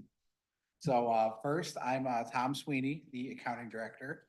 I've been with the county since 2016, and ever since Pete Collison retired in 2018, I have been the accounting director, and everything since COVID, it's been a little bit of a, I guess, whirlpool of keeping staff around and building what we're doing. We have done a fantastic job with bringing in new people, and every single audit, we press through, we do a great job. So I want to introduce you to my team. First, Angie Combs. Yeah, Angie Combs. I've been with the county since 2006 in the treasurer's office and moved over to finance in 2023. I guess you can introduce yourself. Keith Shoemaker, I've been with the county since 2015. Also started over at the treasurer's office, came over also in 2023. Hello, I'm Vicky Smith. I've been with the county since July 2022. I initially started in purchasing and landed in finance accounting. My name is Anthony Zom. I'm the newest member of the team, came on in November of 2024, somewhat replacing Terry Valentine as he's retiring. And speaking of Terry, he was not able to attend tonight, but during the course of this audit, those reports that you read for the pension and OPEB, he came back on a part-time basis to help us make sure that we have the proper reporting. So his handprints are still on these documents. Nice. At least one more year, he couldn't get away from us. And then just as a little bit of a look forward, we do have one more member of our accounting that will be joining our accounting team in about 2 weeks now, going to orientation on June 2nd. So you should be seeing a new face here next year. That's great. Thank you for that work. I told our administrator during that discussion that I still call it the CAFR, but now it's the AFR. So, but in my mind it's the CAFR. I literally read it cover to cover. I mean, you want to talk about nerding out, but I kind of enjoy it and I've always got it marked up.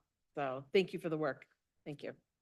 Okay, that is the consent agenda that we moved and supported. We will vote on the consent agenda now as a voice vote. All those in favor, please signify by saying aye. Aye. Any opposed? Item passes. We are on to the first readings. Would anybody like to move the first readings? Commissioner LaBarre? Thanks, Chair. Under first readings, start with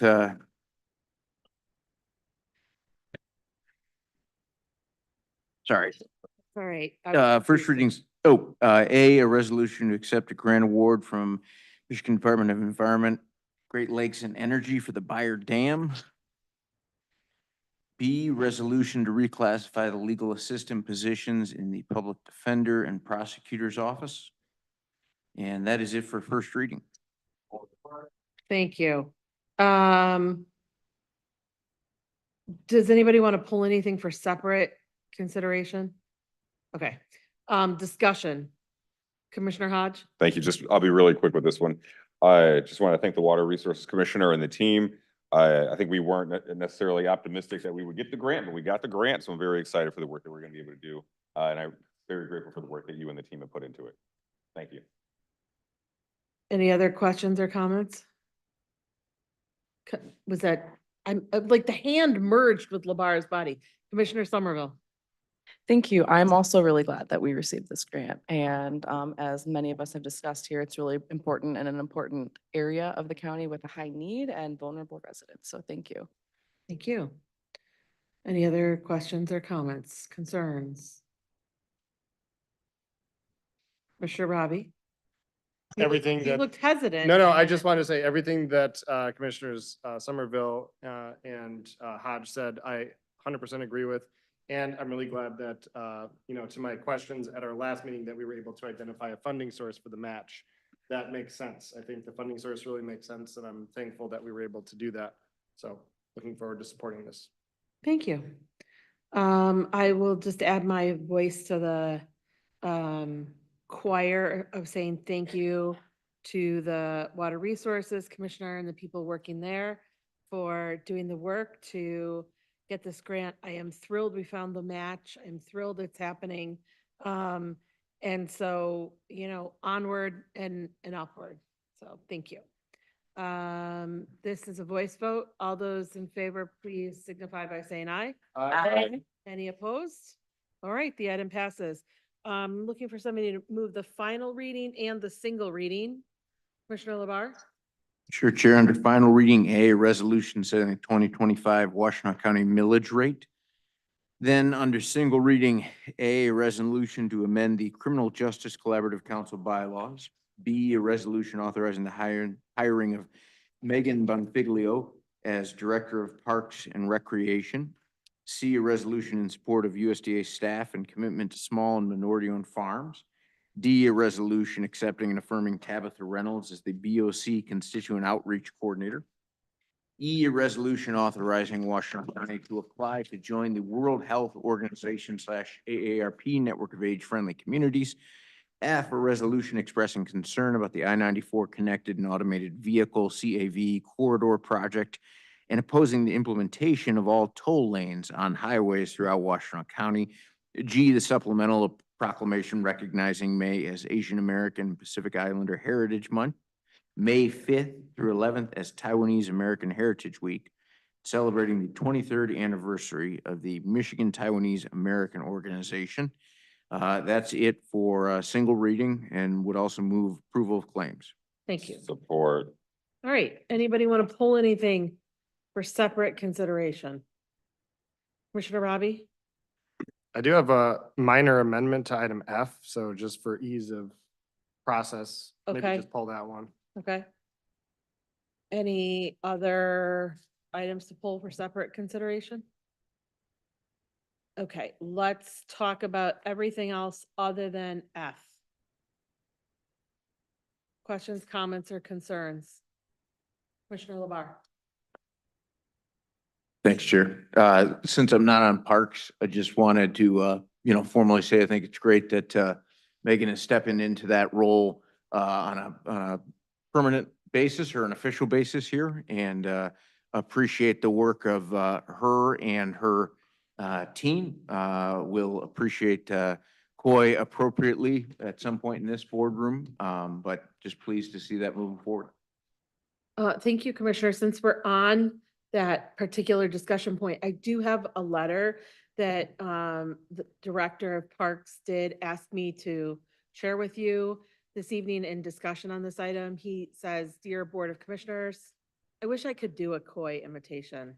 I can't though. So, dear Board of Commissioners, on Tuesday, May 6th, the Washtenaw County Parks and Recreation voted unanimously to name Megan Bonfilio as the new director pending my retirement on June 27th. I wholeheartedly support this decision and truly regret not being able to support Megan on this important night. I am confident there is no other candidate more qualified, prepared, and deserving of the opportunity. Megan has been the focus of my succession planning since being selected as deputy in 2017. As deputy director, she has been involved in all aspects of park operations and administration. She is respected by our commission, staff, partners, and most importantly, the community. Megan has the skills, experience, and character necessary to excel in this critical leadership role. I would again like to personally thank the BOC, both current and former members, and the county administration for the exceptional level of support given to me and the Parks Commission over the years. I'm proud that we have accomplished. I'm proud of all that we have accomplished together. I strongly believe that Ms. Bonfilio is the best candidate to ensure that our success continues well into the future. Sincerely, Coy Vaughn, Director. And I would just second all of that and note that we did have public interviews. We embarked on a national search, interviewed two fantastic candidates. Megan, and nothing at all disparaging about the other candidate, was lovely as well, but Megan was head and shoulders above the other candidate. She, the interview almost wasn't long enough. Her answers were so thorough to our questions. She knows the system. She's committed to the goals that we share here on this board. So I'm really excited about Megan becoming the new Parks Director. Go women.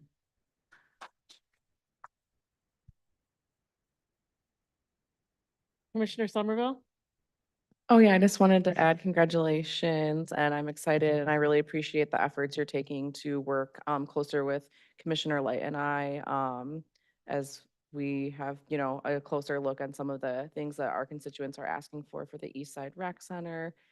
So just thank you for that, and I'm really looking forward to continuing to work with you. Commissioner Light? Want to say congratulations, and also just to piggyback off of what Commissioner Somerville stated is that I appreciate the willingness to want to make sure that the East Side Community and Recreation Center, that it moves forward successfully and expeditiously. I'm more so on the expeditiously side. So welcome. I know you'll do a wonderful job, and let's get it cracking. Great. Thank you. Commissioner Sanders? Megan, the pressure is on, young lady. Well, We spent a day with each other. She was kind enough to follow up on my request that Parks and Recs visit some other facilities that could help us mirror what we would like to see on the east side at the new and soon to come East Side Community Center and Rec Center. And so I appreciate her following up with those two entities. Look forward to the additional two that she's attempting to connect with. And since we spent the day in the car together and she had an opportunity to go to my former high school and visit around, she's on the hook now. So no excuses. Congratulations. thank you. Any other questions, comments, or concerns on other items or that item too? Commissioner Robbie? Yeah, just one more comment on Megan, because everybody's, saying nice things. I feel Yeah. like, it's important. One thing that was not said that I feel like is important to say is Megan's depth of expertise at Washtenaw County, working in water resources and working in parks. And I think that, really that depth of experience is going to be a huge asset for county parks. Because Megan knows how the county works in many different aspects. And you've worked here for so long that, and you and I, we were talking about this the other day. We started working together in 2011 when I started on the board. And we did a lot of really good work together. And so, and now that we get to work even closer together, I think, I've really seen your talents, on full display. And I think there is, as Katie said, no better person to fill that role than you. And that is, very clear. So I appreciate you being willing to step forward and being willing to dedicate your life and career to public service. It's not easy. It's not where you make the big bucks, but it's where you make the big impact. And so we appreciate you for dedicating yourself to that and looking forward to the ongoing partnership with this board, with the Parks Commission, and with the community. Thank you. Nicely said. Megan, do you want to say anything? You don't feel pressured, but if you would like to.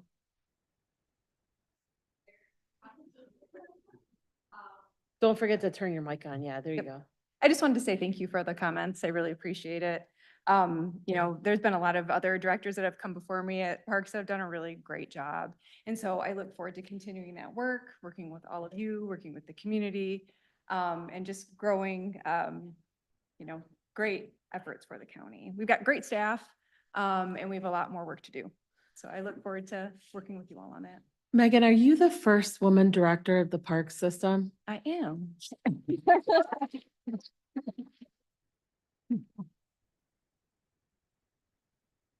Thank you.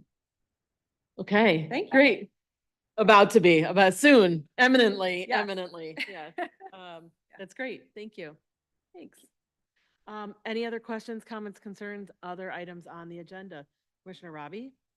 This is a very minor thing, but I found a typo in the Criminal Justice Collaborative Council bylaws. And It's Oh. just a matter of, it says county instead of count towards the proxy. So it's a Okay. ministerial change, doesn't require an amendment. Okay. Just noting that. Okay, Ashley's giving us the thumbs up, she's got it. Any other questions, comments, or concerns? Nice find. Dude, even with my English teacher eagle eye, I didn't get that. I also want to note that another one of the agenda items that's packed in here is recognizing Tabitha, wait, I'm gonna forget your last name, Reynolds? Is that right? Oh my gosh, I got it. Ooh, the bean is working. Tabitha Reynolds coming on as the Board of Commissioners constituent outreach person. We also had a slew of very qualified, incredible candidates for this position. It was hard to, it was hard to be like, there are so many good people, but Tabitha was really fantastic. She has incredible experience. You see her tonight, she is already working, hitting the ground running. And so also very excited to eminently have Tabitha on board as well. So, okay, yay. I'm gonna start singing Ladies Night in a minute, so we should probably stop. I'm gonna get slap happy. So on these items, unless there's any further discussion on anything left here, we're voting on everything now but F. F is the only thing. All right, Ashlyn, could you call the roll for us on these items? Commissioner Beaman, Yes. Commissioner Hodge. Yes. Commissioner LeBar, Yes. Commissioner Light, Yes. Commissioner Machieski, Yes. Commissioner Robbie, Commissioner Sanders, Yes. Commissioner Scott, Resoundingly, yes. Commissioner Somerville. Yes. Motion passed. Thank you. Item F, questions, comments, amendments. Commissioner Robbie? Thank you, Chair. This is a very minor amendment, but just amending the last therefore be it resolved clause. I wanted to add in our distribution of the resolution, SEMCOG, as well as the folks listed on the state's website that are managing this project, Michelle Mueller and Jocelyn Garza, so that the folks that are directly working on it have our resolution. So that's all it is just adding those two. Okay, do I have, That motion. Support. great. Any discussion on the motion? Okay, voice vote for the motion. Yes, please. For the amendment, for the amendment, for the amendment. No, I'm sorry. Did I say voice vote? Don't listen to my words. It's 10:20 at night. It's a roll call vote, yeah. Commissioner Hodge. Yep. Commissioner LeBar. Yes. Commissioner Light, Yes. Commissioner Machieski. Yes. Commissioner Robbie, Yeah. Commissioner Sanders, Yes. Commissioner Scott, Yes. Commissioner Somerville. Yes. Commissioner Beaman. Yes. Amendment passed. Great. Any discussion on the item itself? Questions, concerns? Okay, roll call vote for the item itself. Commissioner LeBar, Yes. Commissioner Light, Yes. Commissioner Machieski, Yes. Commissioner Robbie, Commissioner Sanders, Yes. Commissioner Scott, Yes. Commissioner Somerville, Yes. Commissioner Beaman, Yes. Commissioner Hodge. Yes. Motion passed. Fantastic.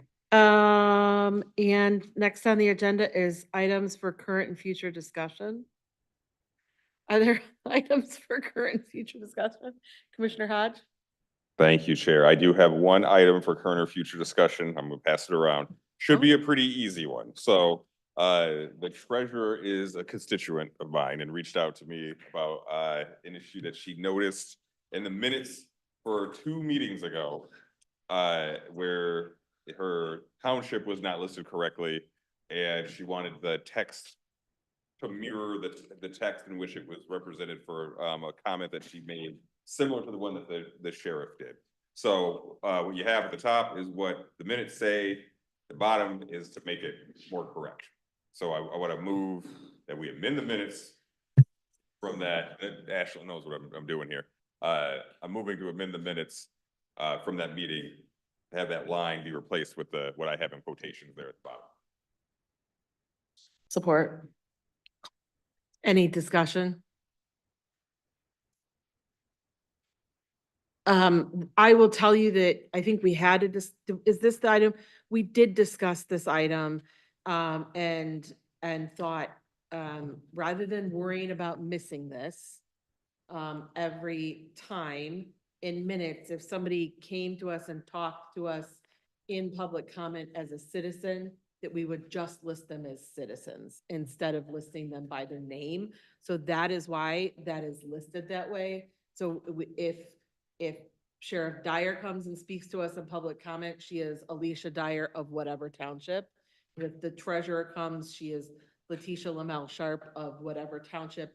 If you came to give public comment, you would be Justin Hodge of Ipsy Township, not Commissioner Justin Hodge. So in the citizen participation, when people were talking to us as citizens, we thought maybe it's best to just refer to them all as citizens or residents. That's where that came from.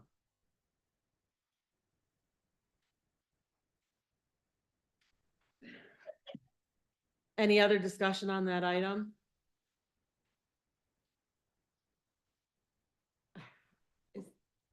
Roll call. Commissioner Light, Yes. Commissioner Machewski, Yes. Commissioner Robbie, Commissioner Sanders, Yes. Commissioner Scott, Yes. Commissioner Somerville, Yes. Commissioner Beaman, Yes. Commissioner Hodge. Yes. Commissioner LeBar. Yes. Motion passed. Thank you. I think I just want to make a note, though, unless I hear from people that there's a great desire to go back to this, I do think that when people come to us and talk to us as in public comment, that they should just be in public comment. I'm going to say that even goes to saying if Debbie Dingle comes and talks to us, it will be Debbie Dingle of Ann Arbor. So, okay. Any other items for current and future discussion? I feel like there's something looming. Commissioner Somerville? Yeah, I'd like to move to adjourn. Oh. Always in order and non-debatable. Okay. Did I get a support? Okay. All those in favor? Aye. Any opposed? Well, I'll nay it too. Okay, can we do a roll call of that vote?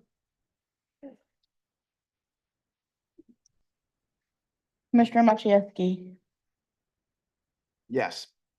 Commissioner Robbie, Commissioner Sanders, Absolutely. Commissioner Yes. Scott, No.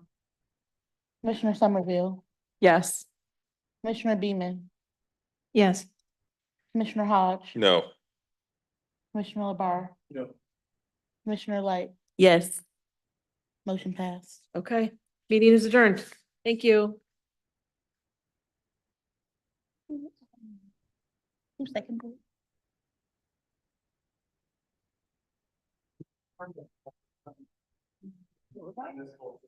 They don't want to talk to you back.